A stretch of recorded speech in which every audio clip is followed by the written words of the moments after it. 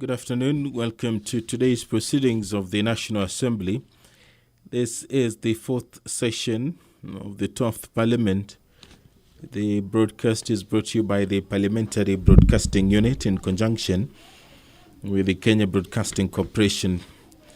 This afternoon will be two procedural motions which will be moved in the National Assembly.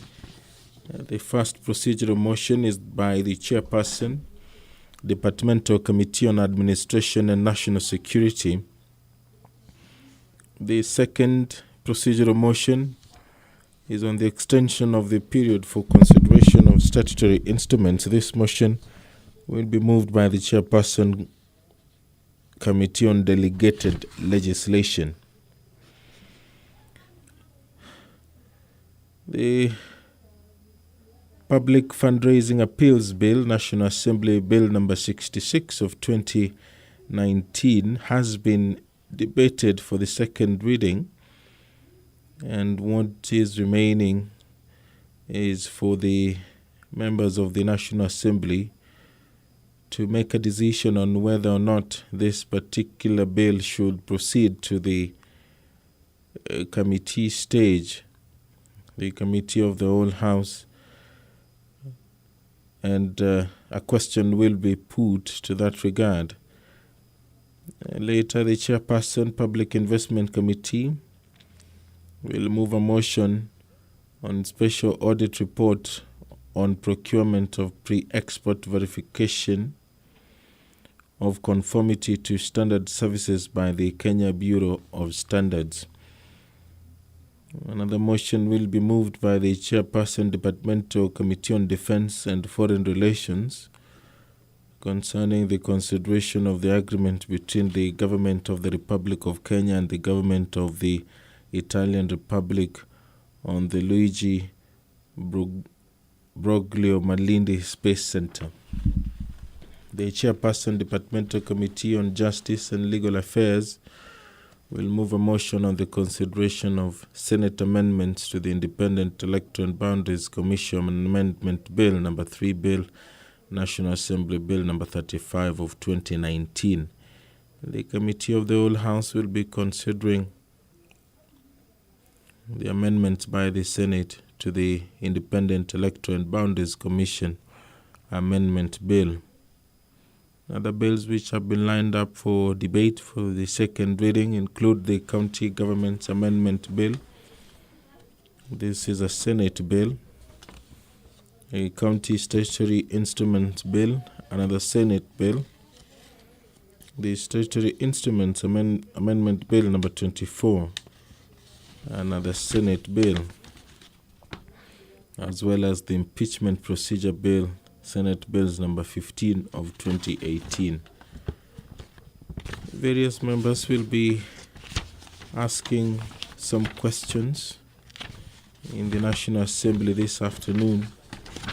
Among those who will be asking questions is the member for Baringo County, Honorable Gladwell Cheriot, who will ask the Cabinet Secretary for Transport, Infrastructure, Housing and Urban Development on why the ministry has failed to upgrade the bitumen or to bitumen standards the Ravine Sigoro Ochi Road in Eldama Ravine constituency, Baringo County, which is currently in a deplorable state.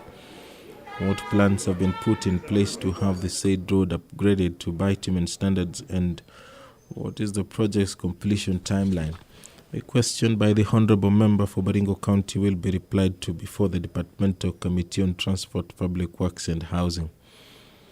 If you're just joining us, these are live proceedings of the National Assembly, which are about to get underway. The Speaker of the National Assembly, Honourable Justin Muturi, is walking into the chambers, and plus, of course, the National Assembly is still keeping with the health protocols. Social distancing has been guaranteed in the chamber. My name is Edward Kabasa. Enjoy your viewing.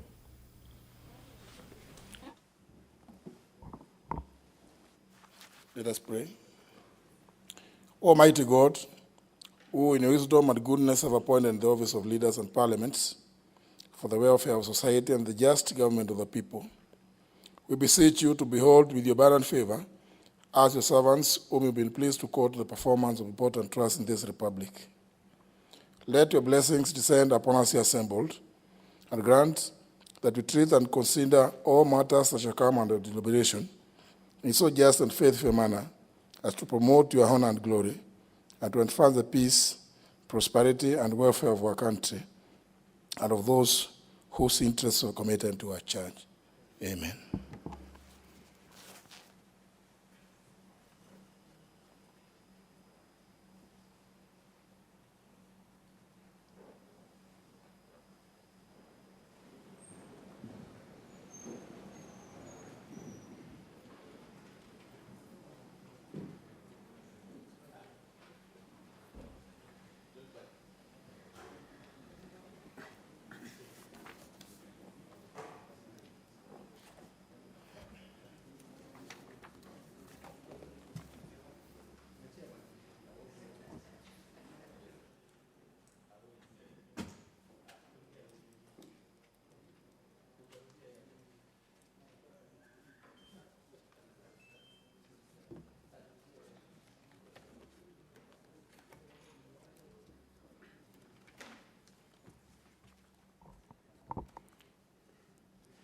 Order number 1, administration of oath.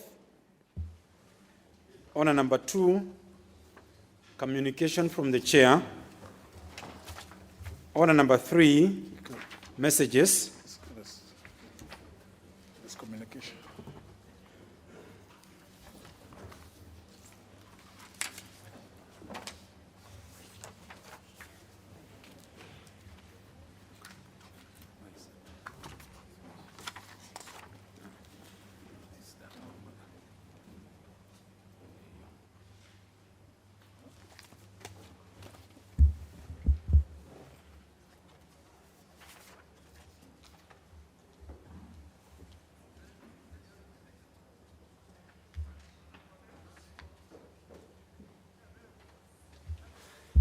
Well, honourable members, there is a communication to issue before we proceed to order numbers 12 and 13 on the order paper, supplementary order paper for today. But here, this is a message from the President. This is on the nominee for appointment as the Data Commissioner. Honourable members, pursuant to the provision standing order number 42, clause 1 of the National Assembly standing orders, I wish to report to the House that I have received a message from His Excellency the President seeking the National Assembly's approval for the appointment of Ms. Immaculate Kasait as the Data Commissioner in accordance with the provisions of Section 6, subsection 4 of the Data Protection Act 2019, as read together with Section 5, subsection 1 of the Public Appointments Parliamentary Approval Act 2011. Honourable members, Section 6, subsection 4 of the Data Protection Act 2019 requires the President to nominate, and with the approval of the National Assembly, the Data Commissioner, appoint the Data Commissioner. Further, Section 8, subsection 1 of the Public Appointments Parliamentary Approval Act 2011 provides, I quote, unless otherwise provided in any law, a committee shall consider a nomination and table its report in the relevant House for debate and decision within 14 days from the date on which the notification of nomination was given in accordance with Section 5. Close quote. Honourable members, pursuant to the provision of standing order number 45, I hereby refer this message, together with the curriculum vitae of the nominee, to the Departmental Committee on Communication, Information and Innovation to undertake the necessary approval hearings and table its report to enable the House to consider the matter within the statutory timelines. The committee is thereby advised to expeditiously proceed to notify the nominee and the public, and thereafter commence the approval hearings. And noting that the 14 days period within which the committee is expected to consider the nominee and table its report for debate will lapse during the period of the short recess, the committee is at liberty to seek extension of time for consideration of the nominee in accordance with the provisions of Section 13, subsection 1 of the Public Appointments Parliamentary Approval Act 2011. I thank you, members.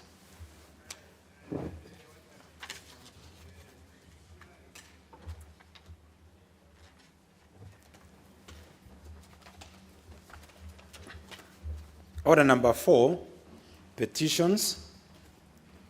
Order number 5, papers.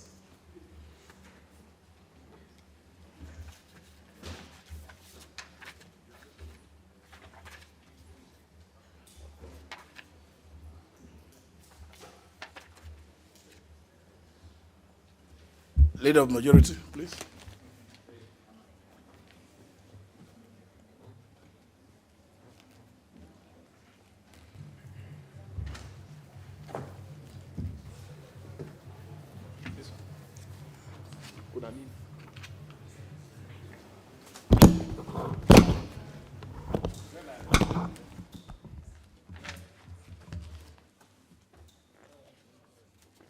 Okay, thank you.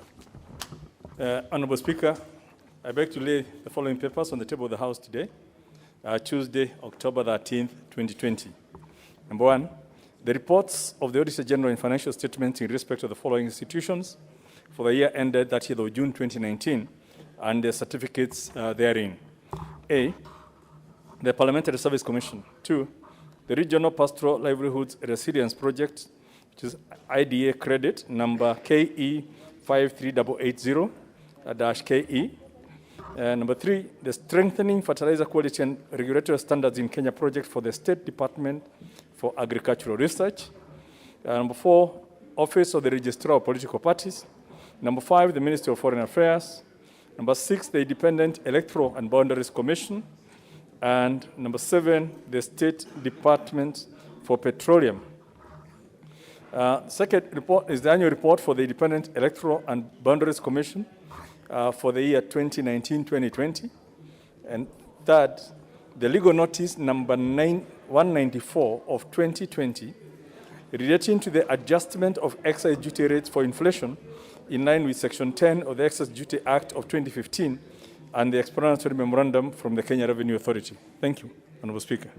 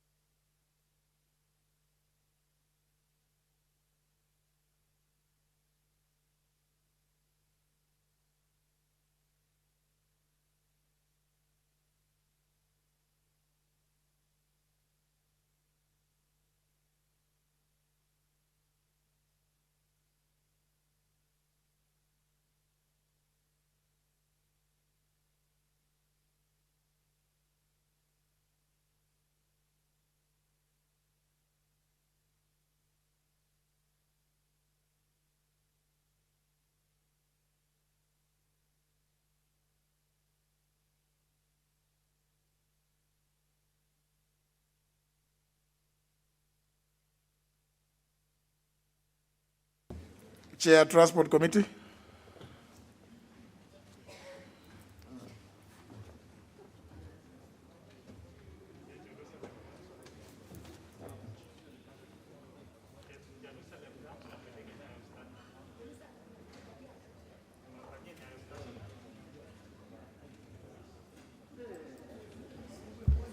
I thank you, Honorable Speaker. Honorable Speaker, I beg to lay the following paper on the table of the House today, Tuesday, October 13, 2020.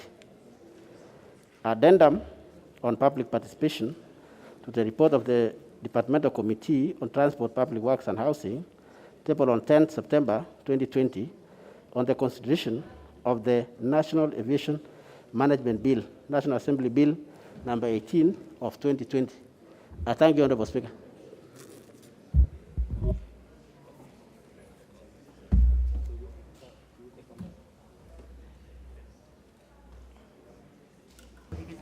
Chair, Health Committee.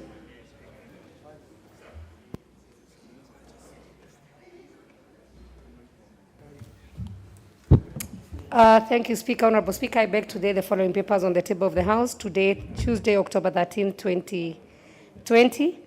Reports of the Departmental Committee on Health on its consideration of 1, the Kenya National Blood Transfusion Bill 2020, and the public petition regarding withdrawal of harmful chemical pesticides in Kenya markets. Thank you, Mr. Speaker, and also the annexures.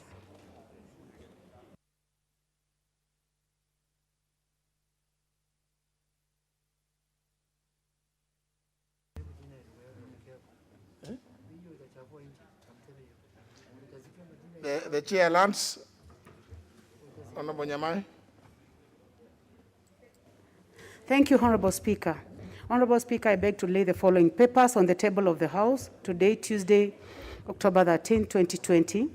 Reports of the Departmental Committee on Lands on its consideration of 1, public petition regarding compulsory acquisition of land in Marsabit County by the Kenya Defence Forces. 2, the public petition regarding settlement of over 25,000 shareholders of Motukanio Guatanero Company land in Nakuru and Laikipia.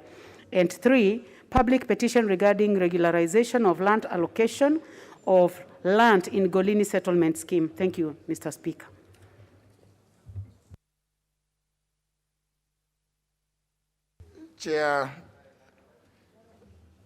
Chairman, Departmental Committee on Sports, Culture, and Tourism. Thank you, Mr. Speaker.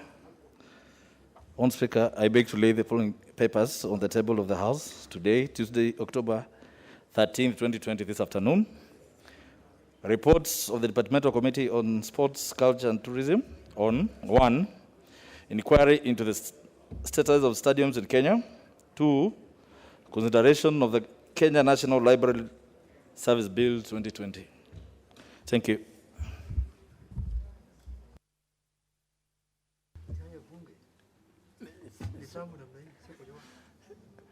Next order.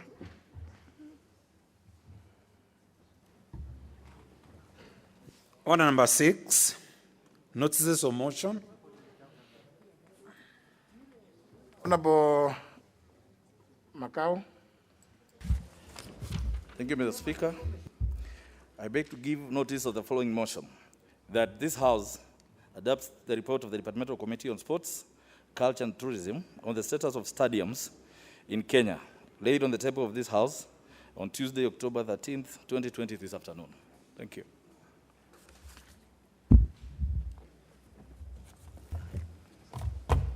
Next order.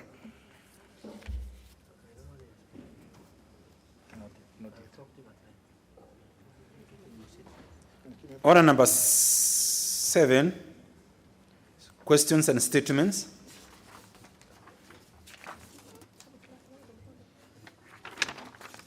First segment, questions.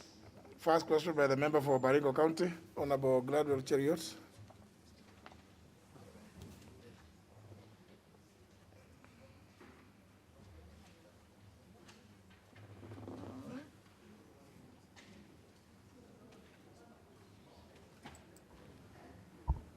Okay. Thank you very much, Honorable Speaker. I rise to ask question number 198 of 2020 in today's order paper, and it is directed to the Cabinet Secretary for Transport, Infrastructure, Housing, and Urban Development. Question 1, why has the ministry failed to upgrade to bitumen standards the Ravine, Sigoro, Ochi Road in Eldama Ravine constituency, Baringo County, and which is currently in a deplorable state? Question 2, what plans have been put in place to have the said road upgraded to bitumen standards, and what is the project's completion timelines? Thank you, Honorable Speaker. Question will be responded to before the Transport Committee. Next question by the member for Kimilili, Didimas Mutua Barasa.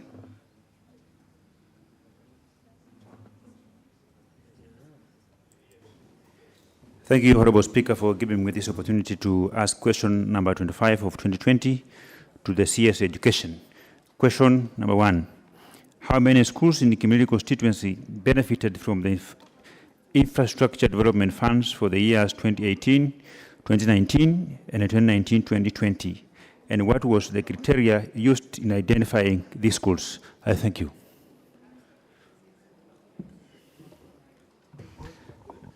Question will be responded to before the Departmental Committee on Education and Research.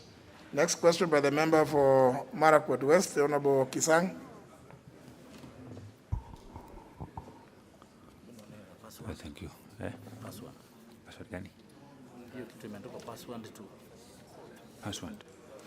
Thank you, Honorable Speaker, for giving me this opportunity to ask a question to the Cabinet Secretary for Transport, Infrastructure, Housing and Urban Development.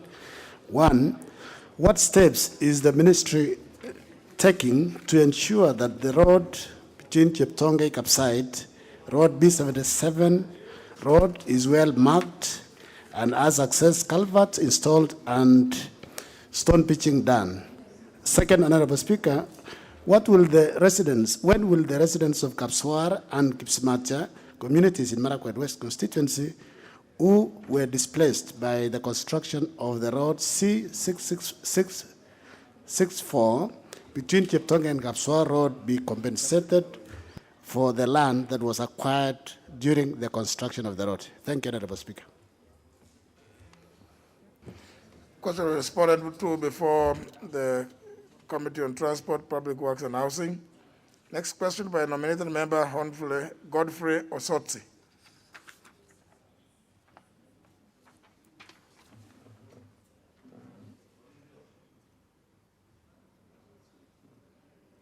Can you press the intervention button? Intervention button.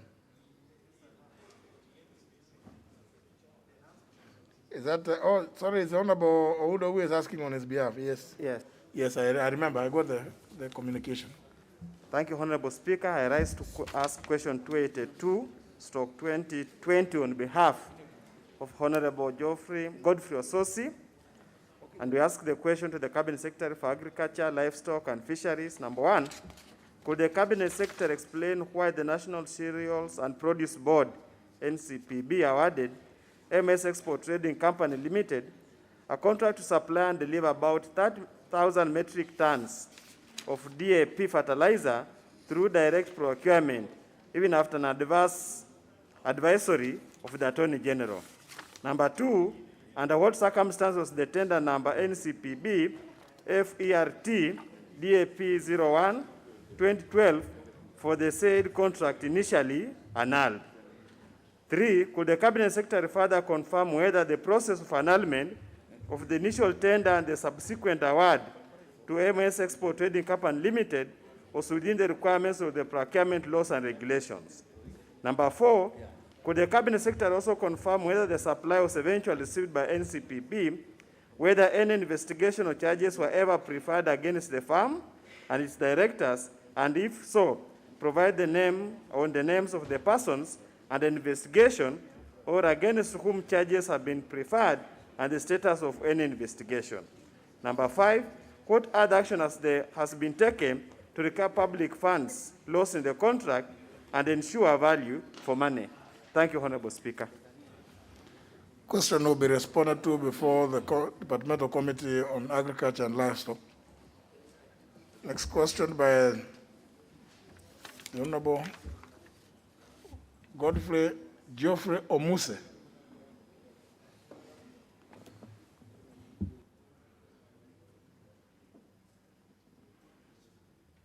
Can you press the intervention button?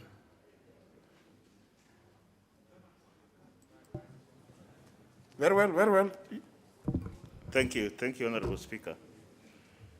I beg to ask the question number 283 of 2020 to the Cabinet Secretary for Interior and Coordination of National Government.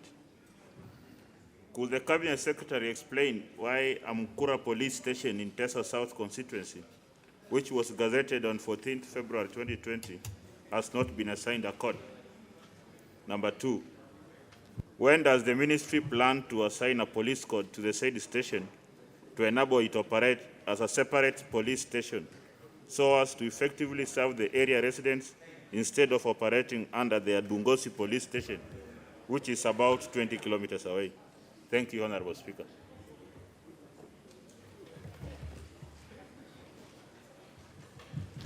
Well, the question will be responded to before the Departmental Committee on Administration and National Security. The next question is by the member for Mavoko. Thank you, Mr. Speaker. I rise to ask question number 284 of 2020 to the Cabinet Secretary for Transport, Infrastructure, Housing and Urban Development.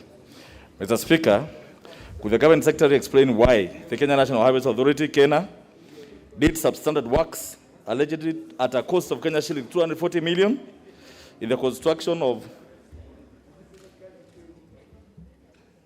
the new Mlolongo Primary School following its recent relocation to allow for expansion of Mombasa Road? Question 2, what action is the ministry taking to avert occurrence of structural weaknesses to the foundation structure of the school, part of which have been laid in a sock pit? Question number 3, could the Cabinet Secretary confirm whether the newly constructed school has been approved for occupancy, and if so, provide evidence? Question number 4, if the response to paragraph 3 is in the negative, could the Cabinet Secretary indicate the timelines for the reconstruction and completion of the school so as to accommodate the over 1,700 pupils who are accommodated in temporarily makeshift teen classrooms before closure of the learning institution in March 2020? Thank you, Mr. Speaker. Question will be responded to before the Departmental Committee on Transport, Public Works and Housing. Next question is by the member for Kiambu, the Honorable Jude Jomo.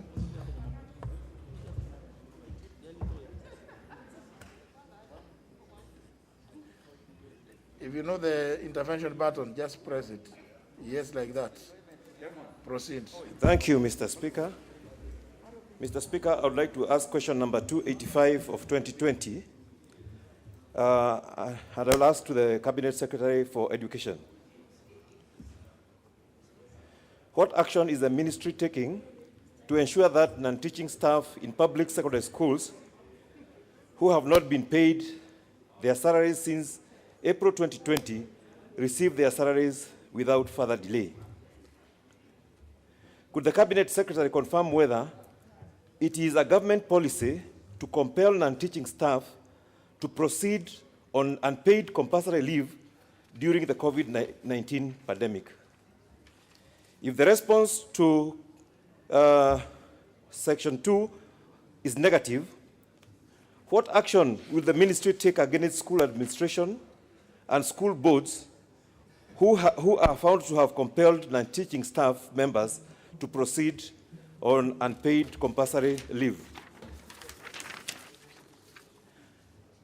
4, could the Cabinet Secretary explain the progress, if any, of implementation of the ministry's resolution to develop a scheme of service for school non-teaching staff as undertaken before the Departmental Committee on Education and Research earlier in the year? Thank you, Mr. Speaker.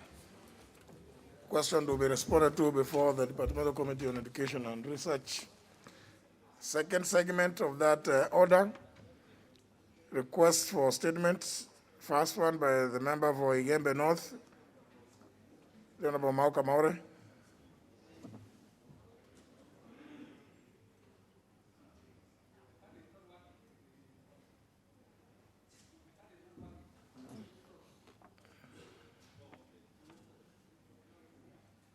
I didn't leave it. Thank you, Mr. Speaker. Honorable Speaker, pursuant to Standing Order 442C, I seek to request a statement from the Chairperson, Departmental Committee on Administration and National Security regarding the government directive to freeze recruitment and hiring of new civil servants for a period of 3 years. Honorable Speaker, the government, through the Public Service Commission, is the leading employer in Kenya with 1 million employees. Further, the public servants offer key and essential services to the citizens of the Republic of Kenya. Honorable Speaker, recently the Cabinet Secretary for Treasury issued a directive concerning freezing of recruitment and hiring of new civil servants for the next 3 years. The said freeze is likely to have an adverse effect to the livelihood of the citizens. Honorable Speaker, it is on this background that I seek a statement from the chairperson, Departmental Committee on Administration and National Security on the following. 1, what are the circumstances that led to the freezing of recruitment and hiring in the public service? 2, to state whether the freeze in recruitment and hiring affects independent offices, commissions, and state corporations, such as the Kenya Revenue Authority. 3, to state whether the freeze will affect the ongoing recruitment process in the public sector. And lastly, what specific mitigation measures are in place to replace public servants who have left the service on account of natural attrition in the last 20 years? Thank you. Well, Honorable Koinange, that's directed to your committee. I think you can respond to it when the House resumes, without necessarily having to, because we know the House is supposed to go to recess. Is it finance? But the statement, Honorable Maure, your statement is directed to the cabinet, to which committee?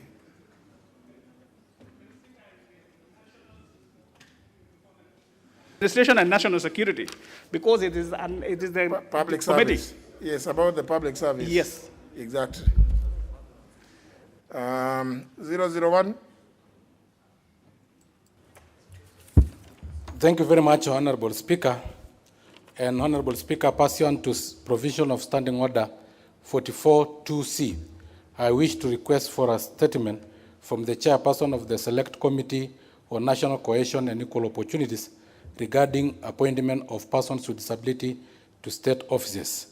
Honorable Speaker, you are aware that I have a world record, having been the shortest serving member of a parliamentary select committee, having served in the National Cohesion and Equal Opportunities only for 2 months and 14 days. I'm proud of my record.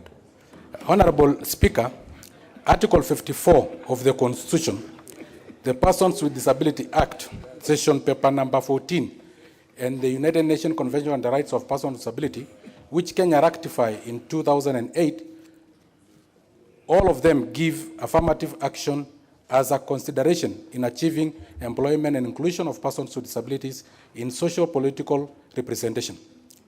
The achievement of 5% employment of persons with disabilities, as enshrined in Article 54 of our Constitution, appears to be just a mirage, especially if affirmative action is not undertaken by the same House that make such laws and policies.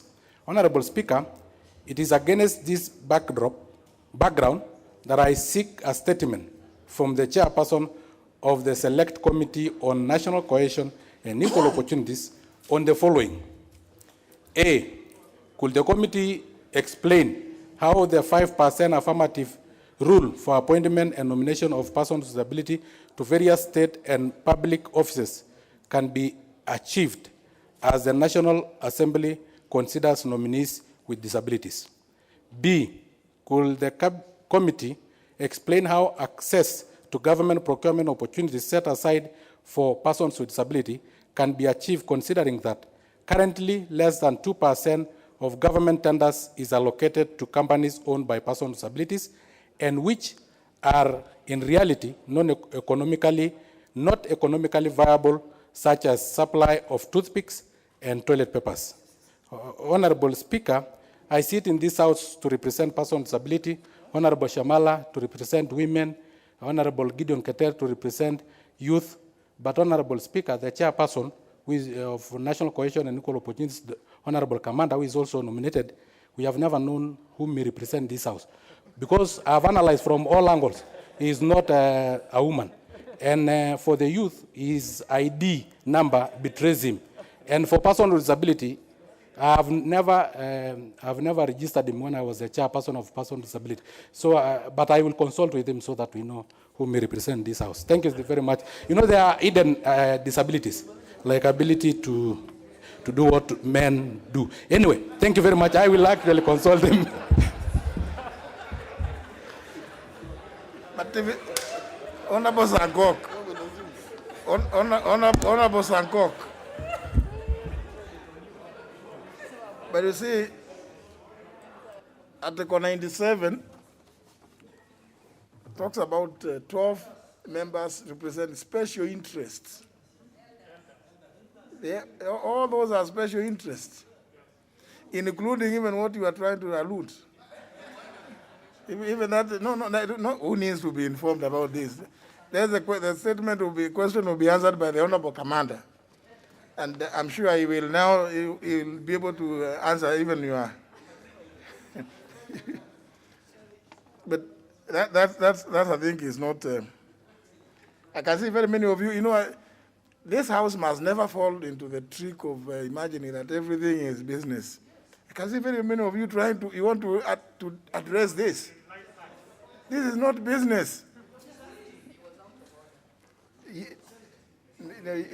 He wasn't out of order. He was merely expressing his ignorance about Honorable Kamket.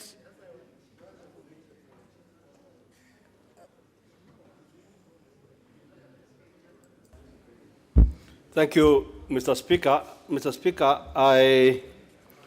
pursuant to Standing Order 44-2C, I wish to request for a statement from the Chairperson, Departmental Committee on Education and Research regarding the criteria used by the Teacher Service Commission during recruitment of teachers in the country.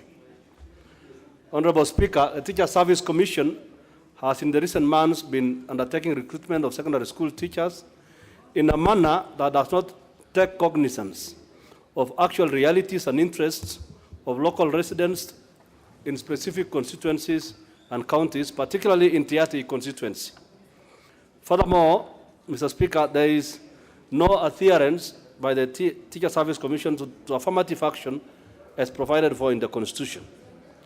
Mr. Speaker, a big percentage of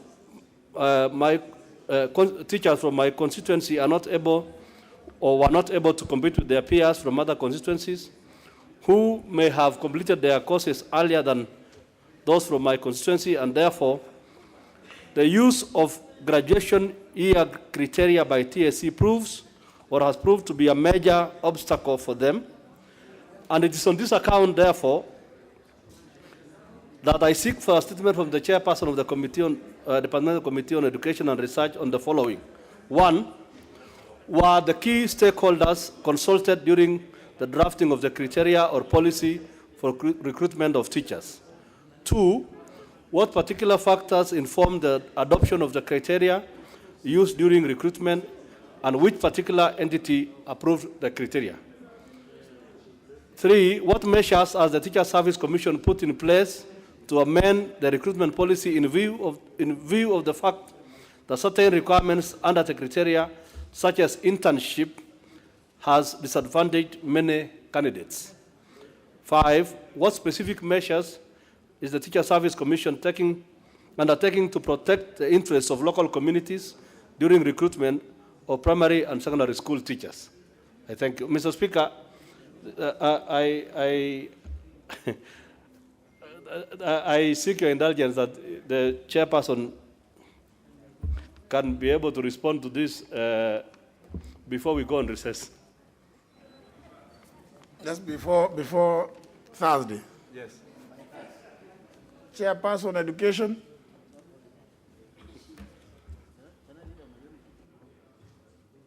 The Honorable Florence Mutua. I hope she has not forgotten she is the chairperson. The Vice Chair, the Honorable Gojiri Wambogo. Now the Honorable Kamket, you are even in bigger trouble that both the chairperson and the vice chair are absent.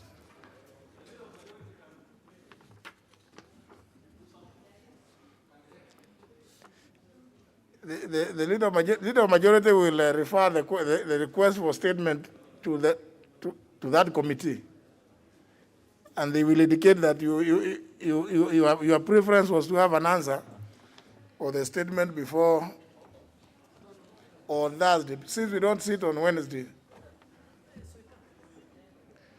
The member for Matayos, Honorable Odanga.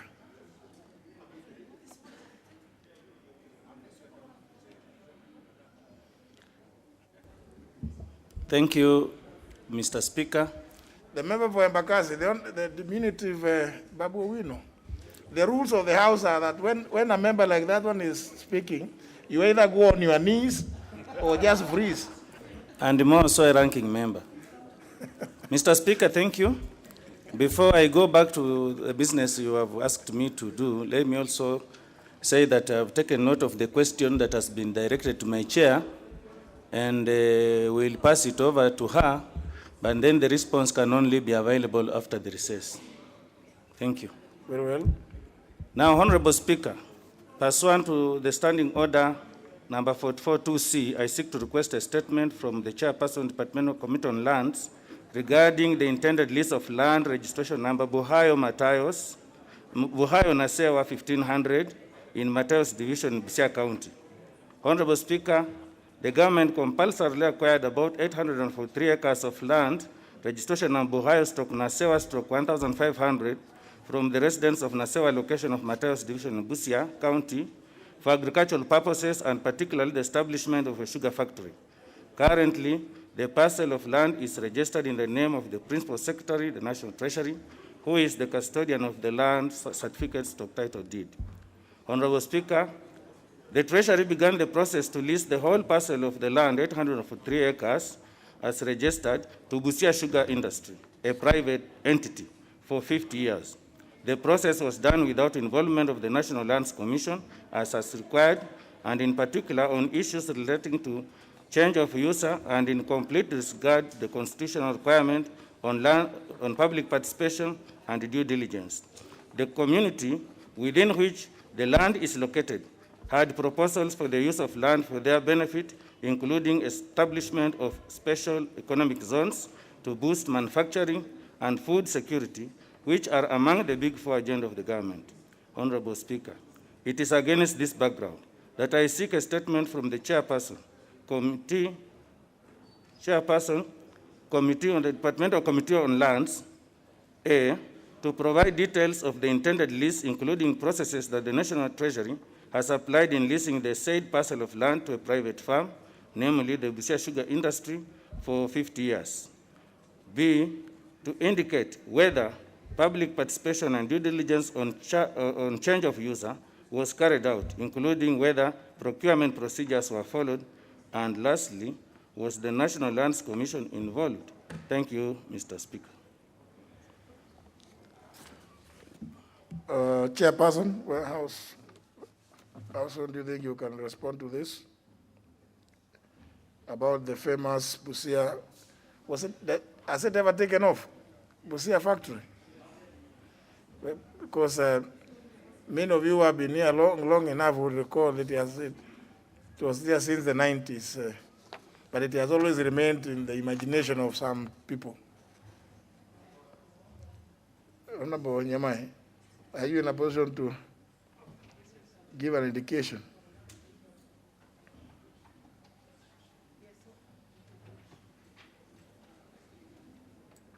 Honorable Speaker, we can respond to him on the first sitting when the House resumes.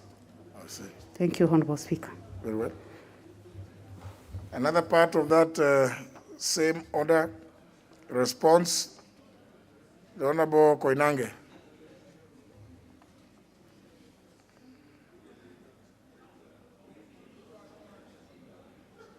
Intervention button.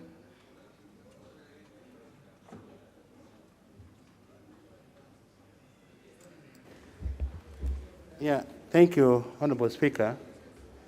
Honorable Speaker, sometimes on Tuesday, 6th October, you directed that the Committee on on National Security tables the status of question and answers, and I wish to table them this afternoon, Honorable Speaker. The statement on? You requested or you directed that I table all the statements and the questions that have been forwarded to the committee, and that's exactly what I was going to do this afternoon. The ones that you have responded to, or? Well, those ones pending, the ones I've responded to, and also the statements which we have already deal with, and the ones which are pending, Honorable Speaker. How many are pending? Oh, let me give you, okay, with the statements, there were 19 in this particular session. All of them have been done, but there's one which was pending, which was from Honorable Duale, and the reason is when the statement came, I realized it was not clear. There's some details and clarity that we needed, which were very sensitive, and I've spoken to Honorable Duale, and we have agreed it is good that we get that done by the ministry. In the issue of question, Honorable Speaker, we had quite a number of questions, and I would like to say, Honorable Speaker, about 5 questions were dropped in line with the provisions of Standing Order 42C in bracket 5, and those questions are, Honorable Speaker, question number 008, 2020 by Honorable Gideon Keter, MP, on prevention of torture by the Kenyan police officers. The second one, Honorable Speaker, was question number 012 or 2020 by Honorable Paul Nzengu, Member of Parliament for Mwingi, on investigation into road traffic accident involving motor vehicle registration number KBM 881V. And the third question, Honorable Speaker, is 102-2020 by Honorable Vincent Kemosi, MP, on the disappearance of Mr. Evans Kubwa Mokaya on 5th November 2020. And question number 128-2020 by Honorable John Jamache Were, in regard to internally displaced persons, IDPs.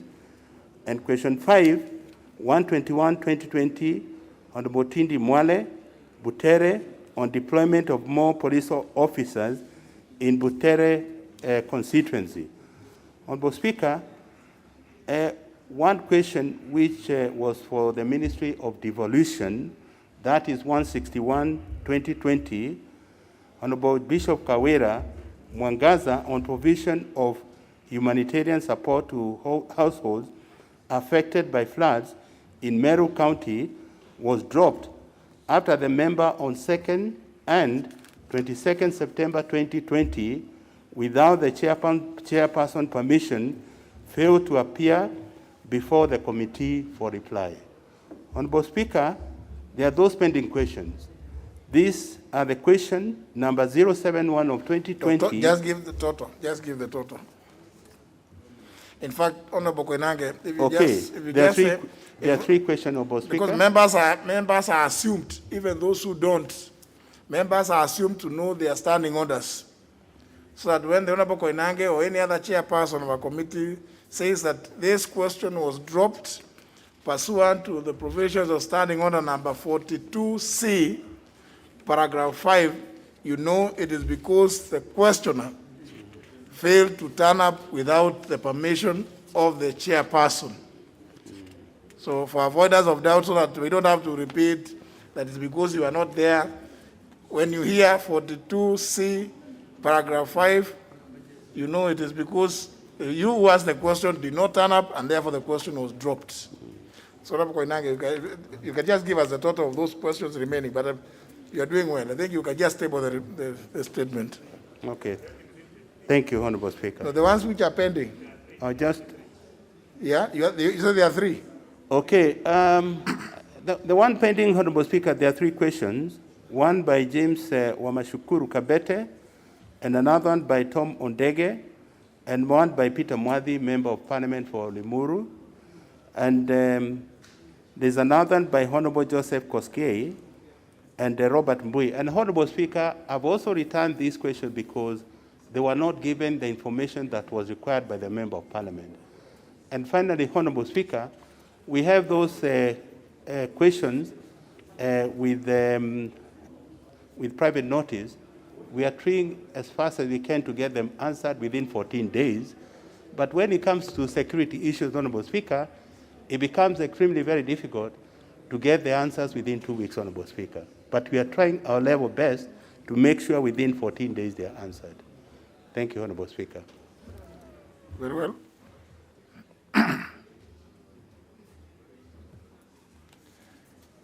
Now, member for Suna West, why are you raising your hand up? Mr. Speaker, I'm raising my hand because this mask is not very comfortable with us, and it's not easy for you to identify us easily. But having said that, my able chairman has mentioned the questions which are remaining, but you can remember there was a very important private member question concerning the Legio Maria of Godquer, of which have not been answered to date, and the people will be buried, the 4 people who died through that event will be buried tomorrow, Mr. Speaker. So it is important that we get this question answered in time for the benefit of the public, Mr. Speaker. What do you mean? Question? You're talking about Legio Maria or something? Yes, there was an incident which happened at Godquer in my constituency, which involved the Legion Maria members, the religion, and the Kenya Police, Mr. Speaker. And I raised a private member question here, which was to be answered within a very shortest period of time, because some people are still in hospital, which were injured by police officers, some died, and some will be buried this week, Mr. Speaker, in my constituency. So my constituents are really pressing me to get the answers from the government concerning the actual incident, what transpired, Mr. Speaker. Did you indicate Honorable Masara, that you are also a member of the Committee on Administration and National Security? Yes, Mr. Speaker, but the chairman cannot answer from his own wisdom, but he has to be given answers from the relevant government agencies, Mr. Speaker. Now, just work with the chairman to those relevant agencies, because Chairman, that will not be for the benefit of the public. That question was not my own. You know, I'm unlikely to be that agency. Yes. So what you are saying is raising your concern with your chairperson. So chairperson, you hear that those people are going to be buried tomorrow. Yes. So liaise with the relevant government agency and respond to your member.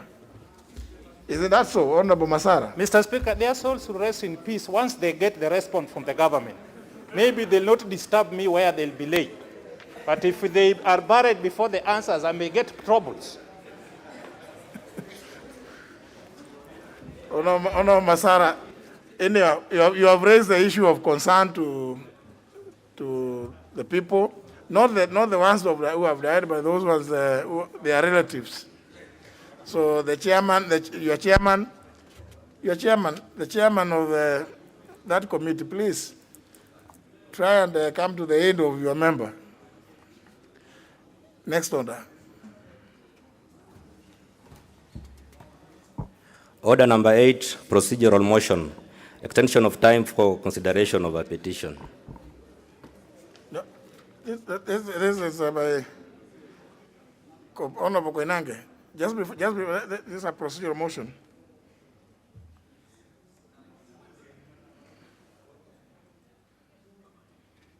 Again, intervention button.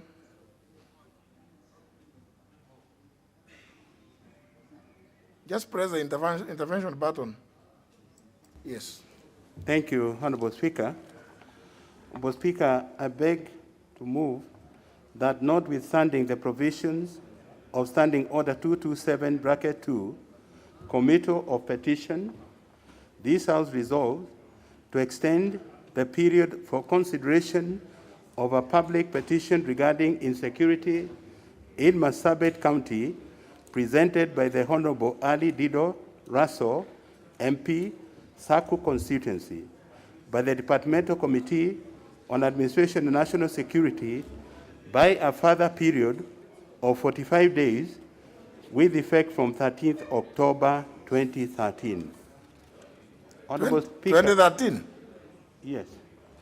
2020, Honorable Speaker. I'm going to be very strange. Thank you, Honorable Speaker.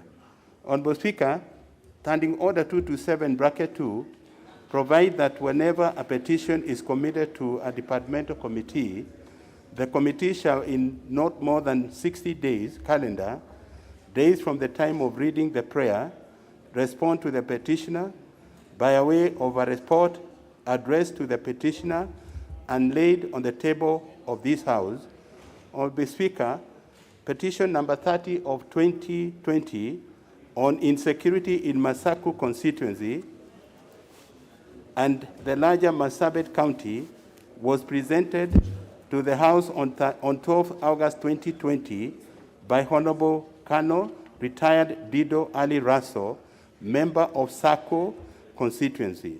The 60 days timeline within which the committee is required by the standing orders to consider the petition and report back to the House lapsed on Monday, 12th October 2020. And Honorable Speaker, the committee is indeed considering the petition, and Honorable Dido Ali Raso has appeared and made submissions. Arising from his submission and subsequent deliberation by the committee, the petition raised a lot of weighty issues which require adequate time to investigate, including meeting several witnesses, one-on-one, and going to the ground to hear from the general public. The committee is scheduled to meet the former Marsabit Governor, Ambassador Ukuri Yatani, and the incumbent His Excellency Mohammed Ali tomorrow, Wednesday, 14th October 2020, from 10 a.m.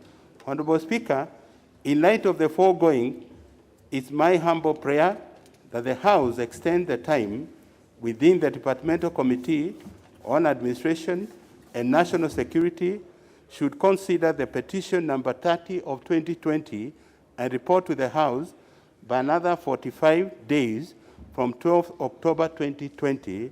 Honorable Speaker, with those remarks, I beg to move and ask Honorable Makali Mulu to second. Thank you, Honorable Speaker. Honorable Makali Mulu.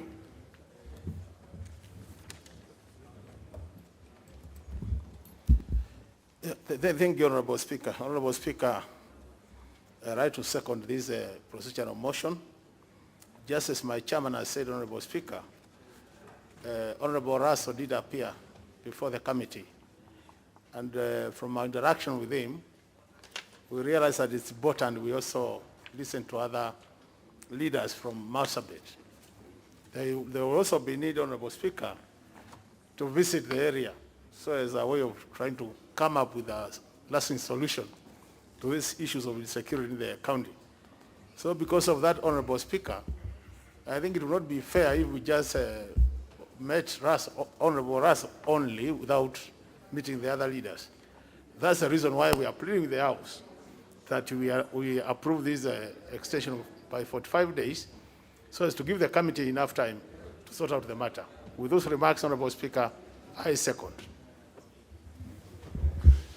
Honourable members,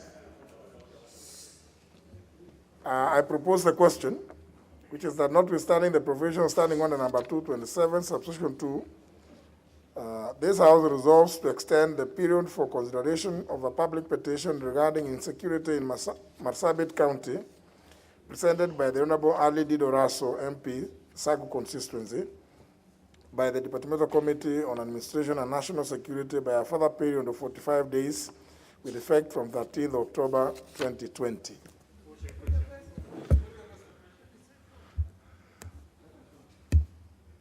Oh, those members don't want to take seats there.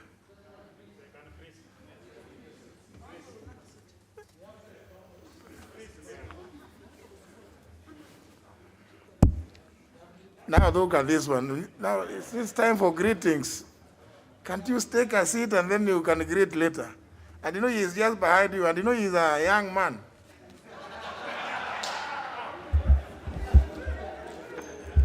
I put the question. that notwithstanding the provision standing under 227, subsection 2, this House resolves to extend the period for consideration of a public petition regarding insecurity in Marsabit County, presented by the Honorable Ali Dido Raso, MP, Saku constituency, by the Departmental Committee on Administration and National Security by a further period of 45 days with effect from 13th of October 2020. Will as many as of that opinion say aye? Aye. As many of the contrary opinion say nay. The ayes have it.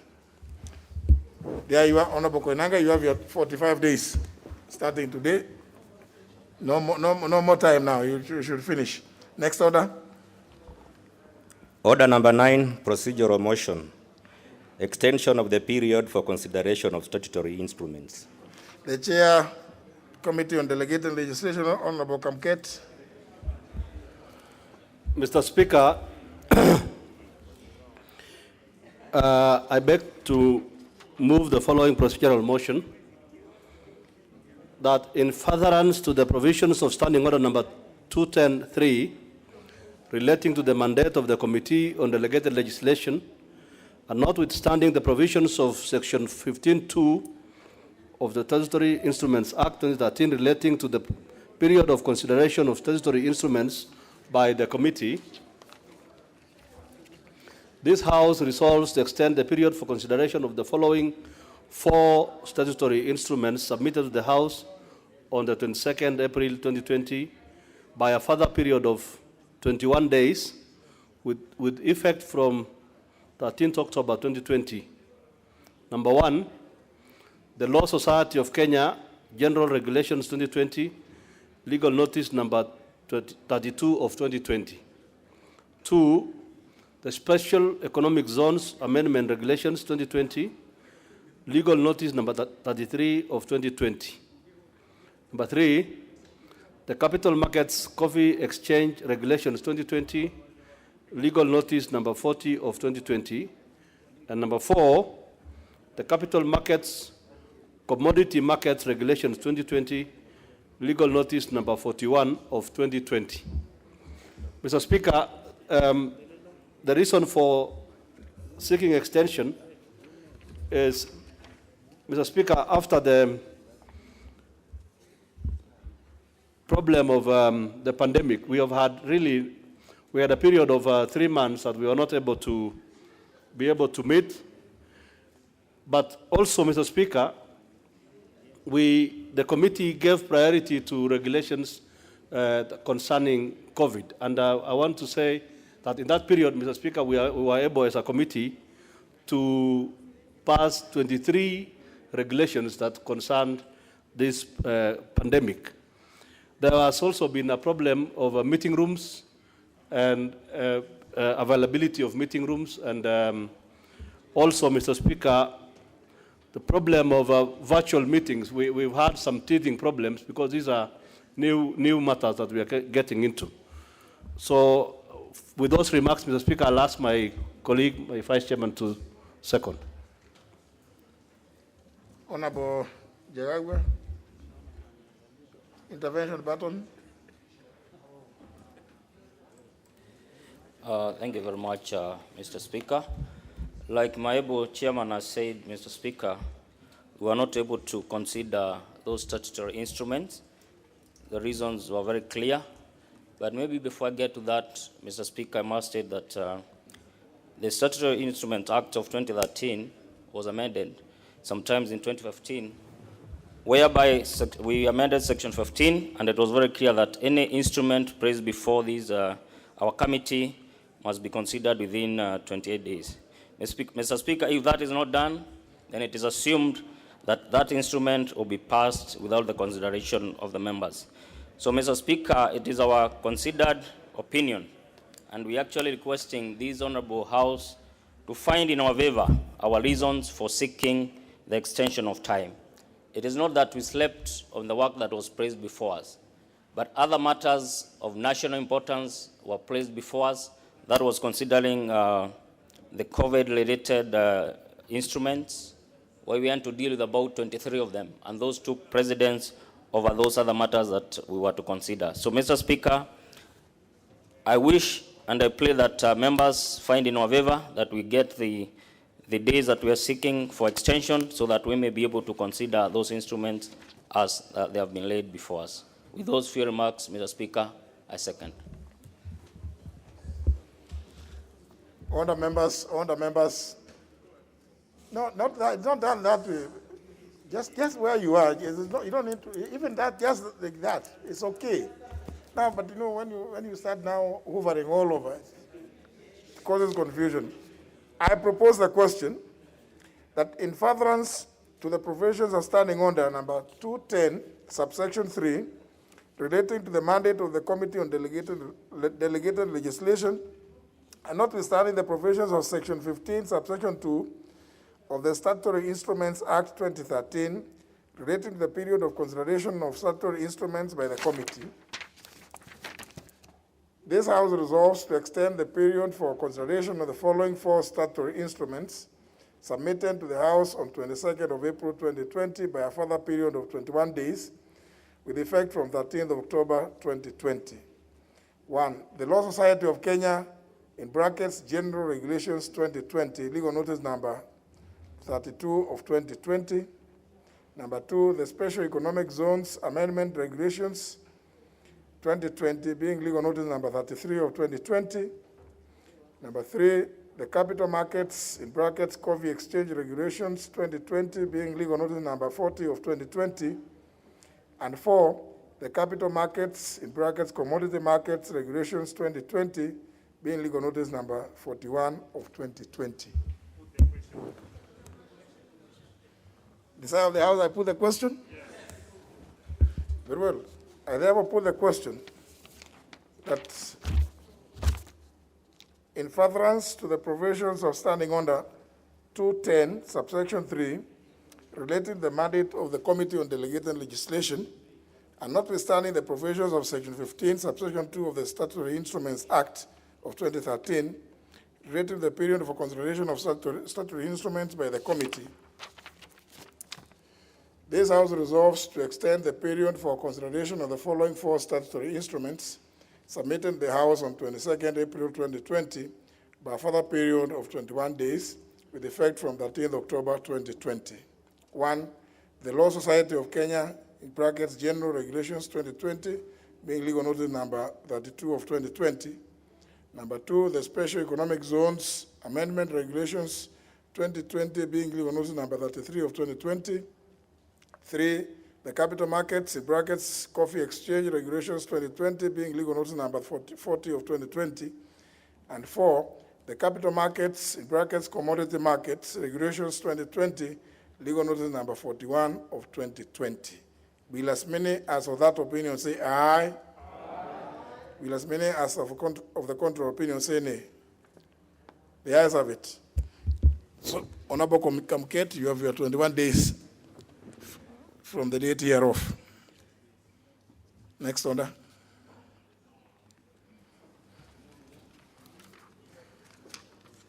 Order number 10, the Public Fundraising Appeals Bill, National Assembly Bill number 66 of 2019. Second reading, question to be put. Can we put the question on this? Yes, honourable members, debate on this bill was concluded last week. What remains is for the question to be put, which I hereby do. That the Public Fundraising Appeals Bill, National Assembly Bill number 66 of 2019, be now read a second time. Will as many as of that opinion say aye? Aye. Will as many as of the contrary opinion say nay? The ayes have it. Maybe I think we should be having these bills both in English and Swahili, because I suspect that I read some things that many of you are saying. This is a bill dealing with what you popularly call harambe. Maybe when it is called public fundraising appeals, it does not come out very clear to many of us. This is the one dealing with what you call harambes. But you'll be dealing with it in committee. So please, don't disappear. Many of you come and make very, very useful, and intelligent, brilliant contributions during debate, second reading. But then those ideas are they are nowhere during committee of the whole House, which is really the critical time when you really input into a law. But all of you say we have passed a law after debate. Then you go home and say you have now passed a law on Harambee. Now it is not yet over until you go to committee of the whole house. Yes, Leader Majority. Honorable Speaker, before we call the next order, I would like to propose the Honorable Speaker that you use your discretion under Standing Order number 42 to alter the sequence of the order of business appearing between number 11 and 12 by swapping the two for the convenience of the House. And this is after consultation with the two chairs, because the chair for the Departmental Committee on Defense will not be available after about an hour due to other pre-arranged committee business. And the chairperson of the Public Investment Committee is happy to wait.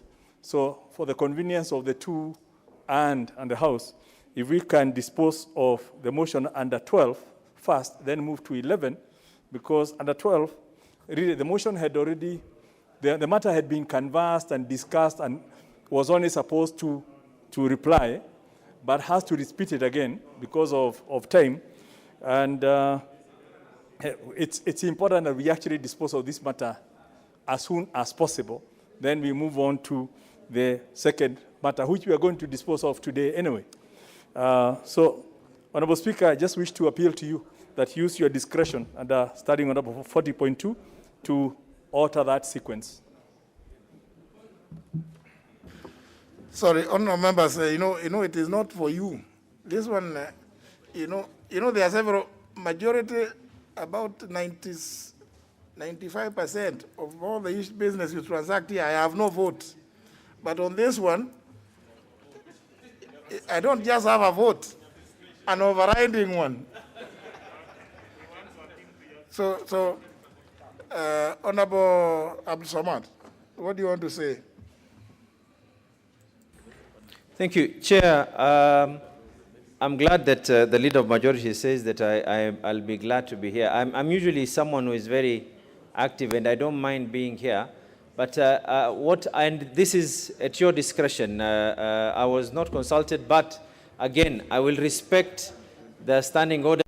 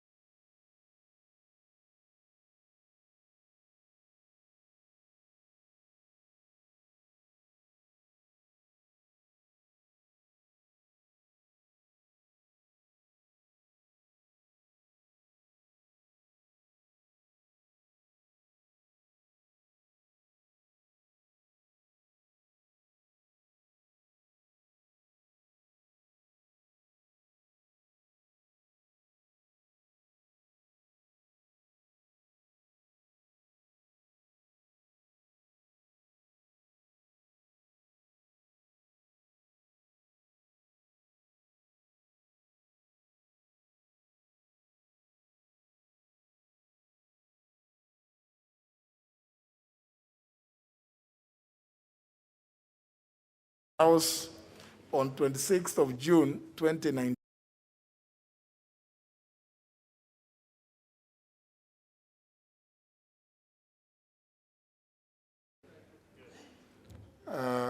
By the time debate was interrupted,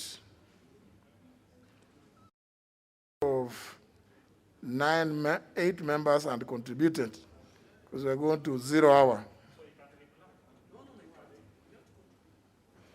Mover, seconder was Ali Russell. Muruga. Yes. Thank you, Mr. Speaker. And Mr. Speaker, thank you. No, you know, by the time the motion was adjourned, yes, the person who was on the floor was the Honorable Dr. Nyikar, who had a balance of 3 minutes. Yes. There?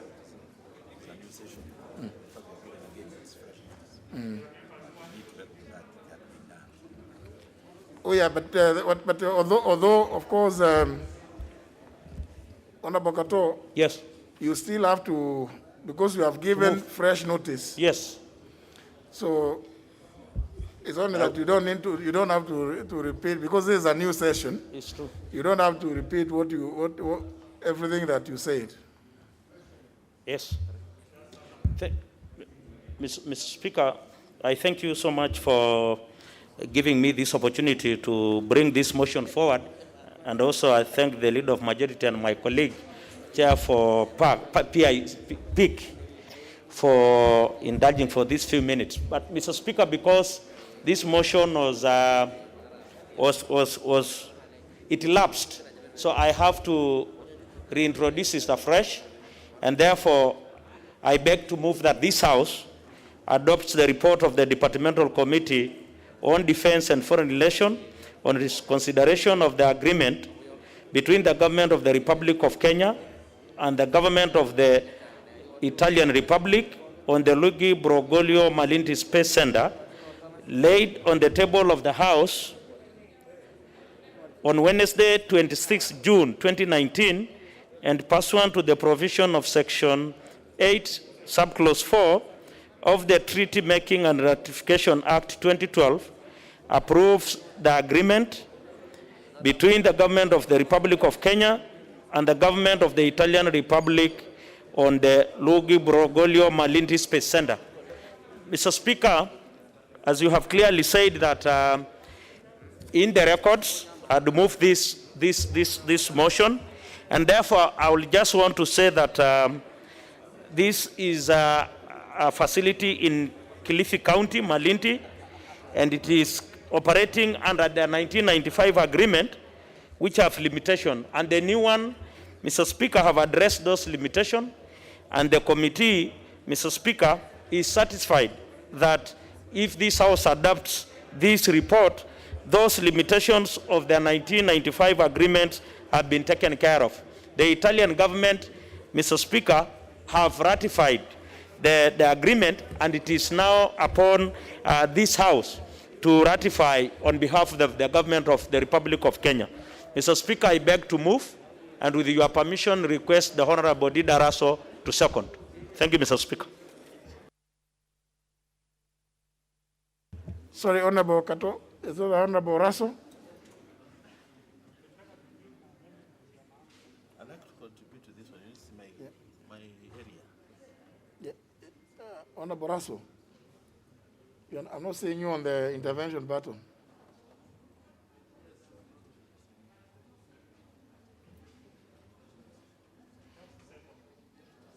There's an intervention button.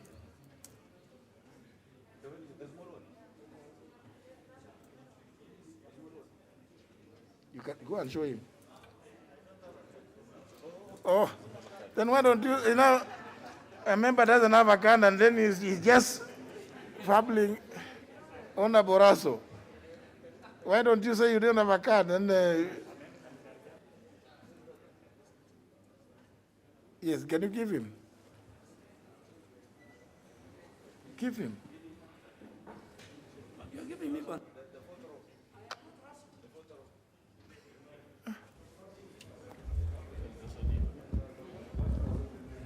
Are you so new? You don't know?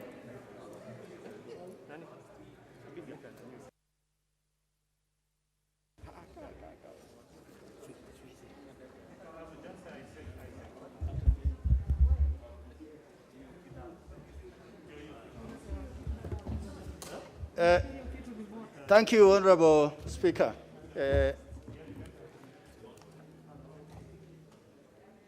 Thank you, Honorable Speaker. Honorable Speaker, just as my Honorable Chairman has said, the debate on this particular agreement was done and it was really extensive. But the important things that I really want to bring forth to this House is the lack of ratification of this agreement means that we will continue to operate under the 1995 agreement. That means Kenya will be losing on this. Secondly, Honorable Speaker, the current agreement might not be the best, but it is good considering what has preceded it. Up to now, I think the Italians are the ones who have the advantage in operating the Broglio Malindi Space Center. Thirdly, Honorable Speaker, what I want to say in seconding this agreement is the House must do what is there for the national good.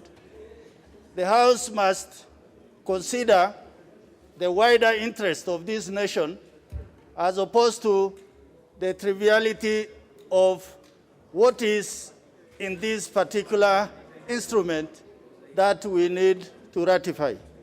Honorable Speaker, with those few remarks, I second, and I call upon my honorable colleagues to agree with the committee and to ratify this agreement. Thank you, Honorable Speaker.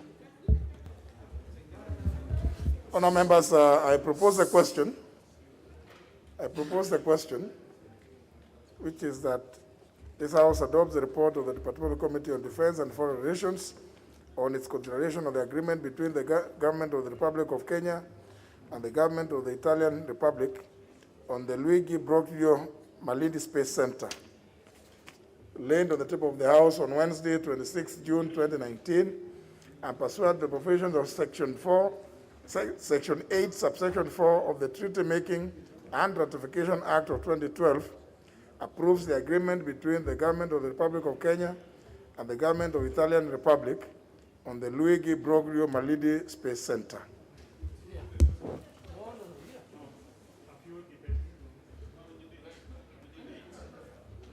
Let's hear the member for Malindi North. Kilifi North, sorry. Thank you, Speaker. This report is of great importance to me and the people of Kilifi. So I would like to say this at the beginning in support of this report. One, that I'm surprised that the county government of Kilifi did not make a presentation on the same, despite myself taking time to inform the governor that this is an important thing coming in Parliament, and therefore, when the advertisement was done for public participation, I actually expected that the county government of Kilifi will take this as seriously as it is and actually make a presentation and make recommendations, but I'm surprised that they did not do. I think we need leadership that really raises to the occasion on this. But also to say this, if you look at the report, there is the opportunity to appoint a deputy CEO. Kenya is supposed to appoint a deputy CEO for this space center. But as it has been the practice, the area in which this has never happened. You realize that even when the CEO is appointed, I do not think that the Italian government has really taken consideration to ensure that the deputy CEO is done. And I think this is one of the things that the Departmental Committee on Foreign Relations needs to monitor and actually oversight this center to ensure that the right things are done. Professional staff. We know that the Italian government many times brings a lot of people to work in this country. Some of them have permits, some of them do not have permit. But this agreement says that Kenyan professional staffs will be appointed to serve and also to learn.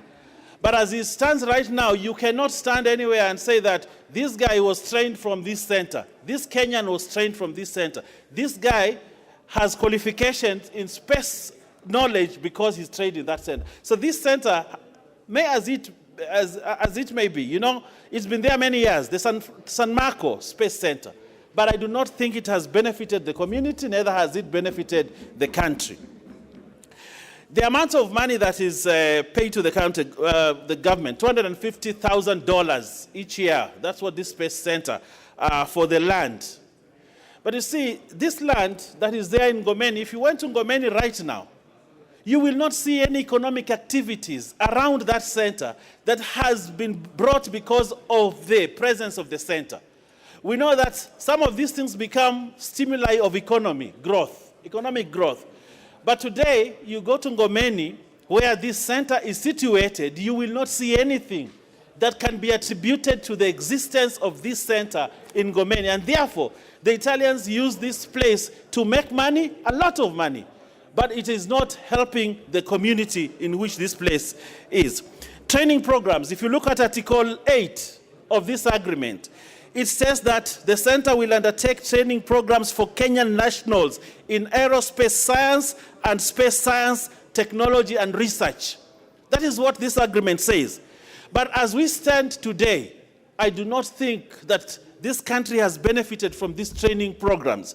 I love the recommendations that have been made by the committee. 3 recommendations, and the second one is important, that neither the government of Kenya or the Italian government has not invested in the development of human capacity to take over the management of the center.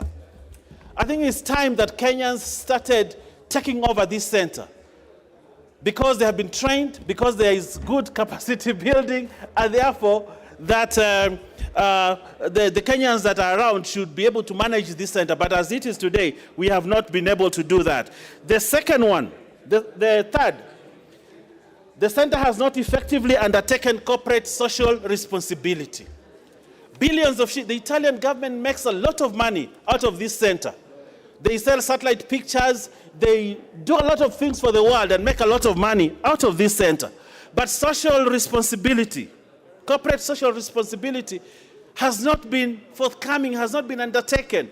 You go to Ngomeni today, where this place is, the people are very poor, they only depend on fishing, and you know, the economy is still very, very low. And I think I want to urge the Departmental Committee on Defense and Foreign Relations to oversight what is happening at Ngomeni to ensure.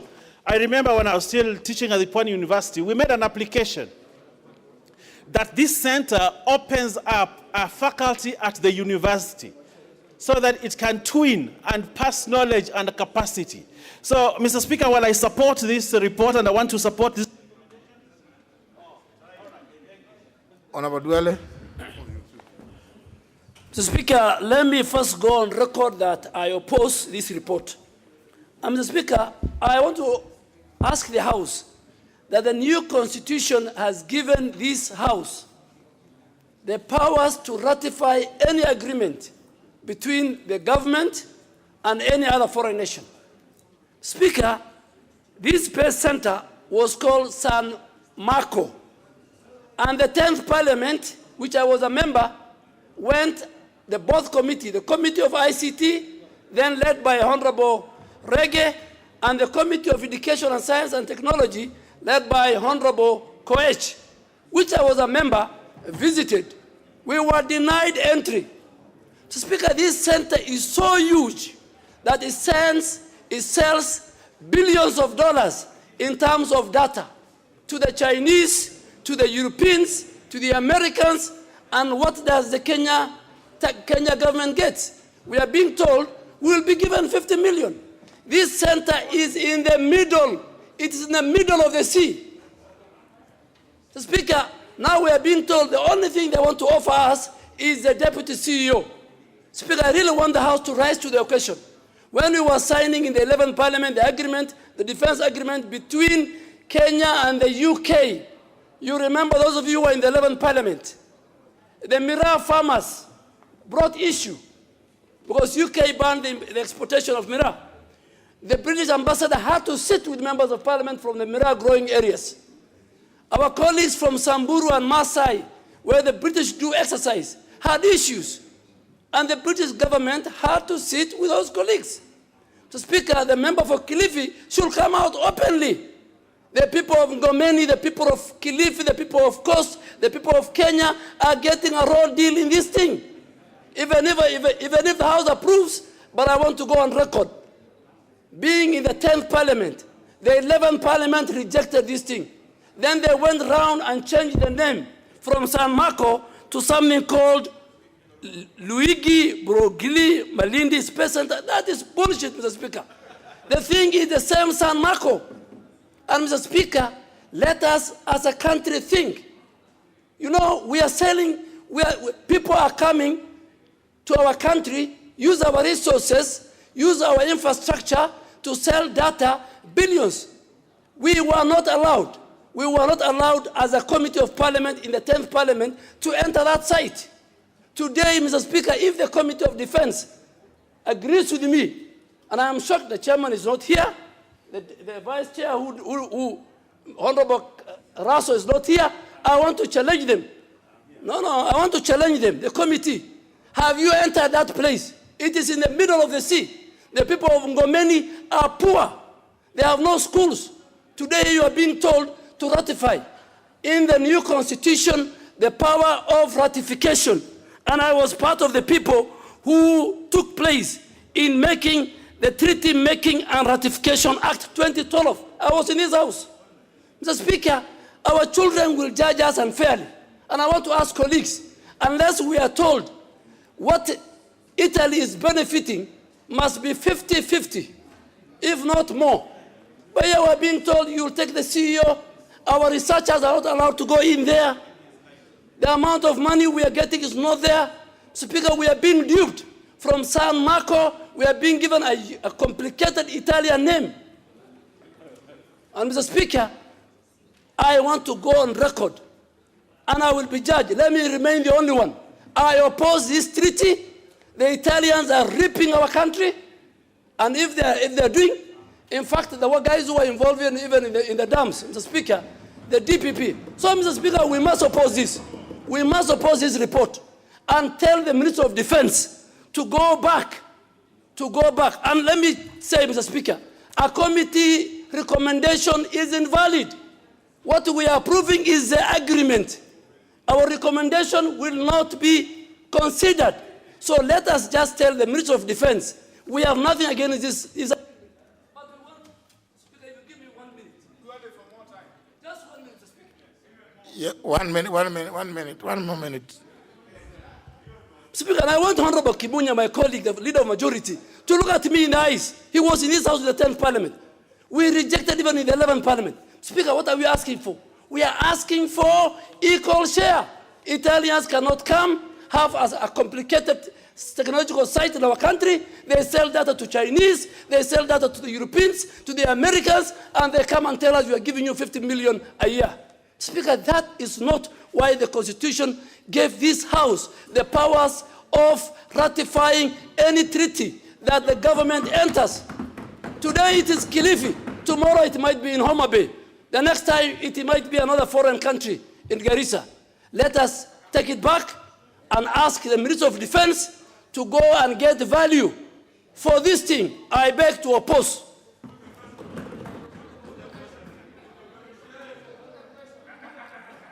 Honorable Kimunya. Thank you, Honorable Speaker. Honorable Speaker, I rise to support this motion and the report by the committee. And I want to confirm that I've gone through this process from the 10th Parliament. This was tabled in the 11th Parliament, and I've looked at the report of what was recommended in the 11th Parliament, which is all the issues that Honorable Duale is talking about. How I wish, Honorable Speaker, that Honorable Duale had taken time to look at the new agreement so that you don't base your argument on the 1995 agreement. The 2016 agreement takes into account, in fact, the guidance by the National Assembly in terms of what are the things to be done. And just to highlight a few, the rent was improved from $50,000 to 250,000 euros. The scholarships have been increased 15 with 5 million euros also included for science programs in Kenyan universities within the 2016 agreement, which was not there in the 1995 agreement. On community development, the 1995 agreement, which Honorable Duara wants us to continue with, has only 240 million shillings. The 2016 agreement, because if we don't approve this, we go with the 1995. He's looking at the agreement. I'm looking, no. You know, there's nothing out of order. There's nothing. No, if we don't approve the 2016 agreement, we will go by the 1995. Yeah?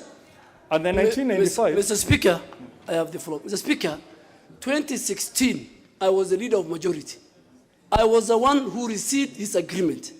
So, Mr. Speaker, is a member in order. What I'm talking about is the 2016 agreement. Fortunately, Honorable Duale, just when I finished the function, you people, many of you are present, is when I found this agreement.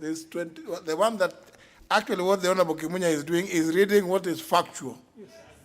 And the 2016 agreement places, if you compare it with the 1995 one, it places, the 1995 one has no reference to Parliament or National Assembly. Yes. The 2016 one places National Assembly as the first oversight of the body. That is, you know, it's good to talk to, I think maybe you could, Honorable Kato has actually not helped this House because he ought to have tabled this new agreement so that members can debate from a position of knowledge and facts. Because it is quite, what the Honorable Kimunya is saying now is, Honorable Kato has just walked through and then rushed to go to the airport with his, with the Vice Chair. Is he the Vice Chair, Honorable Raso? Now, he is the one who should have been giving this information. It's not actually the Honorable Kimunya. I know most likely the Honorable Kimunya must have gotten this at the same time that I got it, because everybody has been wondering why is this report not being debated. Yes, Honorable Ba. It's a good idea. Yeah. Yes, I went to the table office and requested that they upload it online. So if you want this report, you can actually get it online because they did that and I was able to. The agreement, not the report. I also asked them to do the report. So I don't know whether they've done that. The agreement. The agreement, yes. I asked them to upload the agreement. Yes. The agreement. The facts that Kimunya is reading out are actually contained in the agreement. Yes. It was given to the committee. Was it the proceed, Honorable Kimunya? Let's just first of all get the facts. No.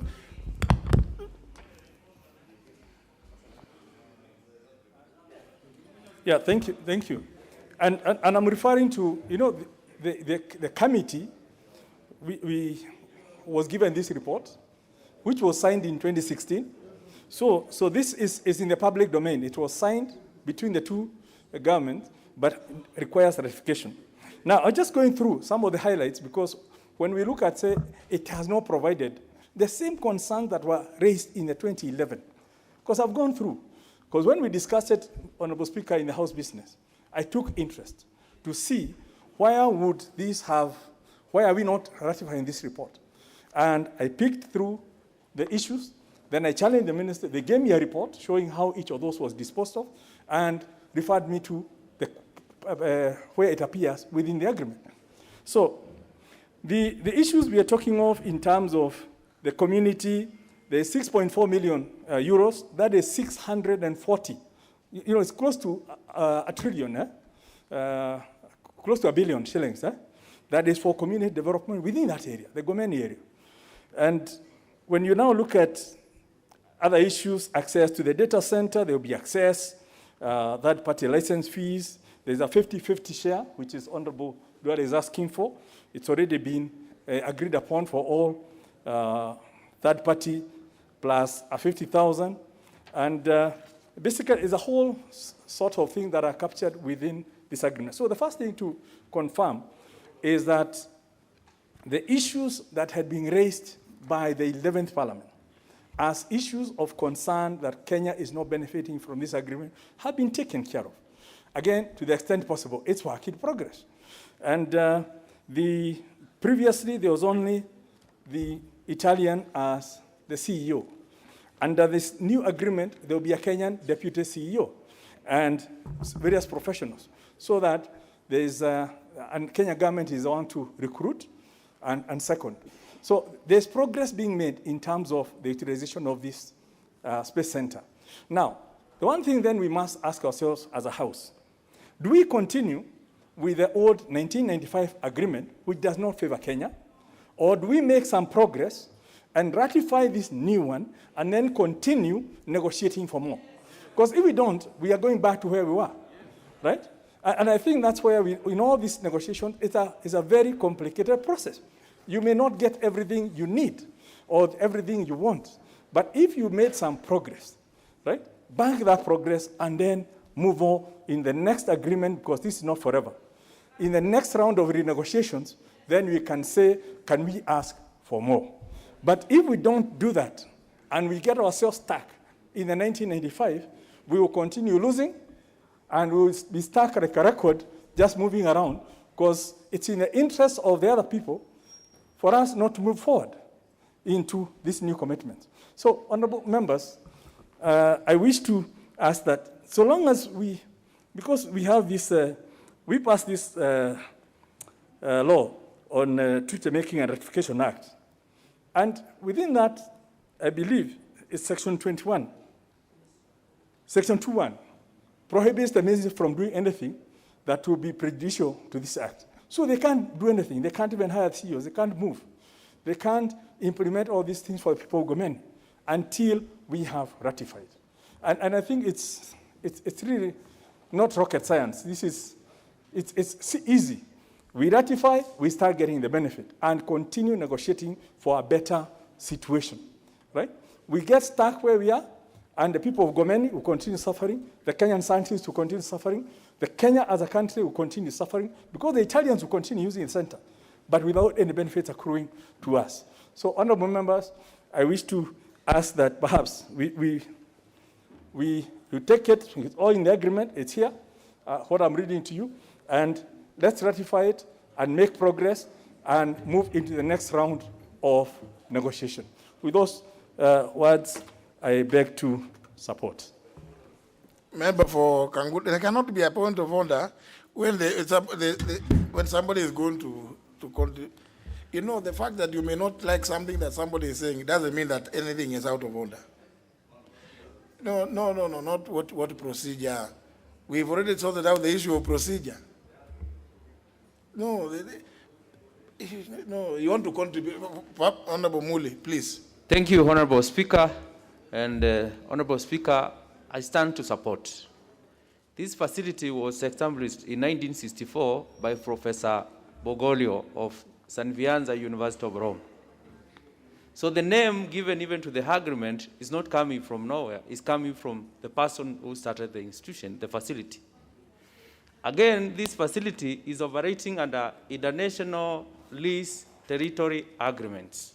So even if, honorable members, we don't make agreement, it has to operate within international lease agreements. So this agreement is also giving our country an equal use of the facility. The equal use, it will give our country access. It will give our country, if you see in 1967, the first San Manzo satellite to be launched in Africa was within that facility. So, in my view, it will be important if first we take this agreement, we move ahead by enjoying equal use, we do indemnification for people that in any case there is any risk coming from the facility, we know whether it's our country supposed to compensate or the Italian government to compensate. And this way, Honorable Speaker, I think it will give us more benefit than say that we don't need to use this agreement. So I support, Honorable Speaker. Thank you. Honorable Tiele Amolo. Thank you, Mr. Speaker. Mr. Speaker, I fully concur that from the issues arising from what has been said by the majority leader and his immediate predecessor, it appears this matter has a lot more weight than was given to it by the mover and the seconder. And many of the members do not have the benefit of either the report or the agreement as to comment in detail. But I think what would interest me, Mr. Speaker, it appears to me the support or lack of support of this motion must stand on two things, and that needs to be made very clear. The first thing it turns on was what would be the effect of rejecting this motion. The Leader of Majority says the effect would be to revert to the 1995 agreement.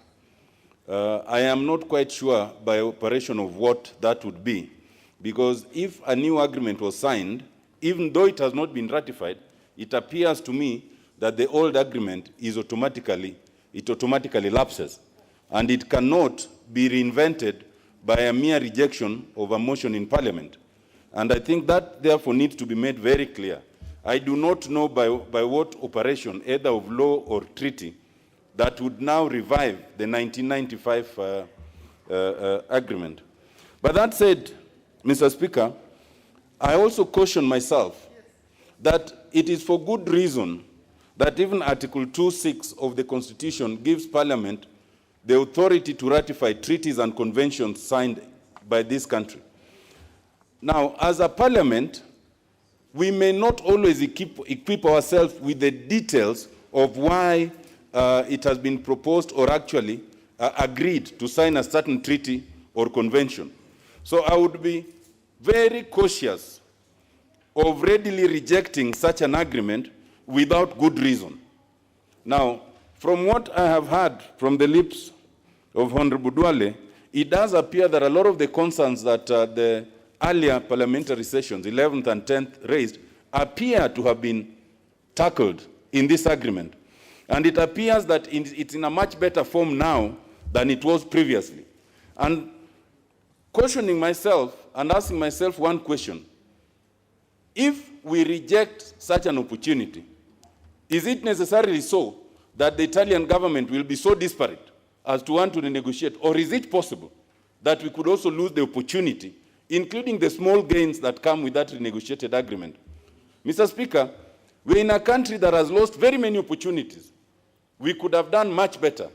And ready rejection of such an improved agreement may make us think that we are going to get a better one, and then we might lose even the little that we had gained from it.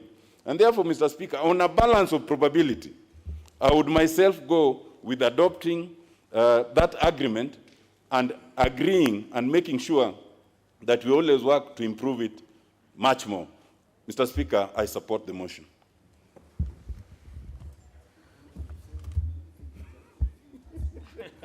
Honorable Kizito. Thank you. Mr. Speaker, thank you so much for this opportunity. And I want to add my voice. I want to support this, this report and the agreement, and on the premises that the other agreement that was there, that one of 1995, did not have our input. It did not have this Parliament's input. It was an agreement that was done from outside there. Now that we have been given an opportunity to do an agreement here, to pass it through our report, and Parliament has a say on this. So it's our opportunity. In case anything goes wrong, we have an opportunity to put in all that we need so that this agreement can be good for our people. Now that we are people's representatives, so we are the ones who can even recall it. We can also put it on this floor of the House and actually deal with it. So me, I stand here to say that I want to support, and I would like to ask, and I want to really support my brother Otienda Molo, by saying that sometimes when you want to reject something, you must have very good reason why you are rejecting. Because sometimes you can lose an opportunity. Sometimes you can look like you're just repugnant to good things that come. So I wanted to say that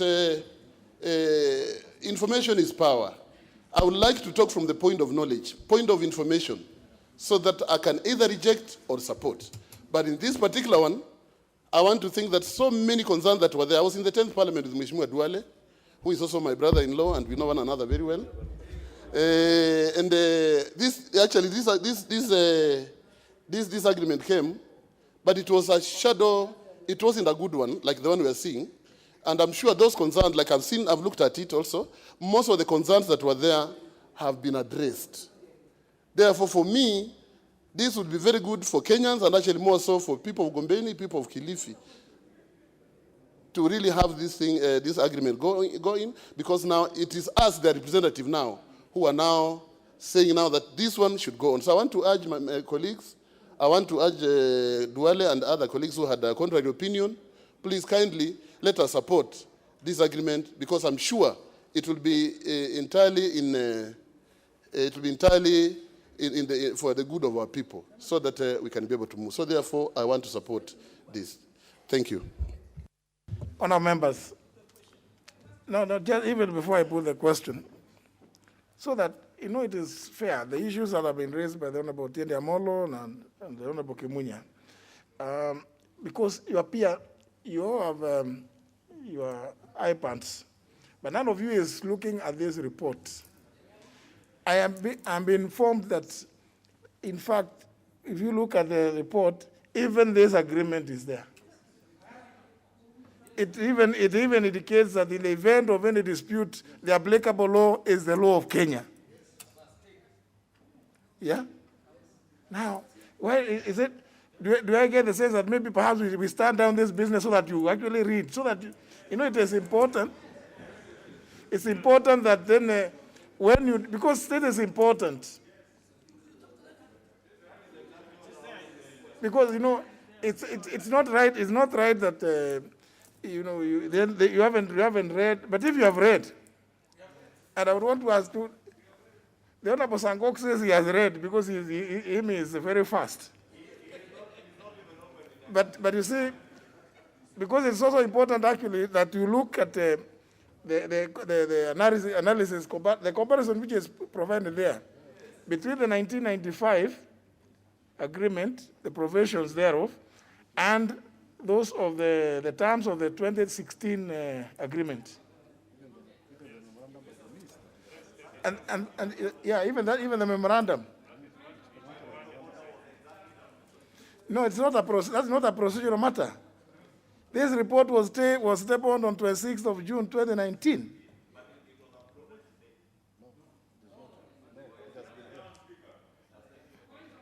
It's been there. It's been there. No, please, it is good. I know reading sometimes can be difficult.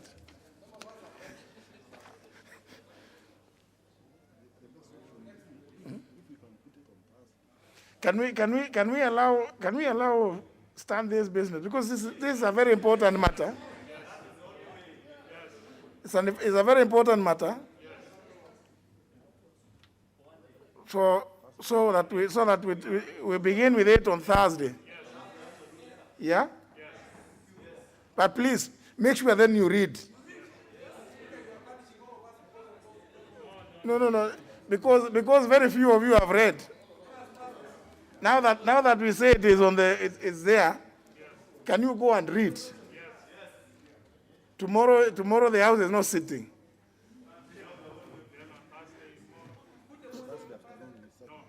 No. So I just stand down this order till Thursday. So allow as many members as possible, and please, because the report of the committee. You see what is important is the report of the committee requires you to approve. So it is important for you to read the agreement, because that by adopting the report of the committee, that's what you will be approving. So that you now go and read that agreement. That appears to be, I think it looks to me the more.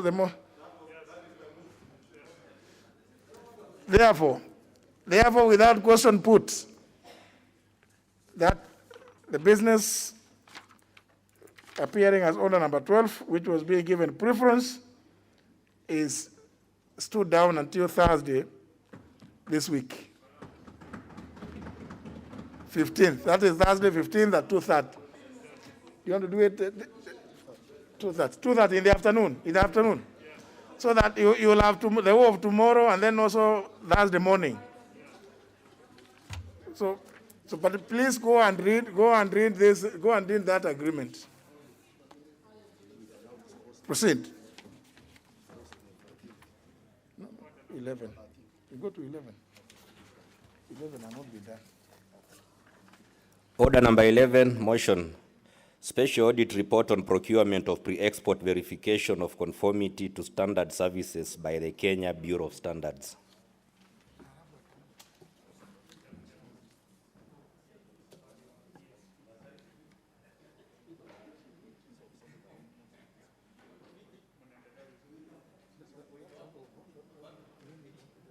Yeah.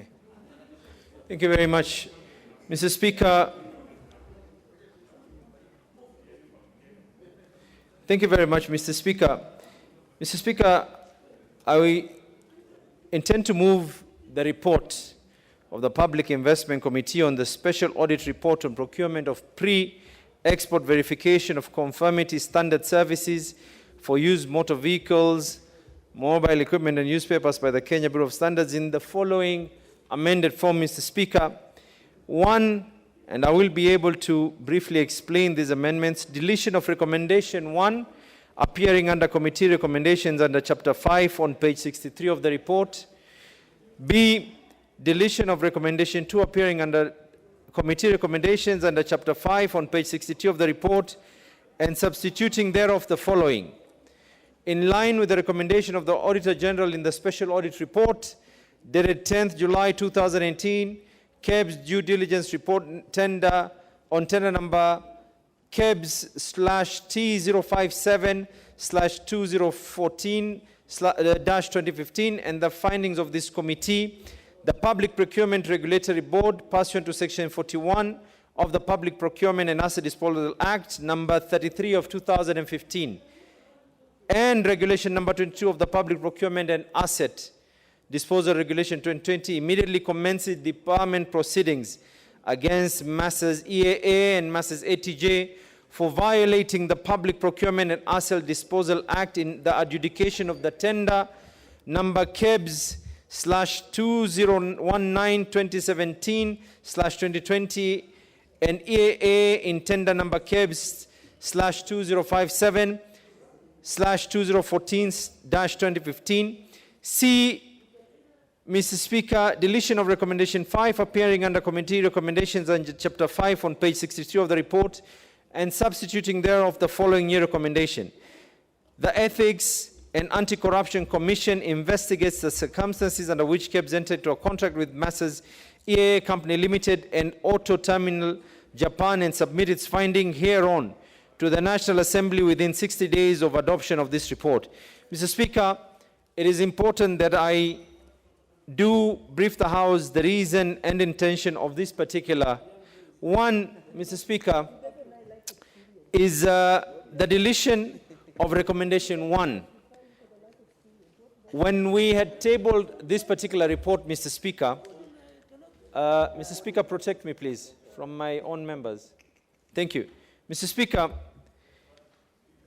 when we tabled this committee, recommendations regarding debarring had not been done by the CS of Finance, and therefore the regulations actually had not been gazetted, and therefore there was a need for us to include the regulations to be gazetted ASAP, considering that the same has been done. And Mr. Speaker, you will recall very, very recently in your own rulings that there was a committee that had done a report, and you were quite clear on this matter, that committee reports need to be very, very specific.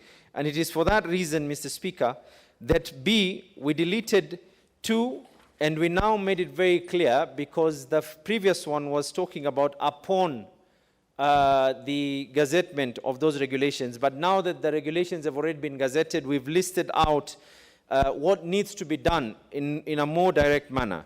And thirdly, Mr. Speaker, the Ethics and Anti-Corruption Commission to investigate the circumstances under which KEBS entered into a contract with EAA and Auto Terminal and submit its finding hereon to the National Assembly within 60 days of adoption of this report. Again, Mr. Speaker, this was through your guidance when you indicated and informed us rightfully that we need to be very, very specific if it is an ethics and anti-corruption matter, or it is a matter Mr. Speaker, that involves the DCI, and equally, I think it was going to be very, very prudent for us to be able to put that particular timeline, Mr. Speaker. And Mr. Speaker, in moving this particular report, and I know... Have you indicated that you are moving it in, yes, in an amended form? Yes, I have, Mr. Speaker. Yeah, because that is important. I did, Mr. Speaker. Okay. Mr. Speaker, I want to move this particular, and I re-emphasize again that we are moving this in an amended form. Amendments were very, very minor, but they were important considering the ruling that you had made on the same. Mr. Speaker, I want to give members a gist of exactly what has transpired. For those who probably were not aware, due to public interest that this has been able to receive, this committee did the right thing. We actually tabled a status report, Mr. Speaker. And the progress report was tabled, approved by yourself on 27th of February 2020. And in this report, we were very, very categorical on the issues that we are seeing. We were very, very categorical on what it is that is going on.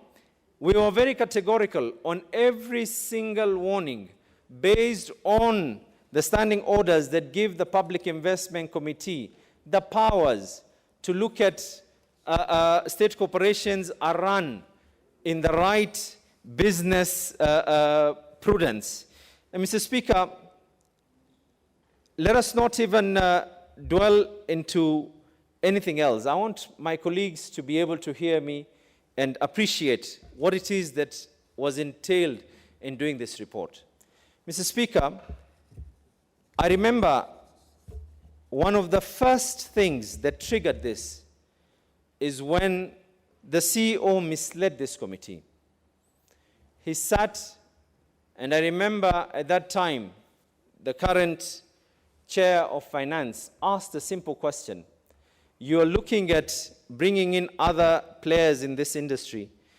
And he said, this is not a tender, it is a pre-qualification.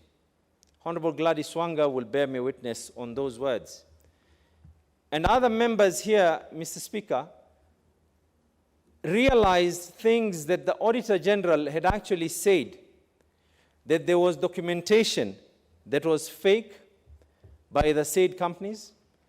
Documents, Mr. Speaker, that if I start getting into the nitty-gritties and details, I will not be able to finish every single one. But we've documented all these matters. We've been able to explain. Mr. Speaker, we did not even stop there. We asked, have you been able to seek the concurrence and advice of the Attorney General of this country? Not once, not twice, not thrice. And we saw a situation, Mr. Speaker, that things were going haywire when Parliament was summoned into court by stakeholders regarding the same matter, Mr. Speaker. And we said this matter has a danger. Did you seek concurrence of the AG? AG's concurrence was done after every mishap has already happened. And I want to read what the Attorney General of this country says, Mr. Speaker. The Attorney General says it is unfortunate that KEBS forwarded draft addenda to the contracts to this office for review and legal clearance without disclosing that there was a fresh tender for enlargement of services. Mr. Speaker, the Attorney General of this country, who is the chief legal advisor of the executive, and we are the ones who pass the same laws, that it is important for these state corporations to seek legal advice from the Attorney General. Further goes ahead and says, from the letter dated 21st February 2020, it is noted that the tender process for the enlargement of service was challenged at the PPARB. And through a petition filed in the High Court, this is something that KEBS did not give that information to the AG. Mr. Speaker, KEBS was summoned by the Public Investment Committee, and they were asked to answer questions and give guidance to this office, this is something that KEBS did not do as well, Mr. Speaker. Mr. Speaker, I'm seeing time is not on my side, but to round it all up, Mr. Speaker, forget about the words of the Attorney General. Forget about the words of members of Parliament. Forget about even the words of those who came and misled this committee.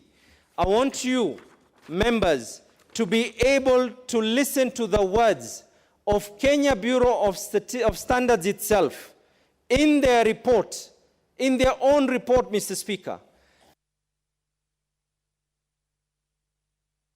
1 minute, 1 minute. Sorry, I'm the one with the discretion. Thank you. Thank you, Mr. Speaker. Mr. Speaker, this is a document. It is an official document tabled in the House. It forms part of this report. This is a document from Kenya Bureau of Standards. Not ourselves. Mr. Speaker, what this report says is that the due diligence team recommends that KEBS enter into a contract with so-and-so. That team also found that EAA lacks the requisite infrastructure in the UK and UAE. In addition, presented forged and falsified documents in their tender bidding, which enable to erroneously attain minimal technical score for advancement of financial evaluation. Now, don't listen to me. Don't listen to the Attorney General. Don't listen to all the witnesses who misled every single person. Listen to themselves. The Kenya Bureau of Standards themselves are affirming that an illegality was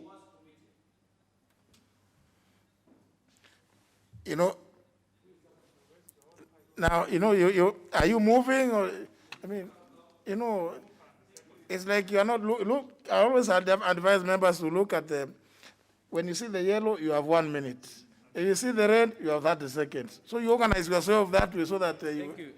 Honorable Abdulrahman. Thank you. Thank you very much, Mr. Speaker. Mr. Speaker, I beg to move and I request that my able Vice Chair to be able to second me on the same. Honorable Abdisalam. Mr. Speaker, I beg to second that the House adopts the Public Investment Committee report in its amended form in consideration of the Special Audit Report on Procurement and Pre-Export Verification of Conformity to Standard Services for Motor Vehicles, Mobile Equipment, and Used Spare Parts by Kenya Bureau of Statistics, by Kenya Bureau of Standards laid on the table of the House. Mr. Speaker, the special report was conducted pursuant to Article 229(6) of the Constitution of Kenya that obligates the Auditor General to audit and confirm whether or not public money has been applied lawfully and in an effective manner. Mr. Speaker, of course, this committee under Standing Order 206 is allowed, and if I remind members, of course, Standing Order 206 is about examination of audit reports laid before the National Assembly to ensure probity, efficiency, and effectiveness in the use of public funds. And the committee as well mandated to examine, in the context of autonomy and efficiency of the public investments, whether the affairs of the public investments are being managed in accordance with sound financial or business principles and prudent common practice. Mr. Speaker, without wasting time, I think the Chair has been clear on the objectives of the audit, and I also want to add that, of course, we wanted to review the procurement process in line with the provisions of Public Procurement and Asset Disposal Act 2015 and the Attendant Regulation 2006. We also wanted to identify, if any, whether there was misrepresentation on documents used in the tendering and procurement process by any of the bidding companies. We also wanted to review due diligence and internal audit reports by KEBS to assess the level of performance and current bidders. We also wanted to understand whether there was any irregularities and culpabilities about the process. Mr. Speaker, straight going to the findings of the committee recommended that number one, that the managing director be held responsible, one, for failure to have procurement plan approved by the National Standard Council before invitation tender contrary to section 69(2) of the PPAD Act of 2015 and Regulations 25, 2, procuring without any indicative or approved budget contrary to Section 53(5) of the Public Procurement and Disposal Act. C, procuring without purchase requisition contrary to Section 7(3) of the Public Procurement and Disposal Act. D, failure to declare in the invitation to tender that the tender was only open to those who met the requirements for eligibility and serialization of badge, contrary to Section 74(1). Mr. Speaker, besides that, the committee also recommended that the DCI and EACC expeditiously investigates the circumstances under which KEPS had entered into contract with firms that had been recommended for development. The committee also recommended that, as much as possible, ensure full implementation of future KEPS should ensure full implementation of future contractual obligation to avoid unnecessary litigations and loss of resources. Honorable Pukose, point of order. Honorable Pukose. The committee also recommended. Take your seat. Take your seat. Honorable Speaker, the chair of PIC moved this motion in an amended form. The seconder is still moving it in the form in which it was in. Seconding. So, because the recommendation which is making has already been amended. That's what I'm saying. And therefore, I think it is good if they can be able to put their act together and move it as its amended form. Mr. Speaker, I have moved the report in the amended form, and I was cognizant of all the amendments we have made. Probably the member was not following closely. That said, Mr. Speaker, the committee also recommended that future international tenders should be widely advertised in leading international media houses to enable fair competition and service provided. Finally, the Public Procurement and Regulatory Authority expeditiously investigates the entire tendering process. Mr. Speaker, I second. Thank you. Now, can you confirm that where you have indicated page 63, it is actually page 61? You know, this links, unless you are careful about it, looks a bit untidy. Looks a bit untidy. Can you check that is on page 63 and not page 61? Or 61 and not 63? Honorable Absomad. Mr. Speaker, it must have been a typo. You are right, but I did indicate rightfully the numerics, but it is 61. You're right, Mr. Speaker. Thank you very much for that guidance. You see, in the motion as amended, it is page 63. Mr. Speaker, we had indicated which particular, it was a typo, Mr. Speaker. We had indicated which particular clause it is. Anyhow, let me propose the question, which is that,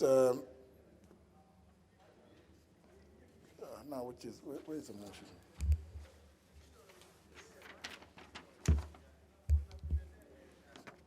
That this House adopts the report of the Public Investments Committee on its consideration of the Special Audit Report on procurement of pre-export verification of conformity to standard services for used motor vehicles, mobile equipment, and used spare parts by the Kenya Bureau of Standards, laid on the table of the House on Tuesday, June 2nd, 2020, subject to A, deletion of recommendation 1, appearing under committee recommendations under Chapter 5 on page 61 of the report.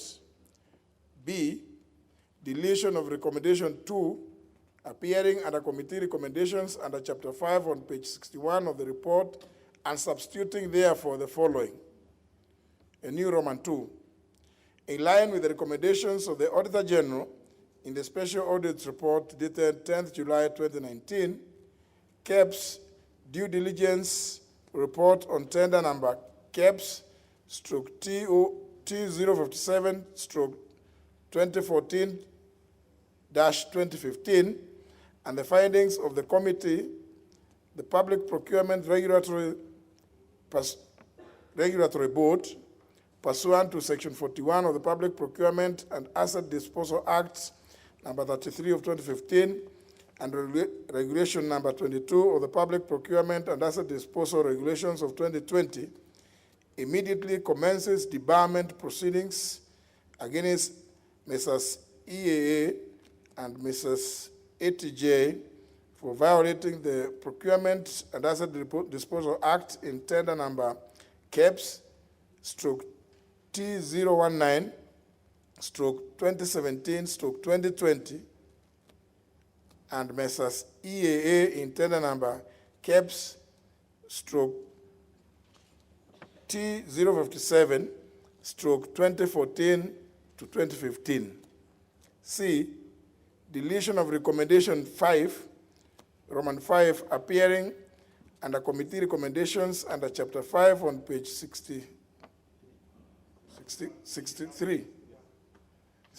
of the report, and substituting therefore the following new recommendation, new Roman 5, the Ethics and Anti-Corruption Commission, in brackets EACC, investigates the circumstances under which KEPS entered into a contract with Messrs. EAA Company Limited and Messrs. Auto Terminal Japan, and submits its findings hereon to the National Assembly within 60 days of adoption of this report.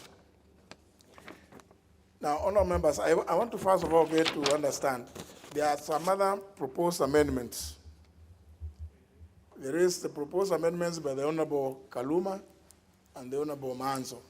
As you can see, even the committee has had to make several amendments, and so it appears to be quite untidy. Of course, the House is at liberty to vote to make certain other recommendations. I'm just wondering, when you make a recommendation to an investigatory body, like the Ethics and Anti-Corruption Commission, which is a constitutional commission, and tell them that within 60 days, report back to National Assembly. If they find somebody, there's a crime which has been committed, should they bring a report back to us to come and dance with it here? Or should they take it, forward it to the DPP to prosecute? So, you know, I don't know, it's like this thing is not very well informed by, is it, why would you want, suppose we have just extended some motions here, with the Committee on Delegated Legislation, because they found themselves not able to do what they were supposed to have done, even within our own standing orders. The Honorable Koinange also under a similar situation on the question raised by the Honorable Raso. Now you are giving a constitutional body, a constitutional commission, 60 days and to report to you. I don't know. I thought they report annually. They give their annual reports to Parliament of what the work they have done.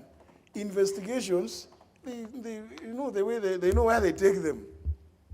So I don't know, you know, but it's obviously up to you, the House. You could easily be acting in vain and embarrass yourselves when you begin issuing this kind of. So it is possible that you can amend this to, so that you give them the latitude to investigate. When they bring their report to the House of the work they have done within as they are required to do by their own act under the Constitution, then that's when you're able to interrogate them and take them on, even using your powers under Article 251.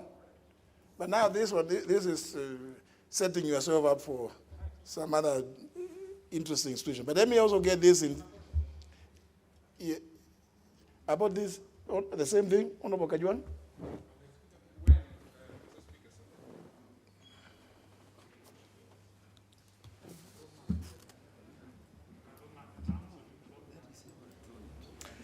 Mr. Speaker, sir. Yes, yes, sir. Mr. Speaker, sir, I thank you for recognizing me. Mr. Speaker, sir, I have looked at this report for quite some time now. As you know, it has been before us for quite some while. And I've looked at the amendments also by the member for Homa Bay, which has also been with us for some time. And today I have seen the amendment that is proposed by the chair of the PIC. And Mr. Speaker, sir, you know that in this House I stand for procedure and for administrative law to take place. Sometimes when I see some of these things, I get the impression that we have not learned from history. You know, we are hauled in court every single day. And the Speaker is always made a respondent to so many cases because of things which we could have done better, so that when they leave our hands, whoever would want to look at them, that is their problem, and they would make their own decisions, and we would comfortably go home feeling that we have done our bit. But when we consciously make mistakes that we could easily, breach, I get the feeling that we give ourselves a bad name for no reason. Mr. Speaker, sir, looking at the recommendations, the amendments sought by the chair, they are good. But some of them, if we leave them go the way they are, they will even spoil what is good. And you see, Mr. Speaker, sir, you have the opportunity, even before we commence on this debate, that we can clean up the papers that we have in such a manner that if then we debate and pass them, then we will not mind or will not care really what other institutions, if they were to look at this thing again, would come to. For example, Mr. Speaker, you have just stated very correctly that we are asking EACC to investigate and come back to us within 60 days. Of course, as you say, Mr. Speaker, sir, EACC only gives us annual reports.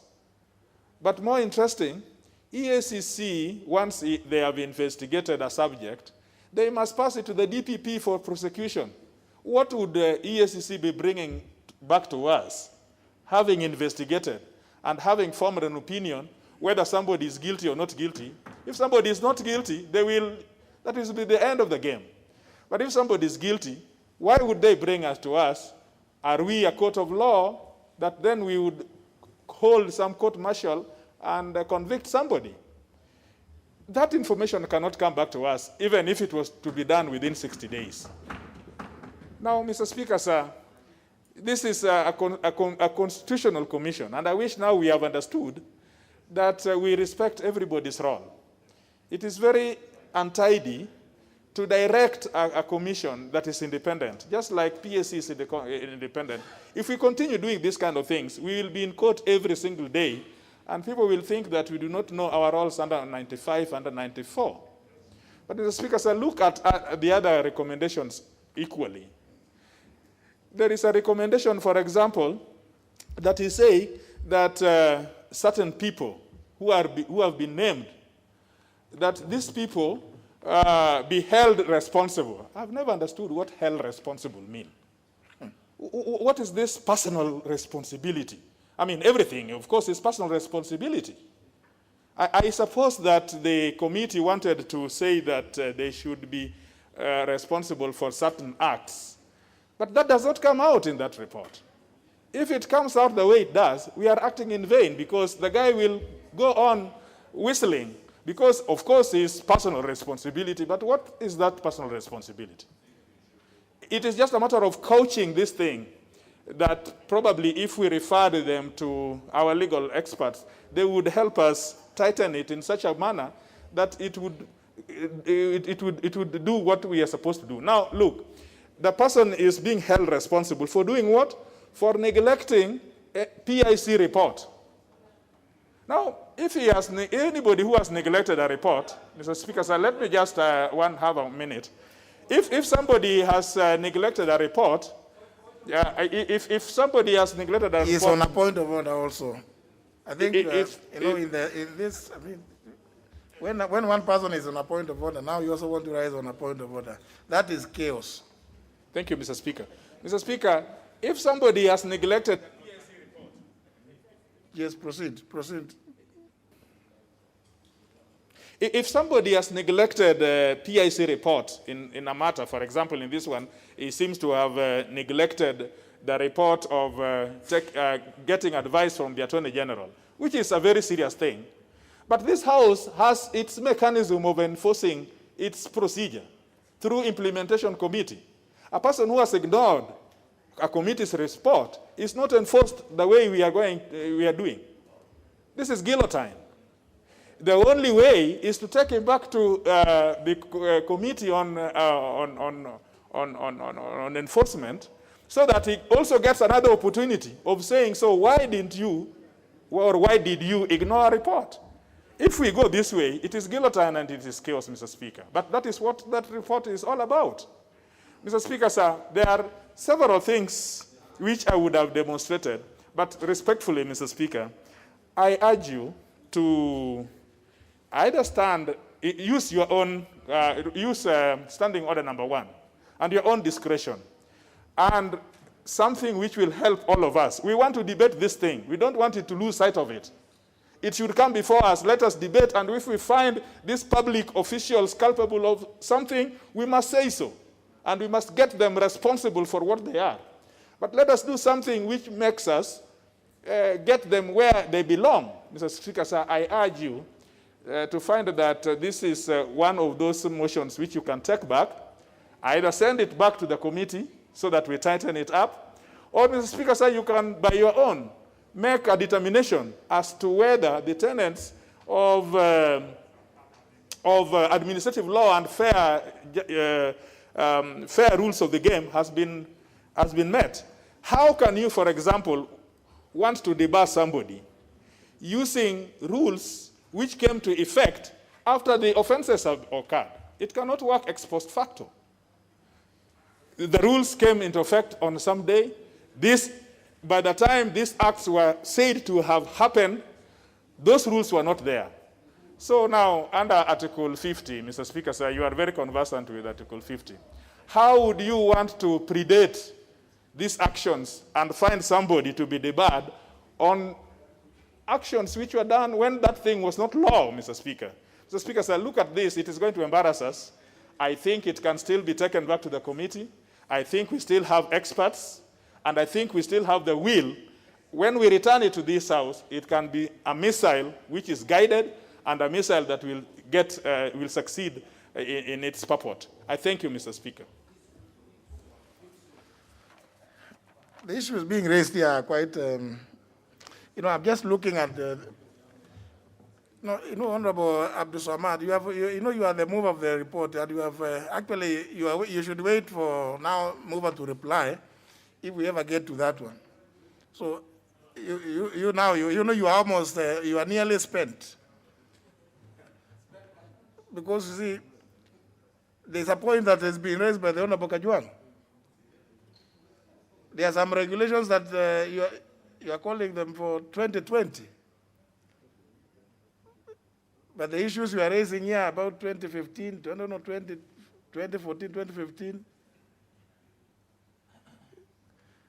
So, are you going to have, this is recommendation number 1, number B. Debarment proceedings using the public procurement and asset disposal regulations 2020 immediately, and you want that to be immediately.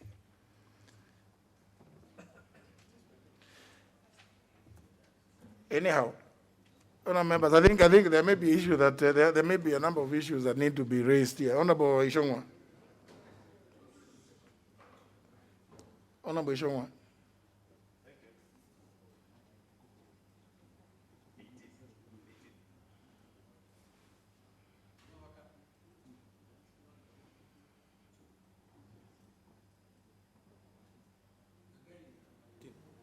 Thank you, Honorable Speaker, and I was keenly listening to both the chair and the issues that have been raised by Honorable TJ Kajwang, and I want to agree with Honorable TJ Kajwang on one aspect and disagree on another aspect.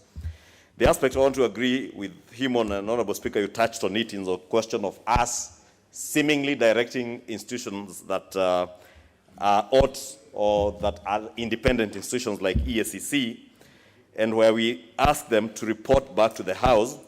I'll probably request the chair maybe to amend that, or if the other two honorable members who have amendments could alter that, probably to have EACC to investigate, and instead of submitting its findings hereon to the National Assembly within 60 days of adoption of the report, EACC should be able to investigate, and if there are people who are found culpable, to forward the investigative findings to the office of the DPP to take action. True, Honorable Speaker, if we are to argue that way, that indeed if someone is found culpable, action must be taken, and we want to indeed assist in the fight against corruption as a house, because what is in this particular circumstance, Honorable Speaker, and I speak about this issue with authority because I was the Vice Chair of the Public Investments Committee in the last Parliament under the able chairmanship of the Honorable Commissioner Kainan. And I can tell you, Honorable Speaker, that the issues that have been raised in the committee's report is unfortunate. We had started looking at some of these issues, but the term of the last Parliament came to an end before we finalized. But indeed, there are issues to do with fraud and forgery by the companies that have been named. And therefore, Honorable Speaker, we must ask ourselves, if we are saying that we investigate and recommend to DPP for action, if in the same circumstance that somebody has been found to have flouted the Public Procurement and Disposal Act in terms of even being able to forge documents and fraudulently getting into tender business in this country, Honorable Speaker, are we then saying, if we are to agree with what Honorable TJ Kajwang is saying, that we cannot take action because regulations are not come into place? Because the Public Procurement and Disposal Act, Honorable Speaker, allows government and institutions to be able to debar.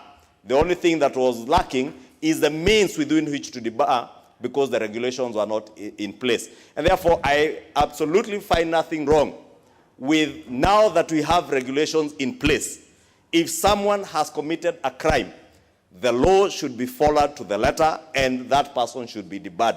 Otherwise, we'll just be encouraging people, Honorable Speaker, that today I can steal your jacket because I know the penal code does not stipulate, or what is there in law does not stipulate how I should be punished. But tomorrow, should Parliament, in the course of the proceedings of the court case, Honorable Speaker, should Parliament enact either regulations or legislation that stipulates how I should be punished, Honorable Speaker, I feel that then action should be taken. I really want to support some of those recommendations and disagree with the Honorable TJ Kajwang in a manner. You notice the argument was advancing that since the regulations had not been published at that time, there was a mechanism still, Honorable Speaker, that, and I think we have all done this even in our own quarters, and I can tell you, even in my own CDF committee, when we were patrons of the CDF committee, there are people I found who had breached the law in terms of procurement, and we would blacklist them.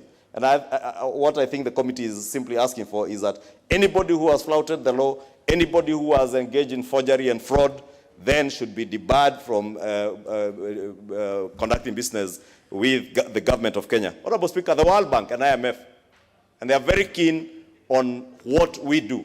I've just seen an article today, them debarring a Kenyan company in the IT sector. And they have done that, and we have had issues. Honorable Kainan will tell you, when we were in the Public Investments Committee, we had companies that had been debarred by the World Bank and IMF because of issues to do with forgery and fraud in procurement processes. And therefore, this House, Mr. Speaker, must not in any way be seen to be entertaining forgery and fraud in procurement processes, because if there's corruption in this country, Honorable Speaker, it begins and starts from the procurement process. And where to fight corruption is not at the DPP's office, Honorable Speaker, is to ensure that for you to know if you engage in fraud and forgery, you will no longer do business in the Republic of Kenya. And therefore, Honorable Speaker, I want to support the recommendations by the committee. Forgery is a crime in the penal code. So I'm wondering why if you say if there's been forgery, you don't even need to wait for regulations. Those are people who should be taken straight to court under the penal code. So it's not even. But yeah, I mean, but you see, when you say there is, and I think I want this committee. I wish they could listen to this. Are you able to differentiate between the Public Procurement Regulatory Board and the Public Procurement Regulatory Authority. Because this recommendation in your amendment, you need to be careful. You may be recommending to people who have no authority to do the things you are telling them to do. The authority is separate from the board. Anyhow, can I get indication as to whether the honorable, so that we know whether we are debating the motion as amended, which is it has been seconded by the Honorable Abdisalan. If there are further amendments, we need to get them so that we'll know where we are. So let me get indication from the Honorable, the member for Homa Bay, Honorable Kaluma.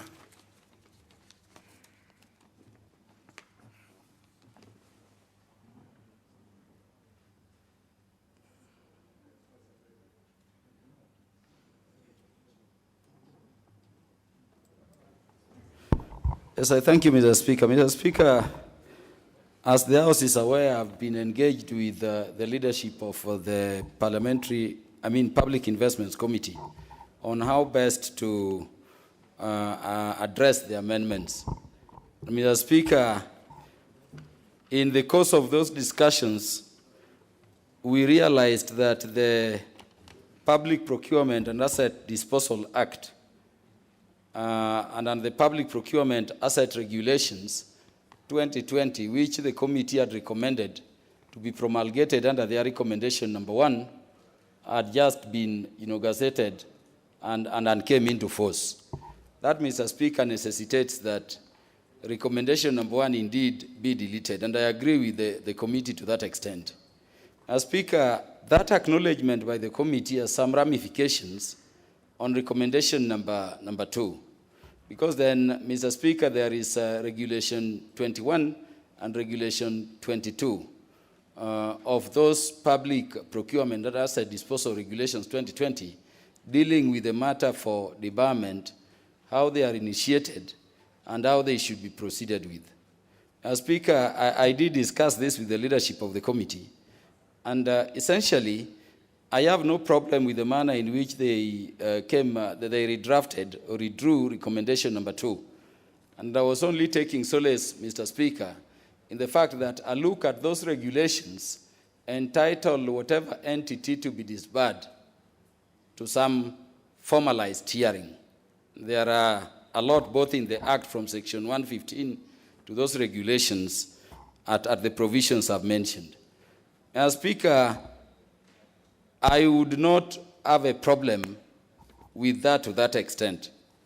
As Speaker, the amendment I had preferred to recommendation number 5, as Speaker, well before I met the committee, is not, adequate to cure what the House is now dealing with. But Mr. Speaker, if you look at my amendment, you will note I'm still mentioning the DCI. When we had agreed we should single out a body which should appropriately investigate. And Mr. Speaker, when you look at the end of my own proposed amendment, I also fall short in the same manner that I'm also proposing that the report of the committee, Mr. Speaker, comes back to the National Assembly. In our subsequent discussions with the chair of the committee, I had mentioned that this report, if it has to go anywhere, it should go to the Director of Public Prosecutions for appropriate action. Now, Mr. Speaker, what I'm saying in short is that we are in a situation where both the amendments by the committee and the amendments had proposed to bring forth, Mr. Speaker, do not cure everything we want to cure. And Mr. Speaker, I would personally be worried if we lost a report of an oversight committee of this House. Begs me, therefore, or pushes me, therefore, Mr. Speaker, to request, and this is what I was asking the chair of the committee. And Mr. Speaker, I don't know whether the House would permit, because these regulations now need to be looked at to cleanse this thing. I don't know whether in the exercise of your powers. Instead of, Mr. Speaker, our pushing you to give directions on the lawfulness, constitutionality of these few matters that the committee needs to clean up, so that we don't lose the goodwill of the committee. Mr. Speaker, why don't we give the committee time? I don't know where Honorable Kajwang, who is now raising these matters, was when the committee came up with these recommendations. Because I now know Honorable Kajwang is in the committee. Why don't I request, Mr. Speaker, and now I'm doing this when we are anxious this matter should be ended. Why don't we give the committee even tomorrow, and we say we have to conclude this thing on Thursday, and the committee sits and does their technical cleanup so that we come to support the committee straight away as an oversight committee of this House. Mr. Speaker, that is the request I would make. But truly, there are some challenges which can be cleaned up, and my prayer is that we clean them up, Mr. Speaker, without losing a report of an oversight committee of this House. It would be a wrong thing to do. I thank you, Mr. Speaker.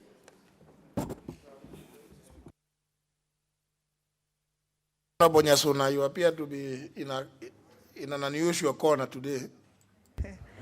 Yes, Mr. Speaker, thank you for this opportunity. And the PIC, Mr. Speaker, has to do a very thorough job always, because yours truly, the Speaker himself, was chair of the committee, and therefore you will look at their reports with a fine tooth comb. And Mr. Speaker, when you raise the matter of where, and I served in the committee when we were doing this particular report, Mr. Speaker. Mr. Speaker, the matter that you raise of us saying we recommend that ESCC investigates and reports back to us, Mr. Speaker, is a valid matter, not just for PIC, but for every other committee dealing on these matters, Mr. Speaker. And I want to agree with you totally on that matter, Mr. Speaker. And if the chairman can agree, and that can be, amended and cleaned up so that we are not acting in vain as you raise, then, Mr. Speaker, that would be in order. Mr. Speaker, on the other recommendations, including the matters of holding people personally liable, Mr. Speaker, we were in the process of dealing with a special audit of the Auditor General, a special audit that was thoroughly conducted. The Auditor General went to Japan, to the UAE, to the UK, to find out if 3 companies had actually provided the right information. And they went there and found that these companies had given very wrong information. And when they came back, they proposed in their report, department, how were we interacting with KEBS at this point? We had invited them to respond, Mr. Speaker, to the issues that had arisen in the special audit. But the time at which they came, there was an advertisement in the newspaper where they were advertising expansion of the existing contract. And they came to us with a status update showing that these very companies that the special audit was recommending debarment for were the very companies they had shortlisted for purposes of award of a new contract. So therefore we said, why don't you consult with the Attorney General on this matter? But the reason why the MD is being suggested to be held personally responsible is because all that was ignored. And despite he himself having had this special audit report for 6 months, since 2019, he did not pay any attention to that report. He proceeded to award the contract to these companies that recommendation had been made for debarment. And I want Honorable Kajwang to understand that this is the point from which we were coming. So we were saying, and he did not consult with the Attorney General. And even when he consulted, he provided wrong information. And this is why we went ahead to say, in the event there is any loss of money, public money, because of this matter, then he must be held personally responsible, because it is not for not knowing. So, Mr. Speaker, some of these recommendations go to the very heart of how how some of these people are dealing in these institutions. Sometimes you say they do not know, but sometimes they actually know what they are doing. So, Mr. Speaker, if whatever way you rule today, it is important that the House interacts with that special audit report, that the Auditor General, provided damning issues. The only reason these companies had not been debarred, when we invited the Public Procurement Oversight Authority, they told us the only reason they have not debarred them is for lack of regulations. And therefore, then we said, when the regulations come in place, then they should be debarred. You know, Mr. Speaker, we should not let them off the hook just because when this was happening, the regulations were not in place. It was not that there was no provision for debarment. It is only that the how of debarment had not been defined in regulations. So, Mr. Speaker, we want to protect this country. And when we are given a job to oversight, we want to do a thorough job so that this country does not lose money. And we want to plead with this House. Please read the report and please see where we are coming from as a committee so that we do not just say, remove this or remove that, or just drop it on the basis of technicality. On technicality, I'm glad that Honorable TJ is now on the committee and able to advise on some of these legal issues. But on the others, Mr. Speaker, the committee has a big point. Thank you, Mr. Speaker. Now, just stop raising your hand up. You're not in a high school. Now, we need to. You see, I needed to get the education from the Honorable Peter Kaluma. Honorable Peter Kaluma, quite apart from suggesting that the committee goes to clean up. Yes. Is it the case that your proposed amendment to 2, 3, and 4, you are dropping them? Mr. Speaker, because largely they are in tandem with what the committee has suggested. No, Mr. Speaker, the position I'd given to the House when I committed to engage the committee was that if we can come to agreement with the committee on the substance of amendments, then there would be no reason for me on my part to continue with my amendments. In which case, Mr. Speaker, I did not just only communicate that fact on the floor, but I also wrote, I remember, to your office, saying if the committee can carry my thinking forward, then I have no reason to stand on their way. Mr. Speaker, we are in a situation where there are a few challenges.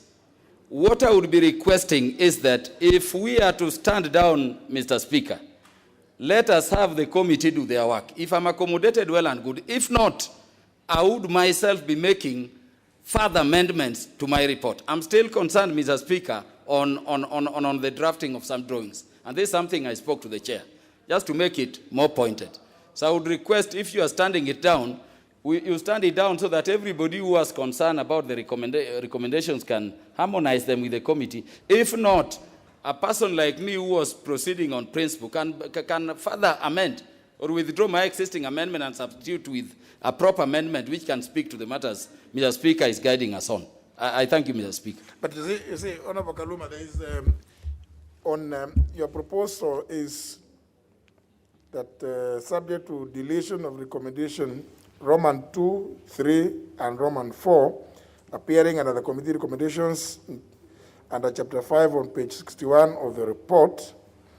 That was one, and you don't have any issues with that. Then you also have B, deletion of recommendation 5, appearing under the committee recommendation chapter 5, page 63. Here, your only difference with the committee is you are not giving the 60 days. Them, they are giving EACC 60 days. You're still saying you actually have the Directorate of Criminal Investigations and the Ethics and Anti-Corruption Commission should expeditiously investigate the circumstances under which the CAPS entered into contract with MSS EAA Company Limited and Ms. Auto Terminal Japan and report their findings to the National Assembly. You know, when obviously, as you know, as I've said before, when you said this to two bodies, then you can bet that you can wait until maybe 2027, because who is going to act? Because you will be calling this body, they tell you, oh, no, we were so busy ourselves with coffee in the investigations, we left it, we thought DCI should take. DCI, on the other hand, will come and say the same. So in the process, you end up, you end with none of those bodies investigating the matter. And also, actually, honorable members, when you suggest that an investigating body, like either the DCI or the EACC, undertake investigations and report back to you, let me also say that the impression created is that you don't want to let off. You don't want to let off this matter. It's like it's, there's something also you are enjoying in there. So you want them to investigate and bring to you. I don't know, when they bring it back to you, what do you do with it? And then you may, they might bring it to you, and then you begin another investigation also. So then you come with another report, and then, so I don't know. So Honorable Kaluma, I agree with you that there may be need to tidy up this. So that give to one of those bodies, in fact, a recommendation to investigate, and if you find anybody culpable, take the necessary action as appropriate. Why are we not finding it easy to do that, something like that? So that we as National Assembly, through our Committee on Implementation, then can now call those people, EACC, they can appear before the Committee on Implementation. There was this report which was adopted by the House. You are meant to carry out investigations. What did you do? They will tell you, we investigated and found it was all hogwash, or after investigations, those people, we forwarded the file to the Director of Public Prosecutions, and people have been taken before court. And that would be a satisfactory answer. Either way, either they can tell, because they can tell you, we investigated and I found it was nothing. Mulikuwa mnapiga siasa tu ile yenu ya kawaida. And that is, of course, remember these bodies can always tell you that kind of, it is also an answer. Don't take it in bad faith.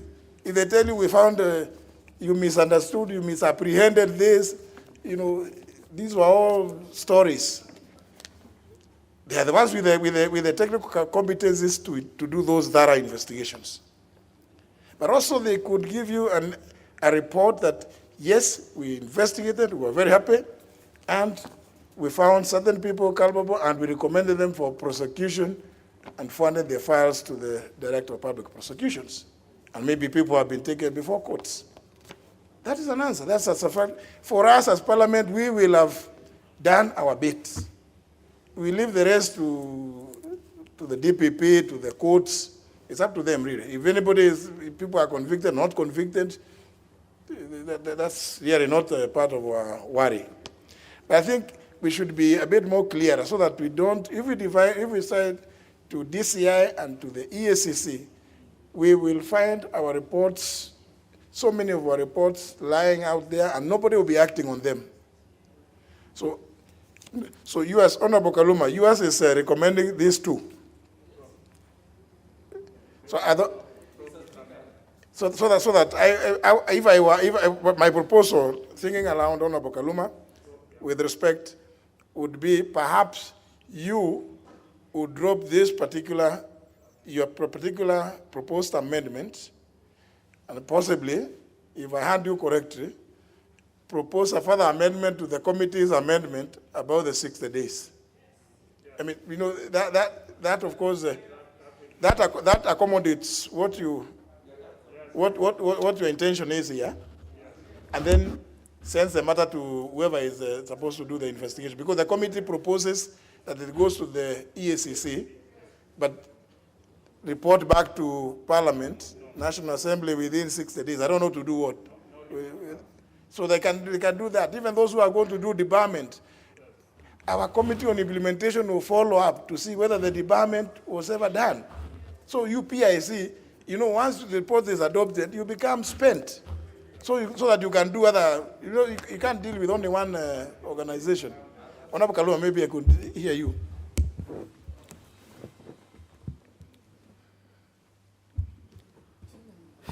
Yeah, Mr. Speaker, that is why I explained that if you look at my proposal on how to amend recommendation number 5, I said that my version is even worse than the committee because I was still mentioning DCI. So that needs to go out so that this can be investigated by a single body that Parliament can properly oversight in doing it. And Mr. Speaker, I was just speaking with Abdul Somad, and I was agreeing that if there is any place where the report of the investigations ought to go, then it should be the DPP for appropriate action. Now, the thinking is whether you need it or you just remove the report being taken anywhere. ESCC to investigate and it ends at that. Now, Mr. Speaker, there is a question that we need to deal with. If ESCC is investigating, and I've seen it in this House, Mr. Speaker, I sat in the Justice and Legal Affairs Committee with the Deputy Speaker, sometimes in the 11th Parliament. And I remember falling short of requiring the investigating body to report back. Nothing was happening on some very sensitive corruption cases which ended up in court. So I was thinking that there is a way we can balance a reporting, if not to this National Assembly, then to a body which can undertake appropriate action, subject to the consideration that the report be only taken to the DPP if ESCC finds there is some wrongdoing. That can be redrafted. But Mr. Speaker, there is a bigger problem. The reason as to why I was saying just amending this thing on the floor may not help. There is a ramification of recommendation number 5 in its amended form to recommendation number 4 and 3. And Mr. Speaker gets what I'm talking about. There is an obvious ramification. And that is why we need to look at them, because somebody may also question or ask you, Mr. Speaker, you are recommending investigations. Are these actions being prematurely recommended or not? So we need to look at the Act. And I'm saying these regulations are new. Give the committee time to look at Regulation 21 and 22, so that in the text, if we are either deleting recommendation 3 and 4 as I proposed, I met Honorable Abdul Somad. And my problem, Mr. Speaker and honorable members, look at recommendation 4 as drafted. And I was asking, is it even a recommendation? That was my first annoyance with it. Because, Mr. Speaker, you have the first part of the recommendation, then it goes to say potential areas of litigation maybe. And I remember I was telling the chair of the committee that why don't we take this to the findings so that we have an incisive amendment or recommendation at 4 which is actionable. He reported to me that there wasn't enough time to consider those. But I'm saying, Mr. Speaker, if we are to do a good job, my cry is that we should not ashame by not supporting a report of particularly oversight committees. Let us give the committee a chance to go and sit, look at this thing. Mr. Speaker, I had committed in my letter to you, which I copied to the chair of the committee, that if those issues of principle and concerns of law are properly addressed, I would be the last to be standing against a committee I've engaged on a matter to be pursuing still. I would be withdrawing if it is accommodated.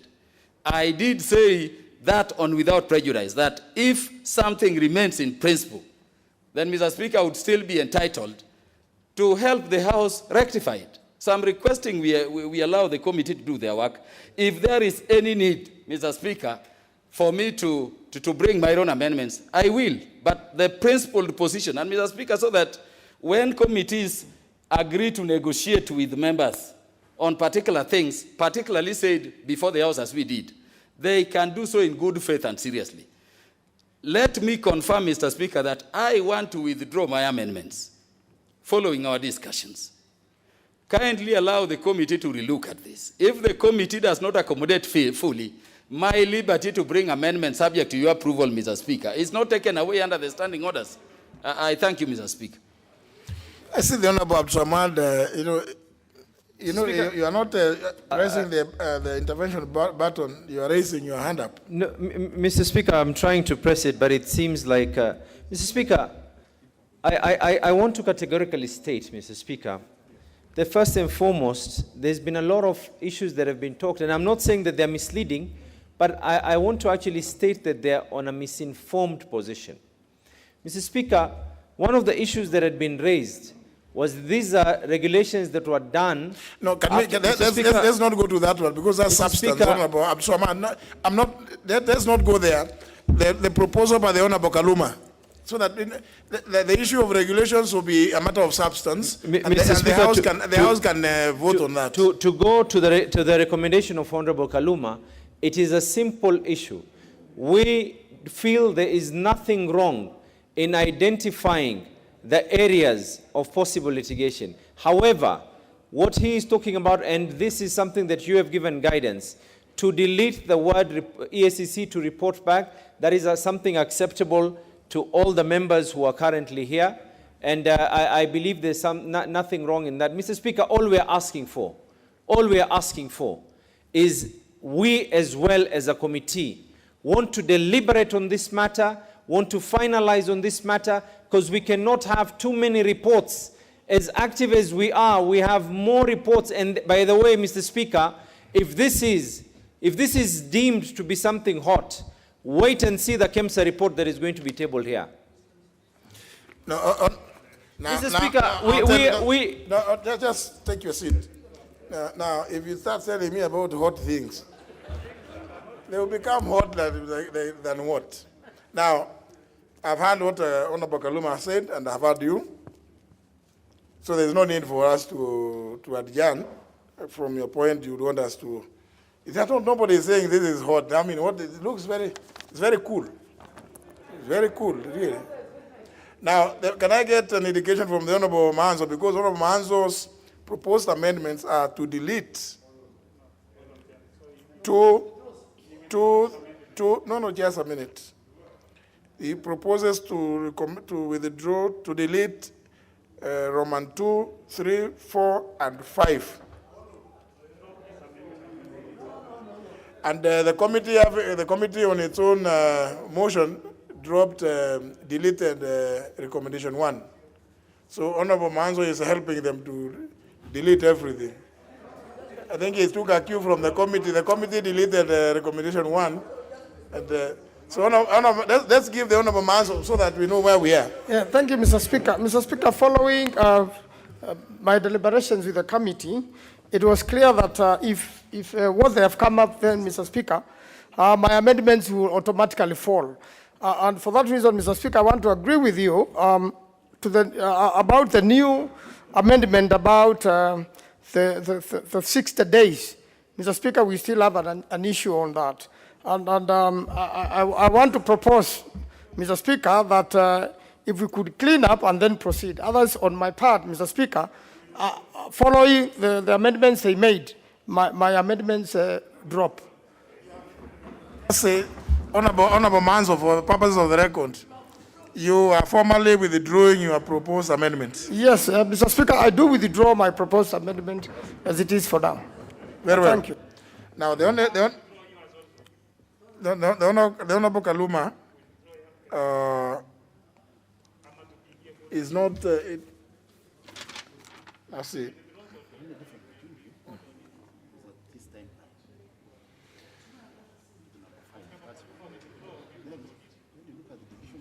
The committee deletes Roman 1, which Honorable Kaluma has no issues with. The committee deletes Roman 2, but substitutes it with in the new format.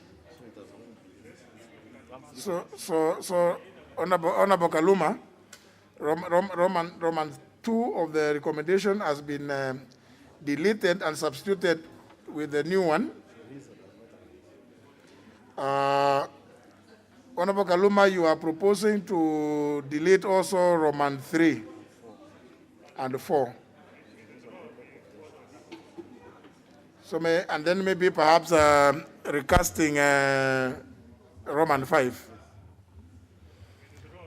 So Honorable Kaluma, you are. Have you read the new sub-regulation? I mean the recommendation Roman 2 by the committee. Yeah, Mr. Speaker, I've read the proposed recommendation number 2. Yeah. I would not have a problem with it to the extent that I confirmed that if you are proceeding under Regulation 22 as specified, then the entities being debarred will have a right to hearing before whatever body it is going to deal with the matter of debarment. So I would not have a problem with it.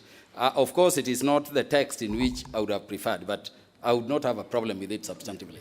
So then you are left with the Roman 3 and 4. Yes. And maybe 5 to the extent of you'd be willing to go with the committees, except for the 60 days and reporting back to the House. Yes, Mr. Speaker, on 3 and 4, particularly on 4, there would have been need for an amendment. An amendment on my part, putting the full stop after the first sentence of the recommendation number 4, so that all those matters of potential areas of litigation goes to the finding. And Mr. Speaker, so that we do not cherry pick, and so that this matter can then be debated on merit, I can withdraw my amendment herein so that we proceed to support or oppose this report in entirety, which is what I feared. If that is easy for the members, my only fear is that if I drop my amendments, I'm not prejudicing my right to take my positions. And the misfortune, Mr. Speaker, is that those positions may be either total rejection or total support, which is what I was avoiding. No? Yes. Yeah, And then number 5, on recommendation number 5, I'm fine with the version of the committee, subject to removal of the portion Mr. Speaker raised a concern on.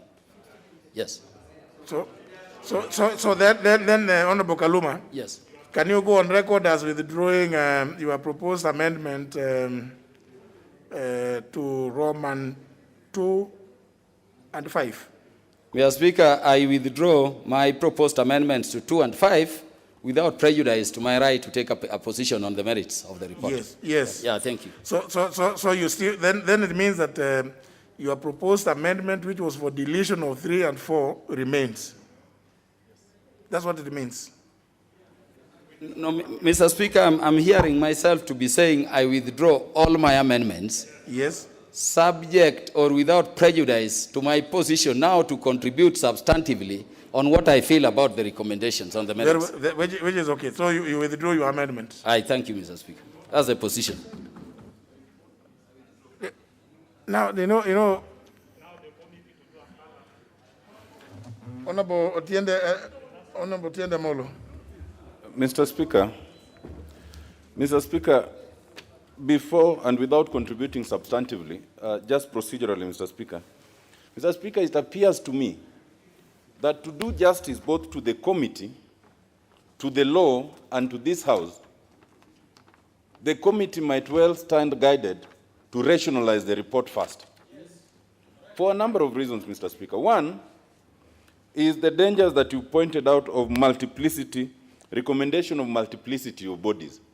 It has consequences. Two, as long as it is not stood down to be rationalized, then it means even the idea of directing independent constitutional bodies on how to do their work and within what time and what to do later still remains. That stands a very delicate constitutional angle. Thirdly, Mr. Speaker, is the question of retroactivity. The committee means well by trying to adopt regulations that have since come into place. But for you to adopt those regulations, you must first give the opportunity to that person, what in law we would call a show cause, that these regulations have since come into place. And we are entitled to invoke them. What do you say about it? It might actually involve the committee reinviting the person and say, show cause why we should not recommend you are being debarred. Lastly, Mr. Speaker, procedurally is a question of perjury. I listened carefully to the chairman. And what the chairman is saying is that there are people who actually committed perjury before the committee. That is actually contempt of parliament. And we must take a very serious view of it. The committee must decide what they want us to do with these people who lied before them. Mr. Speaker, I say this because the PIC is a very important oversight committee, and I also sit in the PSC. Mr. Speaker, when amendments come to a report such as this, they are twofold. There are some that are well-meaning to tighten the report so that it is foolproof. But others are not well-meaning. They want to kill the report.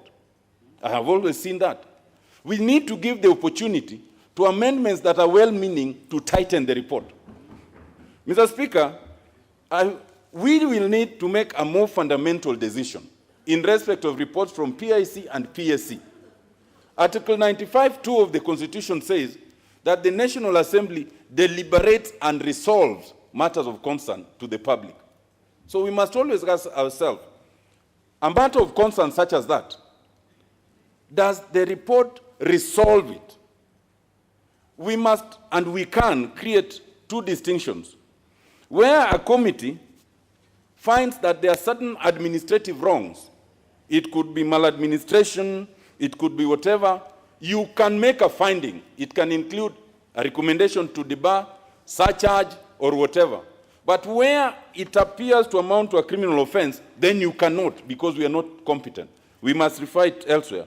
I have always believed that the committees such as PIC and PAC must ask themselves, what is the concrete administrative resolution we are recommending to the whole House, which, if adopted, is complete in itself? Mr. Speaker, I think that we need to support PIC and PSC to have teeth so that as Parliament we can have teeth. Otherwise, we'll be doing these investigations, then we recommend an investigation. And people ask, so why did you spend a whole year and all that money? That is not helpful. However, that only must mean that we must sharpen and tighten the administrative loopholes so that that report does not collapse. And we must tighten the resolutions. And it appears to me that this is a case where it would do well to the committee to stand this discussion down, rationalize its recommendations, and tighten the procedures, tighten the recommendations, including discussing with those with amendments like Honorable Kaluma, and then we come back and adopt something that is watertight, that anybody looking at will say, Parliament did what it ought to do. That is my respectful submission, Mr. Speaker. Now, honourable members, the report has been moved. Second, not tabling happened long ago. No. But anything, the House is always at liberty to even make adjustments to, even we have done that with other committees. But the position of the committee is that we need to clear this report, adopt or reject now as amended. Of course, I am myself seeing a lot of areas of which are too gray. But the committee doesn't appear like they want to take the route of going to tidy up this. So let's then, and the amendments which were proposed have been dropped. So let's just debate it as it is, confused as it is. I'm telling you, you'll take it to anybody and they will just pick it and throw it. Honorable Duale. Mr. Speaker, procedurally, and this afternoon, Mr. Speaker, when I was coming, I was really wanted, to listen to the amendment of Honorable Kaluma and Honorable Manzo. Mr. Speaker, once a report has been tabled and it has come for adoption, for debate, Speaker, I really want to indulge Honorable Otieno Amolo that we will send a very bad precedent, and chairs must be worried, and the leadership. There's nothing called rationalization. There's nothing, Mr. Speaker. If you go that route, my experience is that every report that a committee will bring, people will say, we want to rationalize. And that's what even happened the other day. So I think going forward, amendments, if in the opinion of the Speaker it has been approved, it comes to the floor, the member must convince the House, and it's put to question. So this afternoon, I really wanted to know the rationale. But Mr. Speaker, coming back to what again you have said, and you have been a chairman of the Public Investment Committee, and I'm a member of PAC now with Honorable Otieno Amolo. These are two unique committees. These are committees that deal with the reports of the Auditor General. These are committees that conduct special audit. And if you read this report, there is a lot of stuff in that report. The Attorney General's opinion is well documented. The Auditor General has done a special audit. And the Speaker, let me say it, in the corridors of Parliament, some of us are wondering why this report the last 3 weeks being moved, taken back, being moved, being taken back. And we don't want Parliament to look in bad faith. We don't want to look in bad faith. And I think Honorable Kaluma, the Speaker, raised is what we have been doing since I joined Parliament in the 10th Parliament, that we recommend to the EACC and the DCI, but we have no powers on what timeline they can take. In fact, if you look at the reports of this House, 3/4 of the reports are recommending the EACC, because as you said it, Mr. Speaker, a number of times, we don't have the capacity to do those investigations. So even if this report is passed, the EACC and the DCI can bring their reports during the 13th Parliament. I can assure you that. So now that we have these two amendments dropped, and the one of Honorable Kaluma made a lot of sense at the last bit of his statement. And he said either it is subjected. So I think in good faith, the bit that you felt is important, the chair of the PIC can move that amendment on your behalf. But I think there's nothing called rationalization, because the only thing that we usually do is when it comes to a bill, and there are a lot of amendments. I remember now the refugee bill is unable to move because the chair said, I must sit with Honorable Milo Odhiambo. It's now taking another 2 weeks. So within a bill, we can sit. But let us not set, Mr. Speaker, a bad precedent. And if you allow me, Mr. Speaker, now we are back to debate the bill. I mean, the report of the PIC. But I think there's nothing good. Let us not set a very bad precedent. Tomorrow, Honorable Wanga will bring a report on the Finance Committee. Honorable Kigano will bring a report on the Justice and Legal Affairs Committee. And then we'll start saying, because we have our own interests, of course you are the right to bring amendments. But there's no way we tell the chair or the leader of majority, withdraw, we are going to rationalize. Unless with the permission of the Speaker. If the Speaker feels a certain constitutional issues have been raised, if the Speaker feels, the only person who can give us the powers to withdraw or to rearrange the order is the Speaker. But I think the Speaker, we don't want Parliament also to look very bad. Why are we keeping this report? At the end of the day, a question will be put. So if we agree with the report of the PIC, so be it. If we don't agree with it, it will be just like the many reports that were rejected in the House. So, Mr. Speaker, I think we need to move, because we only have Thursday. We finish with the business. Now that our two good friends have withdrawn, and for the first time I'm hearing the word debunking, so even me now I'll look for other reports that are coming, and I'll look for whether I can. Member for Wajir East.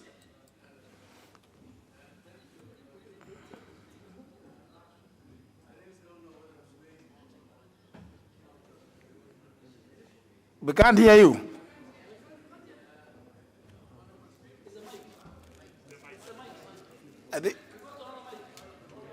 I think your mic is faulty. Give him another one next.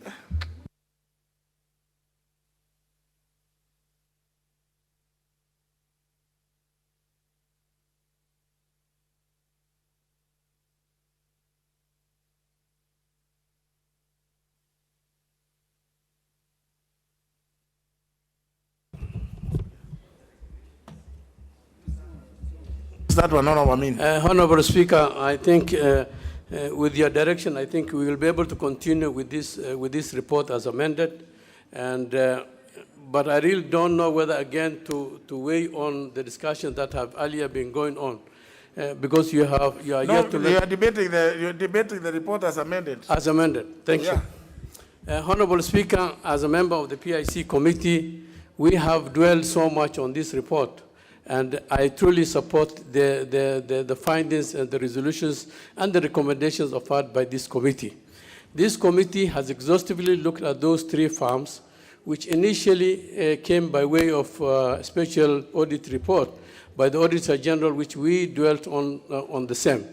In that report, Honorable Speaker, we have been able to ascertain that 2 farms, EAA and AIJ, have not been able to present their views correctly, and the views they have been able to give, they have misrepresented the information they have also given out. In the report, we have really found out that one of the requirements was that they should have a minimum of 8 holding centers in Italy and EAE. And we have realized that the information they have given out in that report is that the report was null and void. They didn't have specific holdings which they own as the 2 farms. And we realized that the information they have even given so far as regards to acquisition of the tender was faulty. One other thing we have also realized, Honorable Speaker, as we pursued through the report, we have realized that the managing director for KEPS has pursued to initiate another tender process which was floated out. And we realized that the tender process which they have initiated was again capturing some of the farms that have earlier been recommended for debarment, like the EA and AIJ, which have been initiated and recommended for debarment. And they have certainly been able to bring in another tender process, and the tender process against the advice of the PIC, again without even consulting the Attorney General in regards to the process, because there was a contract which was still not completed and it was still ongoing. So they went ahead and initiated a tender process again, which again brought in the farms that have earlier been debarred for providing services as required by law. So certainly, Honorable Speaker, we have been able to realize that the Managing Director have not been able to conform to the advice of the Attorney General. He has neither been able to conform to the advice of the PIC as required, and the information that he has given to the Attorney General in regards to some of these farms were even faulty. When he initiated that, first time he said, we are going to make a variation. Second time he said, we are going to do addendum to the initial tender. Finally, we realized that it is neither an addendum, neither a variation of the first contract, but we have realized that it's a new contract which was being awarded at the expense of KEPS, for that matter. So, Honorable Speaker, we have recommended to the committee that those 2 farms be debarred as indicated.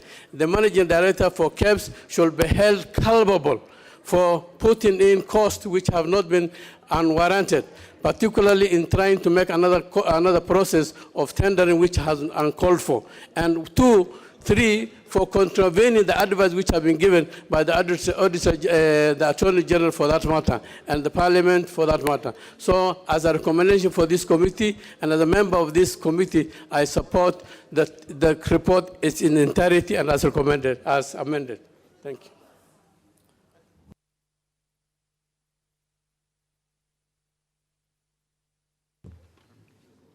Honorable Kamket.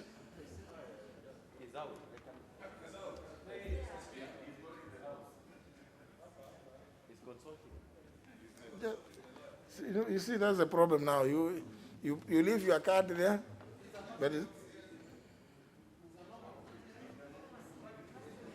speak from there.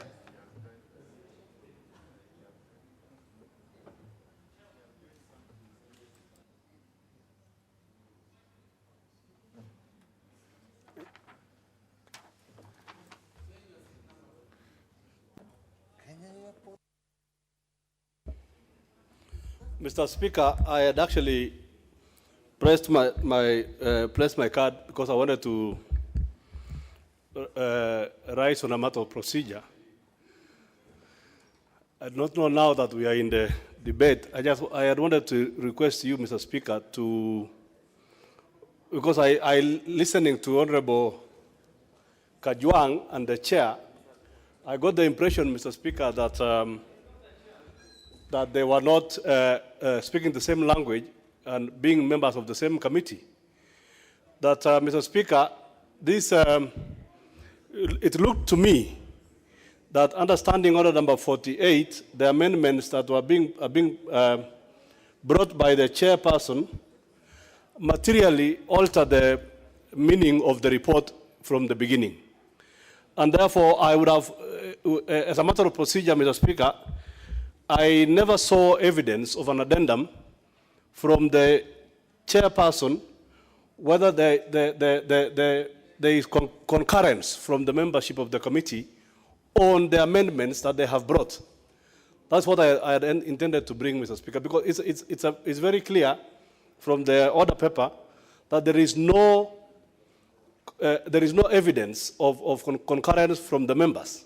All we are seeing are just the chairperson and maybe the vice chairperson saying a few things here, but there is no evidence of concurrence, and yet the amendments materially alter the original meaning of the report. That's what I wanted to say, Mr. Speaker.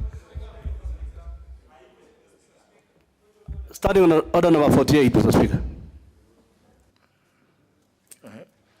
You know, I don't know whether, you know, many of you may not be following some of these things because I don't know how many times I have to tell you to keep looking at your standing orders.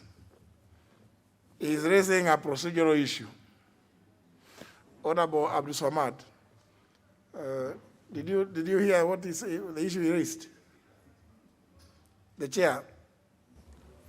Mr. Speaker, I did hear him, and actually, he's totally misinformed. He's misinformed in the sense that he's saying that we have substantially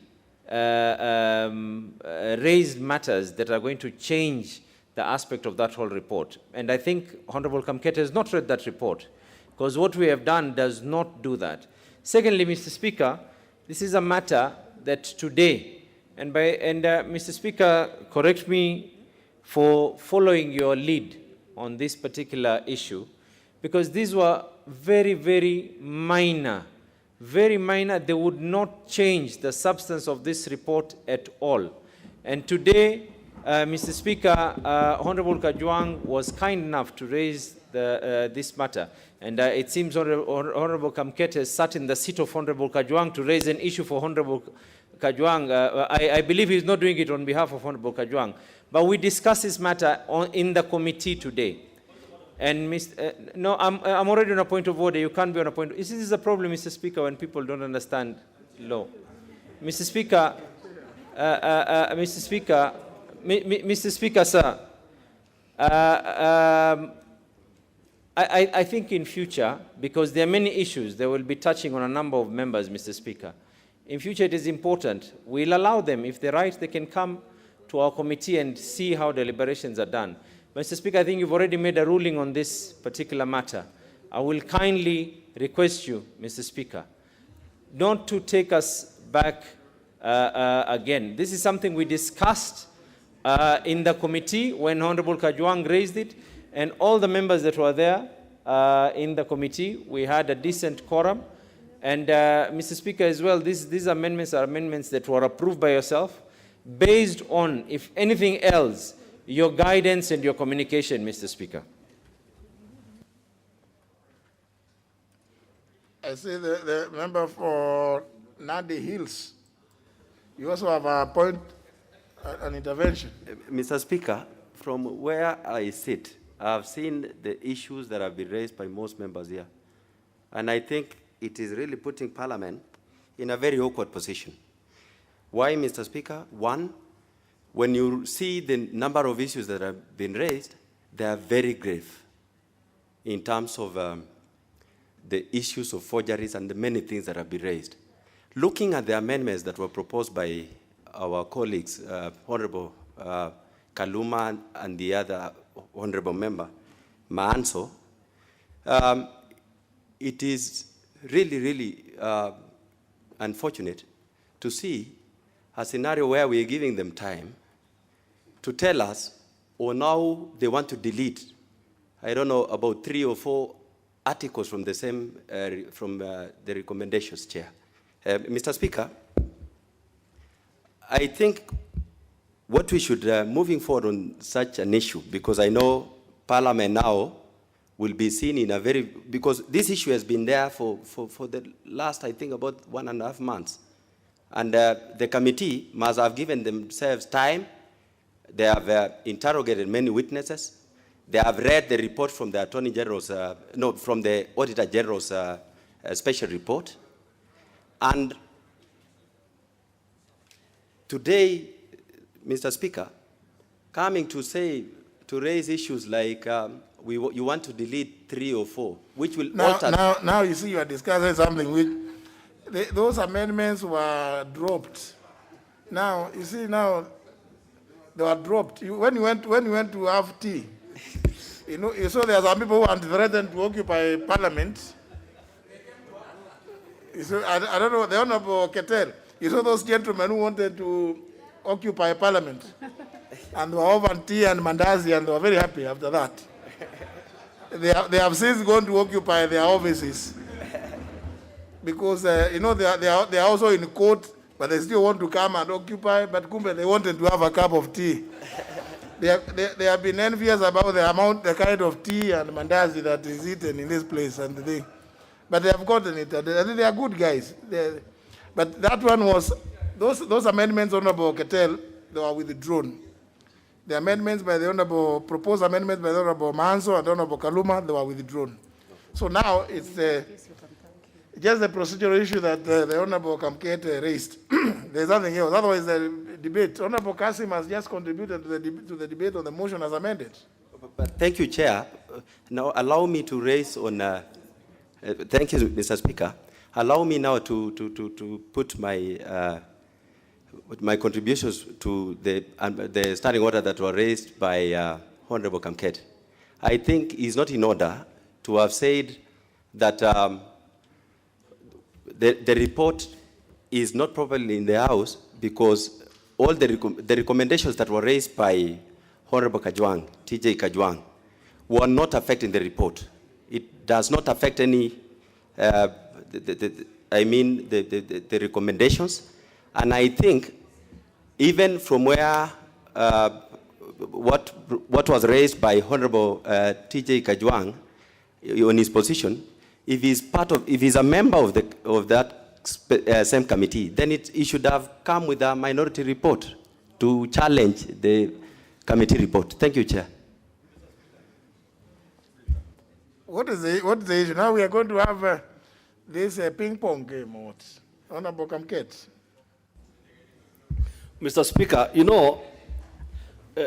there is a principle in law that he who alleges must prove. The chair of PIC is insisting that the amendments they have made are very minor. How minor are those amendments? How minor are those amendments, Mr. Speaker, when indeed they are proposing deletion of recommendation 2 about the regulations? So this is materially different from what is in the original report. So what I'm saying, Mr. Speaker, is that I'm just raising on a matter of procedure, that what they are doing is that they are amending the report fundamentally without following the correct procedure. That's all I'm saying, Mr. Speaker, that the procedure is that there must be evidence of an addendum. There must be an addendum from, that is the procedure, Mr. Speaker. It's as simple as that.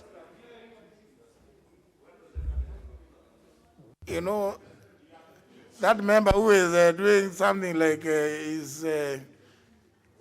making him appear like a butterfly. That's not permissible. Member for Mandela East. Thank you, Honorable Speaker. From the onset, I wish to support the report as amended, Honorable Speaker. Honorable Speaker, as has been said in the report, this is a very serious issue, Mr. Speaker, because if you look at the report of the 11th Parliament, Mr. Speaker, PIC 11th Parliament report, the same companies, EEA and ETJ, have been flagged as entities that have presented forged documents during the inception of the tender at the time. Mr. Speaker, this report brings out the fact that government heirs of parastatals can do anything that they wish in terms of procuring, and therefore, Mr. Speaker, it is my honor that I request the House to adopt this report as amended, and I support.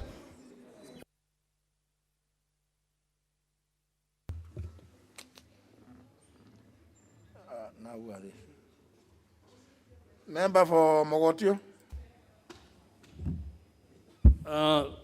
Thank you, Speaker, for giving me this opportunity. I was listening to the presentations which has been going on. One thing which is interesting is when a motion comes here, I thought the members are supposed to get more time to ventilate on the report and give the ideas and even maybe bring amendments which have been approved by the Speaker here, and maybe we decide on those amendments. But since I've been dropped, I also like to say that there's no harm in actually moving on to debate this motion, because we can then decide among ourselves whether the report is credible or not. And I think as far as the recommendation to the SEC and others, it's always normal for them to carry out the investigations, because we don't have the power to investigate those particular aspects of wrongdoing. So in this case, we are not able to give them the 2 months, as has been said. I think it's right, as you have said, that we cannot deliberate in vain over something we cannot control. So in this particular case, I think the chair has agreed that they can recommend the SEC to investigate. But as to whether they bring it here or not, it's their prerogative to decide what they want to do with the report. Once they can as well send it to the DPP for action, or they can terminate it as they feel. There may not be adequate information on that.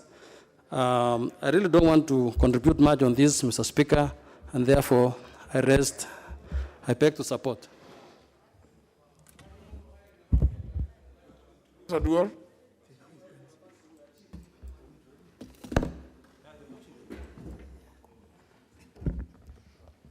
Thank you, Honorable Speaker, for opportunity to speak on this motion on the report. Mr. Speaker, I would like, given indeed the kind of issues which Mr. Speaker speak very directly to our responsibilities as Parliament. Mr. Speaker, in this report, as we look at the issues that have been raised by PIC and Oversight Committee, the issues that have, by their very nature, sought to highlight what could be very key areas of concern, and Mr. Speaker has been clearly indicated, in some cases appearing to get lost on technical grounds.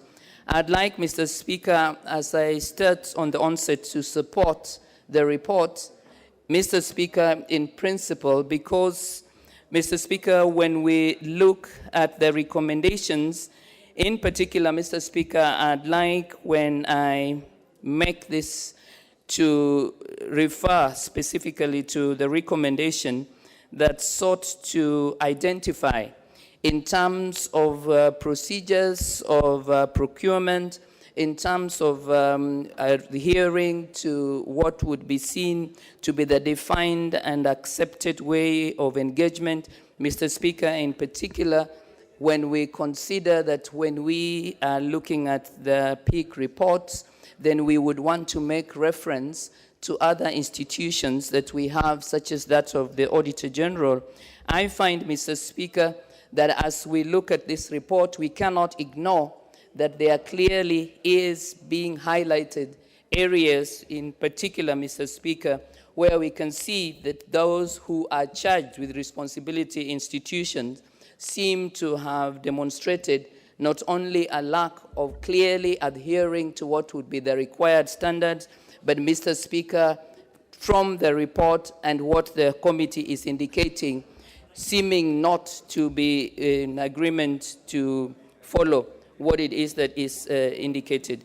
And therefore, Mr. Speaker, as I support and engage in this, I in particular would want that when we look at the peak report, we want to keep the eye on the ball, which would be the extent to which, when we look at the report, we can capture that there are clear areas of oversight that would need to address, that there are areas and issues that we cannot, Mr. Speaker, ignore, and that when we deal with the matters, as much as technicality and interpretation would be seen to be of use, Mr. Speaker, it is extremely important that we do not, as a House, ignore, and we do not, as a House, lose opportunity where we can not only be seen to be standing to ensure that we undertake our oversight responsibility, but that as a matter of fact, from our report, we would then have done our work,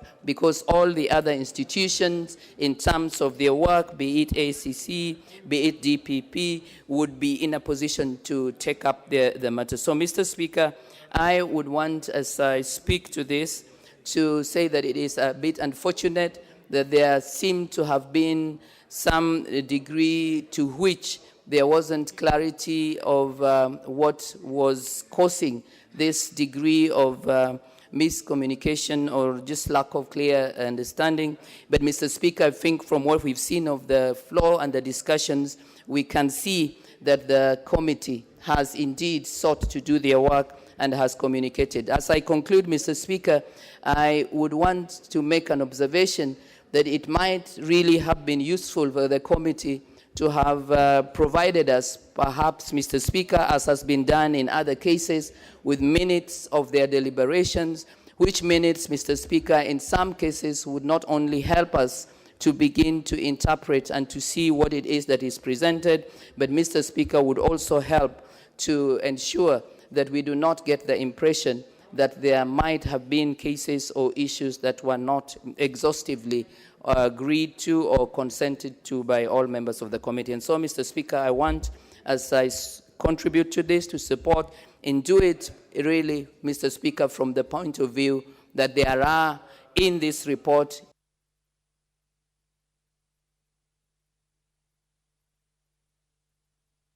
It's somebody who is not keeping there. Yeah, I'll give you one. You should have, that should have come when it was 1 minute. I'll give you that 1 minute. Thank you, Mr. Speaker. I would like, as I conclude, to indicate that we cannot really lose opportunity to go on record and to spell out and indeed identify where it is that in terms of public financing, public investment, we have had officers that have flouted regulations. And, Mr. Speaker, we do not let them, we hold them accountable. Thank you. I support. Member for Wajir South.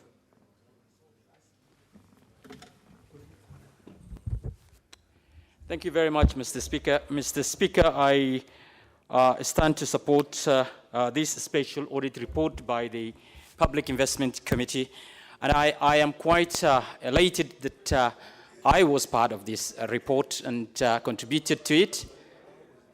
And I am elated in the sense that this report has done a very good and thorough investigations into the import systems of Kenya in terms of, the gadgets used to inspect the vehicles.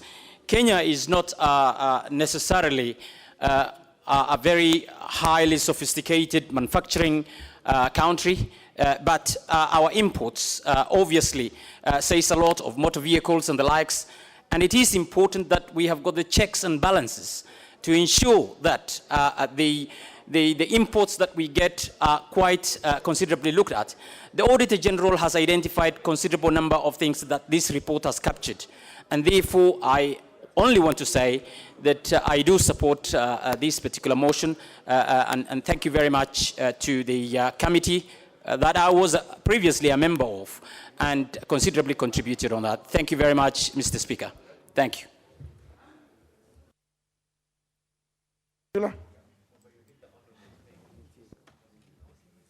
Thank you, Honorable Speaker, for this opportunity to contribute on this particular report in this House.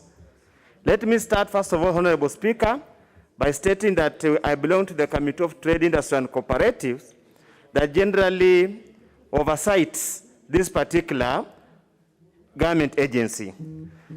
Honorable Speaker, yes, we are aware there has been issues concerning KEBS, but I have various concerns on the quality or the issues being raised in this report.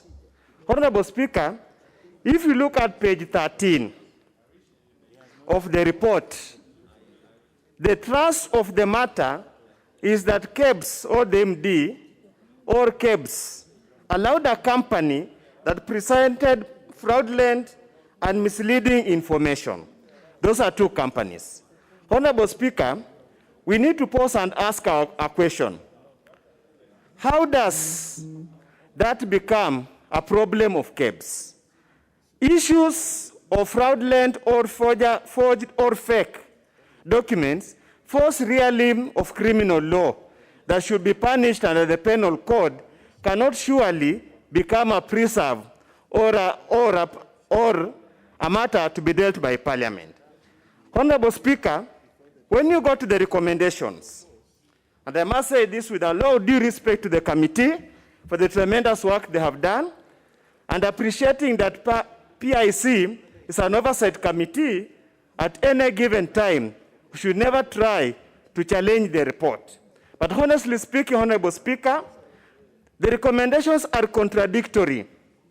Number one, you want to hold the MD to personally responsible.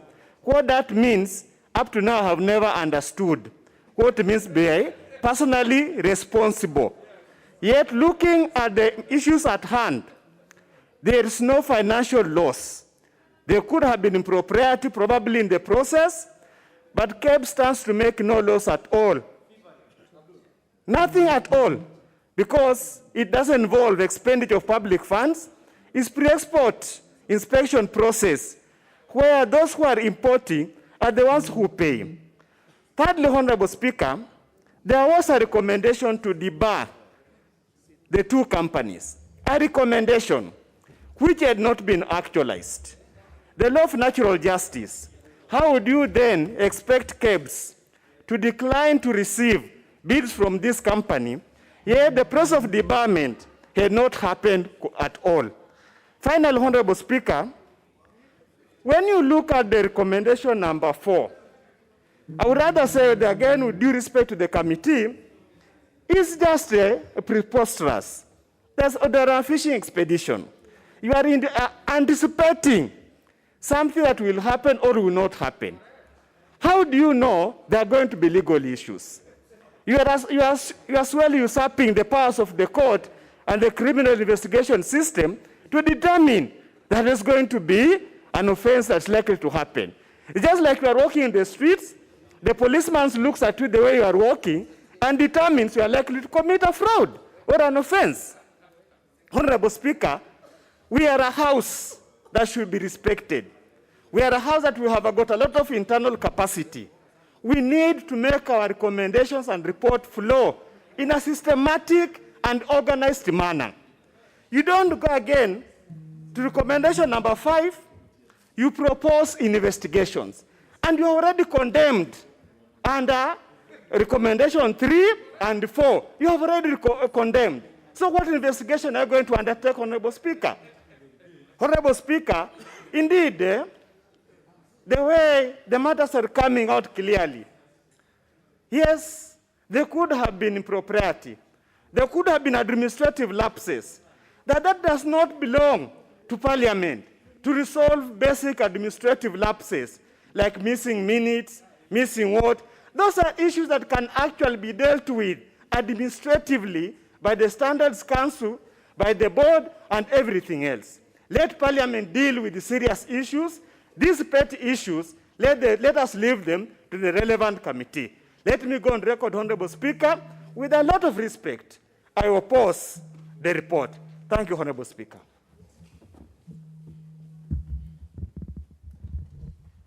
.001 is just...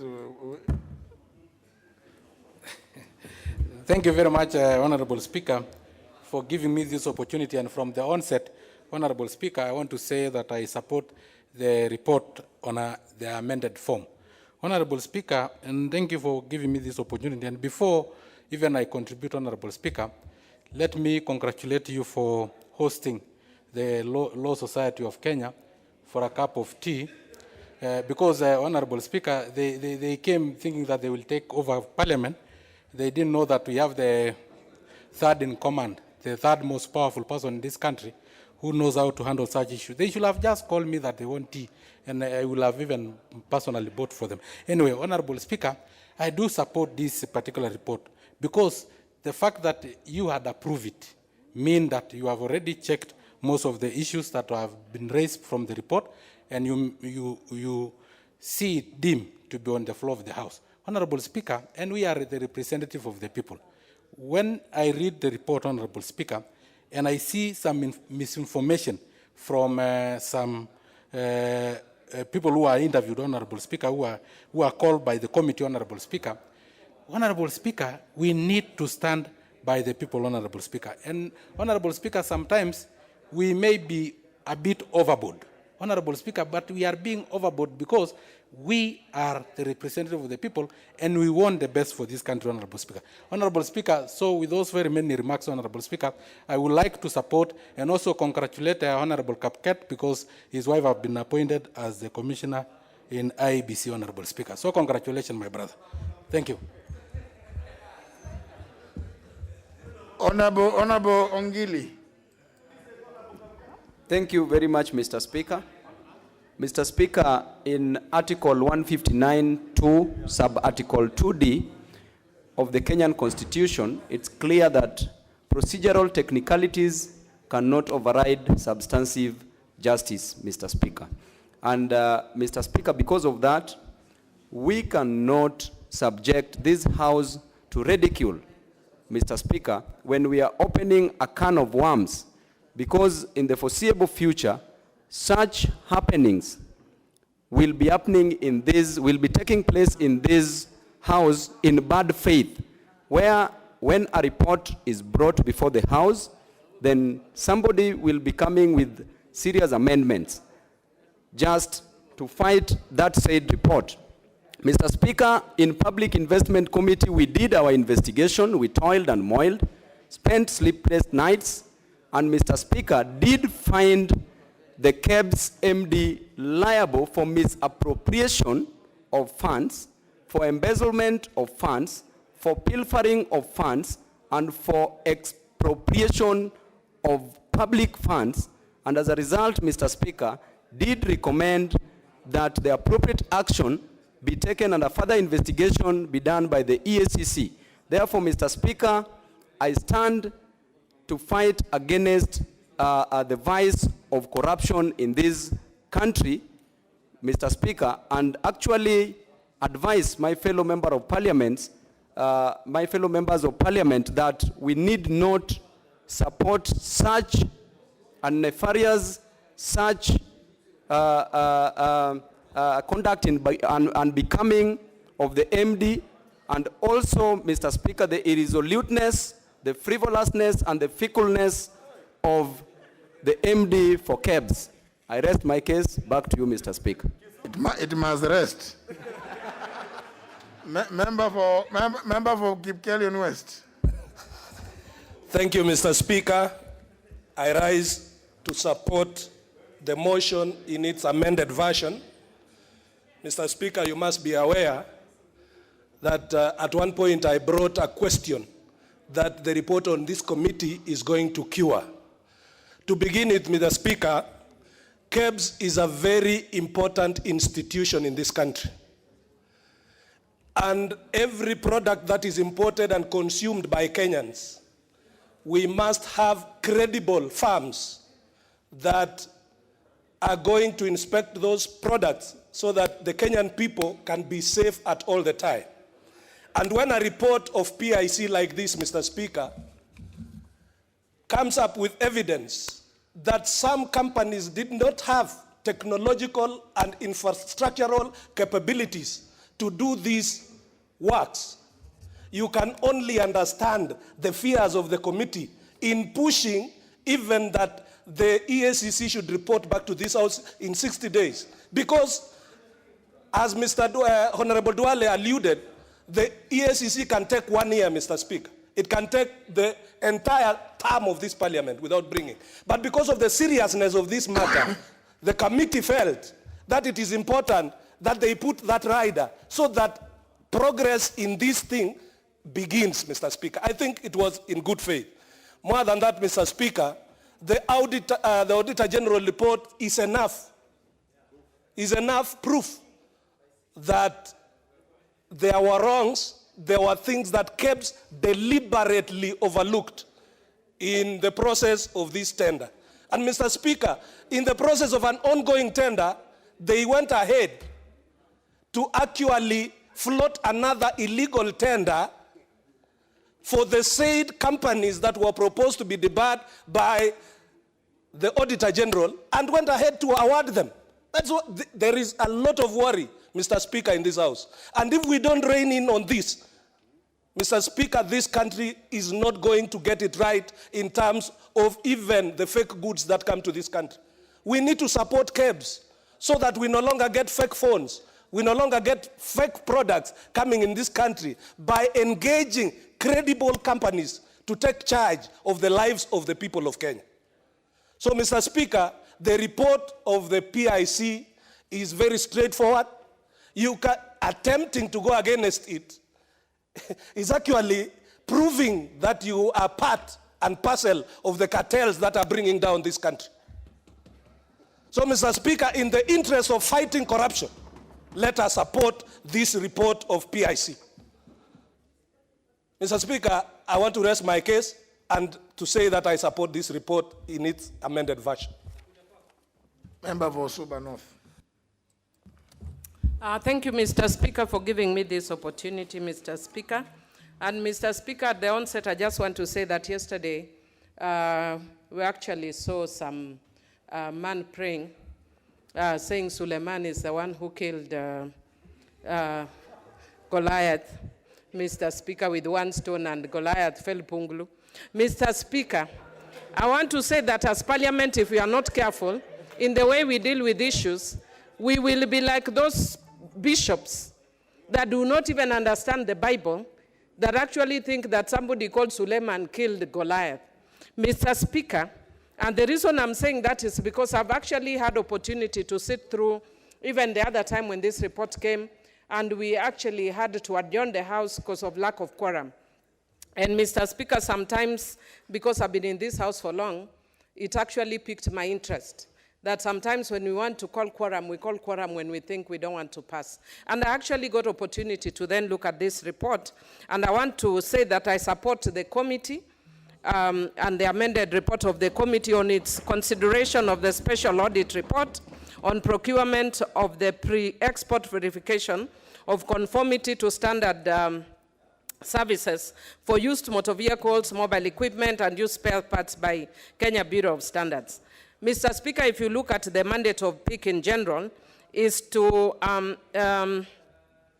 Mr. Speaker, to ensure probity, efficiency, and effectiveness in the use of public funds. And Mr. Speaker, what they tried to do with this special audit was to test the veracity of the findings of the special audit. And Mr. Speaker, some of the things that they picked up was the issue of conflict of interest, except at some point I was concerned about some of the things that they were talking about, the issue of privacy, that they seem to actually put privacy above the issue of conflict of interest. And Mr. Speaker, for me, the issue of privacy stops where you actually disabuse the Constitution and the law, that you cannot put your privacy primarily above the Constitution. And for me, therefore, if you actually have an issue of conflict of interest that goes against the law, then the issue of privacy must fall aside. Mr. Speaker, there were issues of misleading information, fraud, forgery, and blatant impunity, Mr. Speaker, in this thing, Mr. Speaker.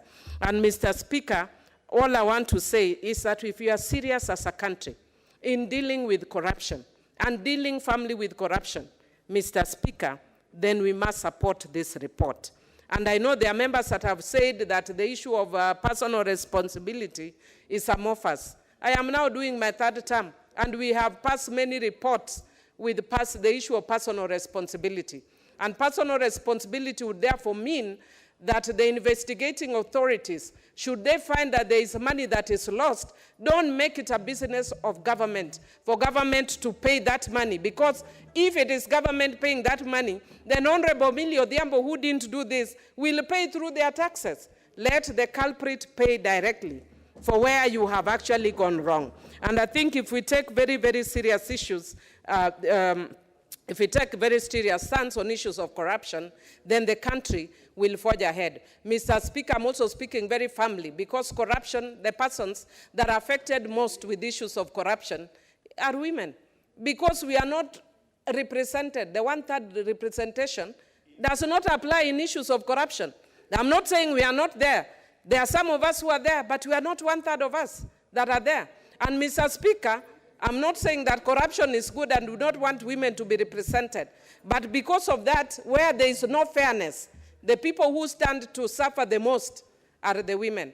And because of that, and because I support very strongly the women agenda, and especially women entrepreneurs, and to get into AGPO and others, and Mr. Speaker, I've noticed, even when we have AGPO where women should benefit, men go and register companies with the names of their mothers. They are the ones who do the work and benefit, as you know. And so because of that, Mr. Speaker, there is a need for even higher probity than the one that we have set.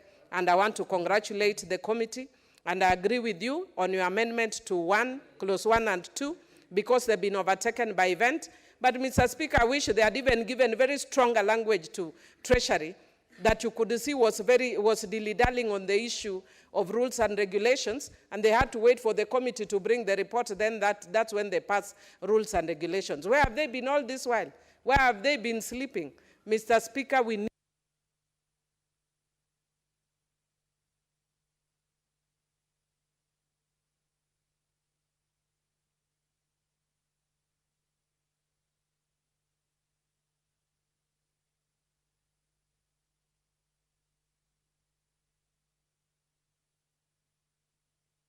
Member for Sirisia.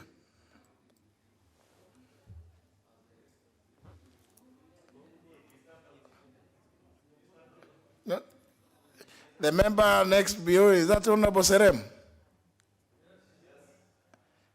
You can then take over from the member for Sirisia. I think he still has not.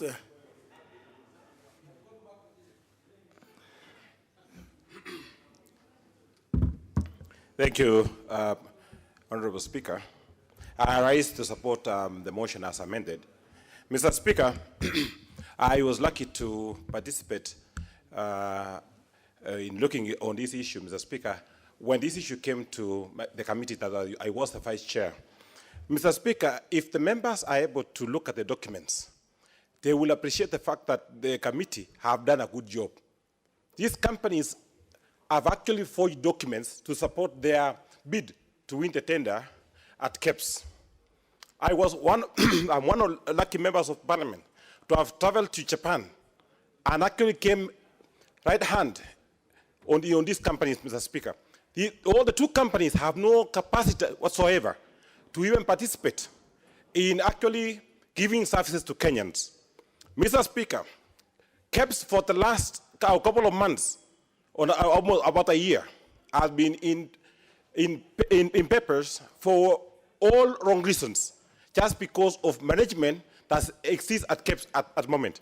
I'm sure if we do adopt this report, we are going to cure the messes that are actually being encountered at KEPS. It is for this reason, Mr. Speaker, that I'm rising to support this report, so that anybody who thinks that KEPS has not lost any money, let me raise this on Honorable Oundo, who has said that KEBS has not lost any money. Mr. Speaker, when I raised this issue whether KEBS had lost any money, KEBS by very well of this year had spent 14 million shillings on litigation alone, Mr. Speaker. So to say that KEBS had not lost any money is not true. KEBS is losing money every single day trying to defend these cases, Mr. Speaker, of irregularity in court, Mr. Speaker. Thank you, and I support this motion as amended. Honourable members, you know, sometimes it is good when you want to, so that you can avoid, because I can see now, before you ended, the Honourable Oudo wanted to rise to intervene. You don't have to mention who said this. You can say it has been said that. But the moment you mention somebody, because I think the 12th Parliament, there is a bug that has beaten most of you. Every time, if you hear your name mentioned, whether it is in whatever light, there is something out of order. Honourable Rosa Buyu. Thank you, Mr. Speaker, for this opportunity. Mr. Speaker, from the onset, I'd like to say that I support the report or the motion of the PIC committee. Mr. Speaker, the reason why I first of all support this report is most recently, members have been crying that reports that come to this House fall short of recommending plausible actions that can actually be taken so that the reports are seen to move forward and to take the country to a better place. Mr. Speaker, the one committee that was actually bold enough in its findings or in its report and actually boldly mentioned names of people that they found responsible for certain actions was the committee that I serve in, the Committee of Water, Environment and Wildlife. And today I support this motion because it takes the bull by the horn. It is not good enough to allow corruption to take place and then when it has taken place and the country has lost huge sums of money, try to take people to court and then no action eventually is seen to have taken place. Mr. Speaker, the committee is bold enough to point out people or persons who they think is not adhering to good practices in the positions that they hold. Mr. Speaker, a member actually mentioned or intimated that neglecting advice from such bodies as constitutional bodies that have spent so much money of the country spent on is nothing. Mr. Speaker, to ignore advice from the Auditor General, to ignore advice from the Attorney General is just not neglecting, but it is undermining. And if you undermine advice of a body that is actually mandated to ensure that we have good practices, I think you must be held culpable. Mr. Speaker, I also want to say that the President most recently had to come up with a directive that actually directed that companies must lay out and openly declare anybody who has applied for open tenders, how much they've tendered on, and who has eventually been given or been awarded the tender. Mr. Speaker, this action was not in vain.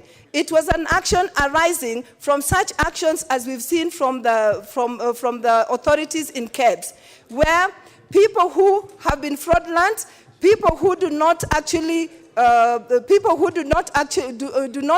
should actually not be the ones winning a tender are given a tender despite the fact that they have obvious shortfalls.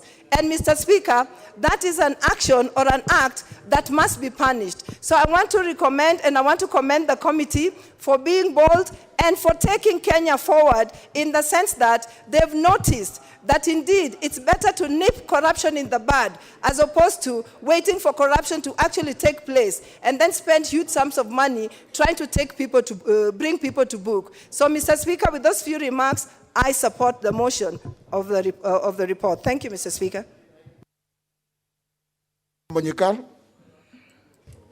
Thank you, Mr. Speaker, for giving me the opportunity to contribute to this motion. Mr. Speaker, I start by saying I support this report, but with the concern that had been indicated earlier that a lot of work has been done by the committee, commendable work, but the writing of the report itself, the wording in some areas as indicated, actually may render the good report and the good recommendations not implementable. That is actually the big danger I see. Despite that, I support this report as amended, Mr. Speaker, because if you look at the recommendations, basically there are two main recommendations, that on debarment and that on the CEO taking personal responsibility. Again, there's a weakness that we are not quite sure exactly what is going to happen to this CEO when he takes this personal responsibility.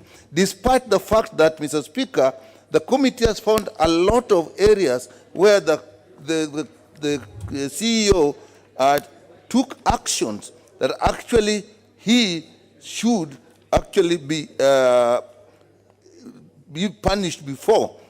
And you see, Mr. Speaker, you look at areas that they gave false information on inadequate information to the Attorney General.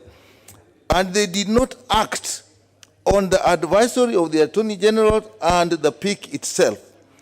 Mr. Speaker, they ignored their own information. If an organization ignores its own information and goes ahead, like in this case, to get the bidders proceed when they have failed technical evaluation, it is immaterial how good your prices are if you are technically incapable of delivering what is being requested to be done. So therefore, Mr. Speaker, those are actually gross mistakes by the CEO. I know that the amendments that came, amendments number 2, which is disbarment, I don't think the amendment by the chair really made much difference. It's only made it a little better.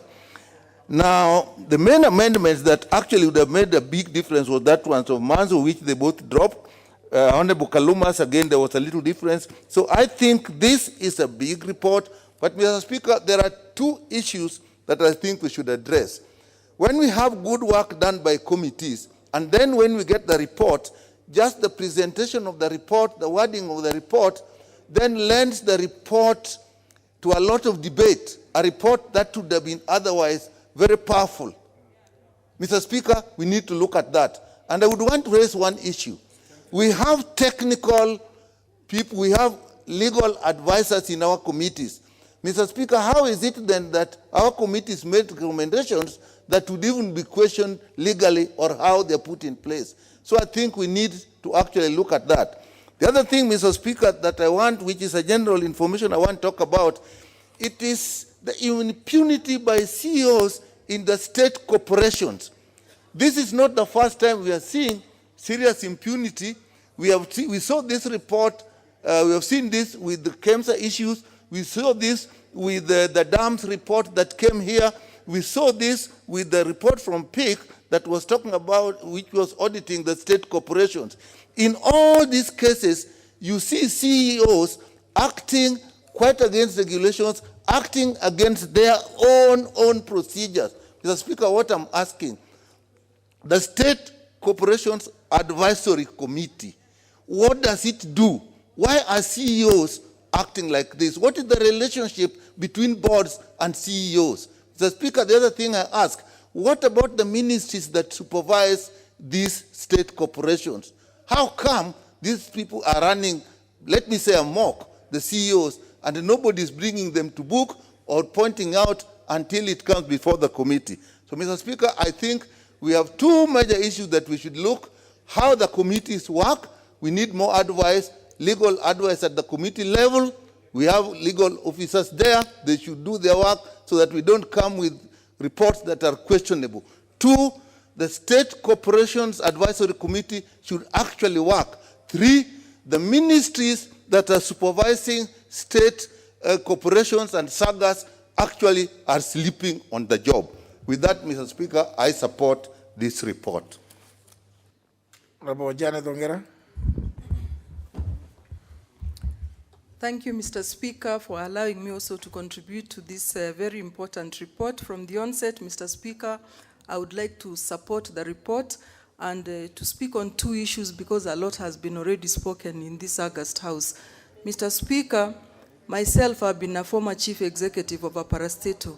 I think, Mr. Speaker, it is from my experience, I learned that taking the Auditor General's report seriously and the professional report, particularly one that has been given in your parastatal, is very important. And Mr. Speaker, that is what makes a good CEO. Mr. Speaker, in this case, I've listened very diligently to what the chairman said and others. It seems that we have a rogue CEO who does not listen to his own professional advice given by Kenya Bureau of Standards, neither does he respect the auditor's report. And Mr. Speaker, it's high time in this parliament we began taming rogue CEOs. And if we do not tame them, Mr. Speaker, I do not think that there is any other body that can do so. And therefore, Mr. Speaker, I support the recommendations that have been made that this CEO must be investigated by EAC, and we have submitted a report in this House for us to take necessary action. The second point, Mr. Speaker, I would like to raise is the question of rogue companies. This matter, as I understand, Mr. Speaker, in the 11th Parliament, I was in the Senate, but this matter was in this National Assembly in the 11th Parliament.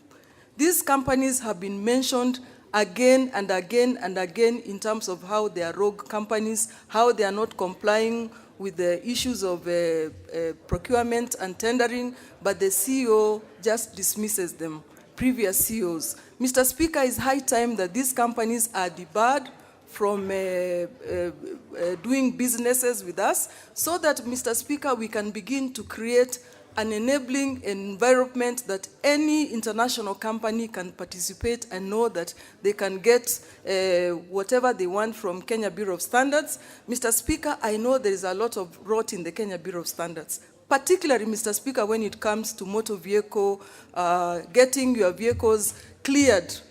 And I know, Mr. Speaker, there is always a 10% that is agreed on. Maybe somebody's paid $5, $3, Mr. Speaker. It is high time that we brought this to rest, Mr. Speaker.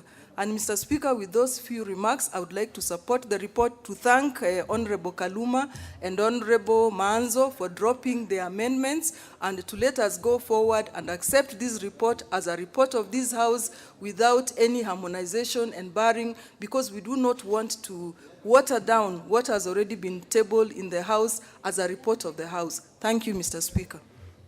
I support. Albere.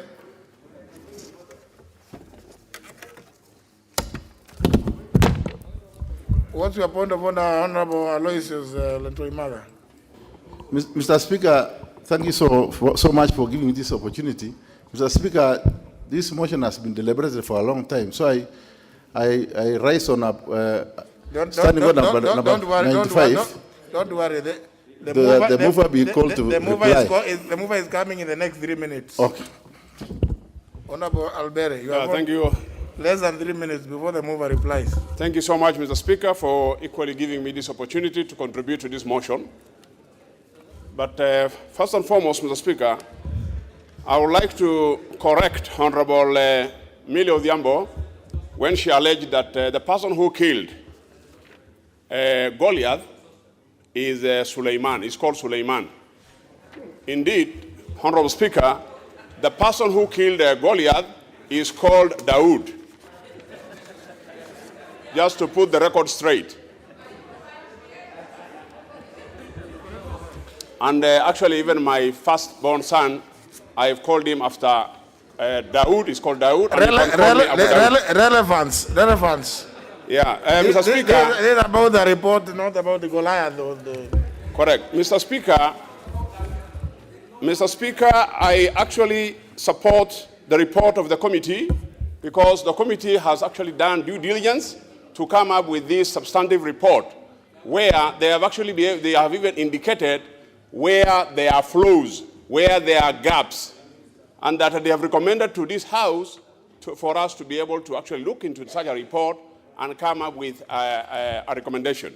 Mr. Speaker, the market demands that importation of goods such as phones, spare parts, and motor vehicles are indeed critical in this country, but we need to have procedures to be able to have those goods here in the country.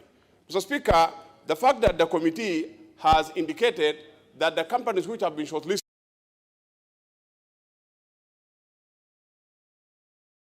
it appears that the processes have been flawed and that the committee recommends that investigation should be done by EACC or DCI so that we'll be able to know the bottom of this matter.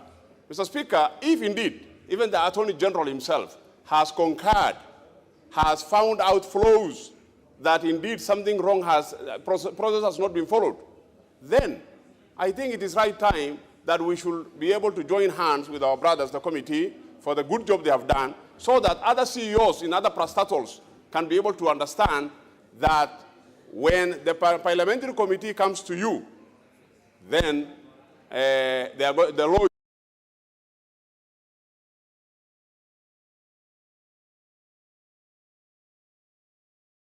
the cars.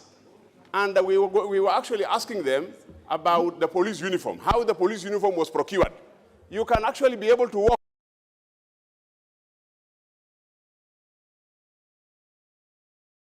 We are not actually happy with this particular uniform. So you fail to understand.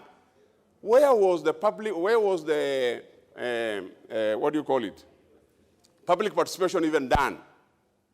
And how was this procurement even was conducted in the first place? So, Mr. Speaker, to summarize, I support the report. Thank you, Mr. Speaker. Mover.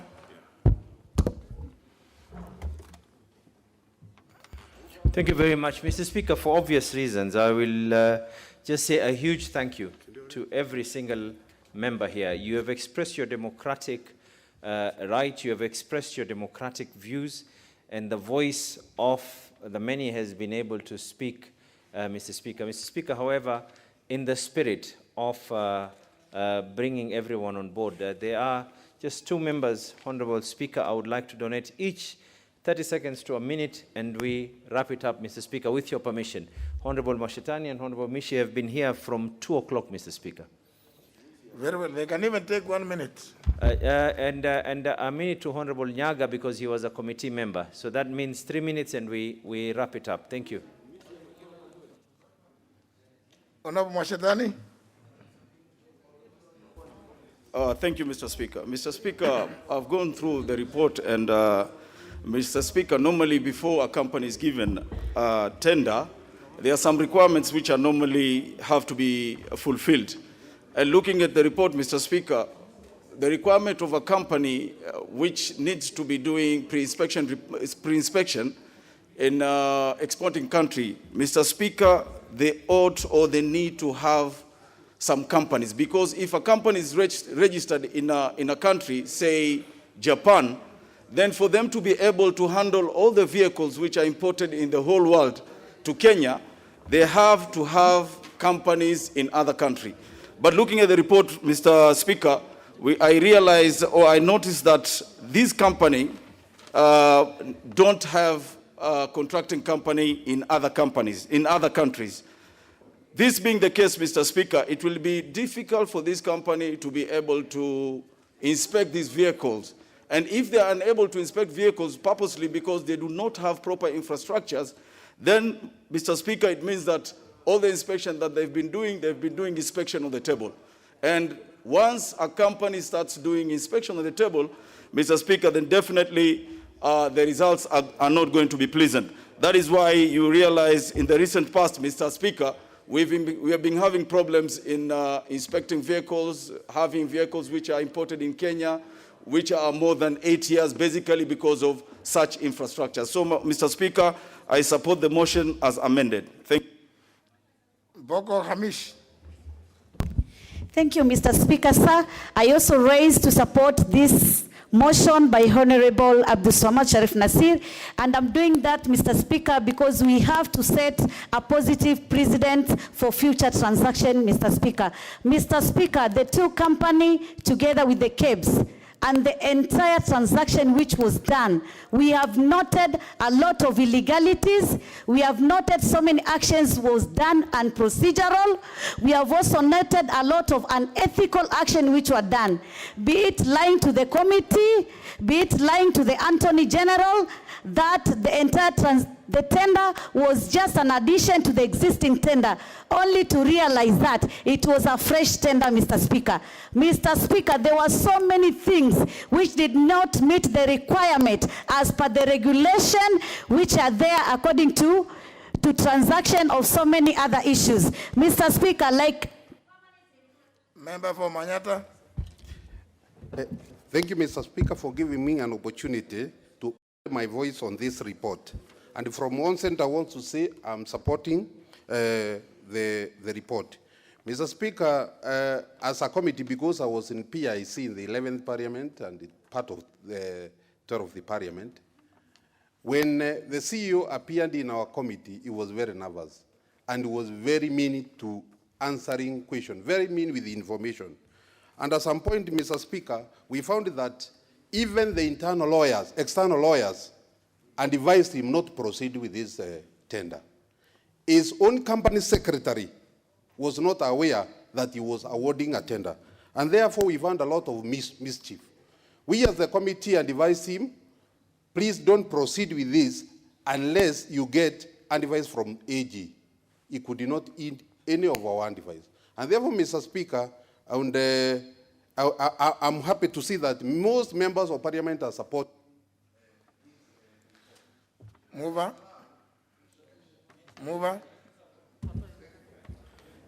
Thank you, Mr. Speaker. I beg to move. Thank you very much. I beg to reply, Mr. Speaker.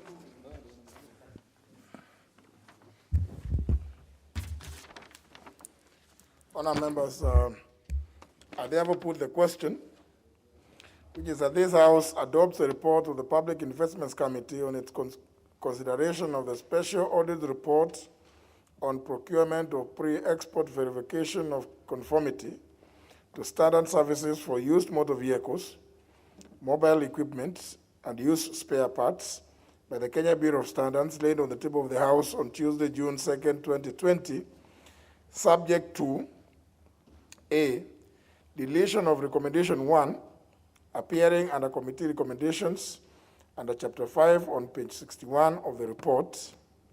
B, deletion of the recommendation, Roman 2, appearing under Committee Recommendations under Chapter 5 on page 61 of the report, and substituting, therefore, the following, brackets, in line with the recommendations of the Auditor General in the Special Audit Report dated 10th July 2019, KEBS Due Diligence Report on tender number KEBS stroke T057 stroke 2014-2015, and the findings of this committee, the Public Procurement Regulatory Board, pursuant to Section 41 of the Public Procurement and Asset Disposal Act number 33 of 2015 and Regulation number 22 of the Public Procurement and Asset Disposal Regulations 2020, immediately commences debarment proceedings against Messrs.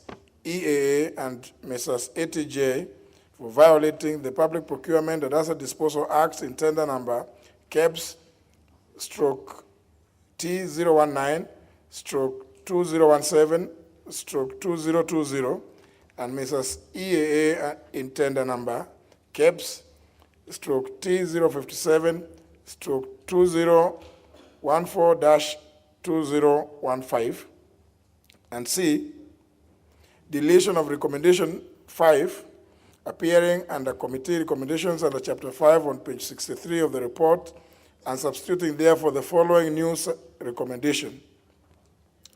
Roman 5, the Ethics and Anti-Corruption Commission, EACC, I think you could remove the S, so it's a commission, not commissions. EACC investigates the circumstances under which KEBS entered into a contract with the Messrs. EAA Company Limited and Mrs. Auto Terminal, Japan, and submits its findings hereon to the National Assembly within 60 days on adoption of this report. Will as many as that opinion say aye? Aye. As many as the contrary opinion say nay? Nay. The ayes have it.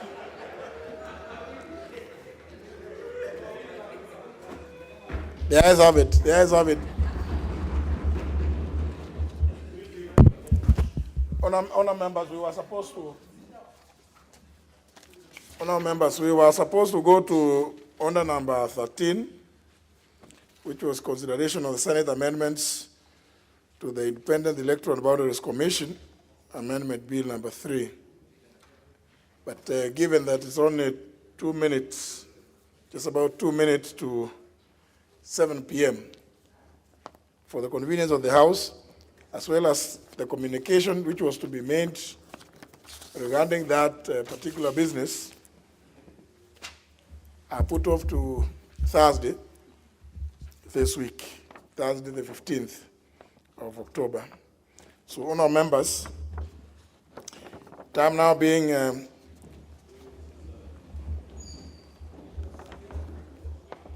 1 minute and about 30 seconds to 7 p.m.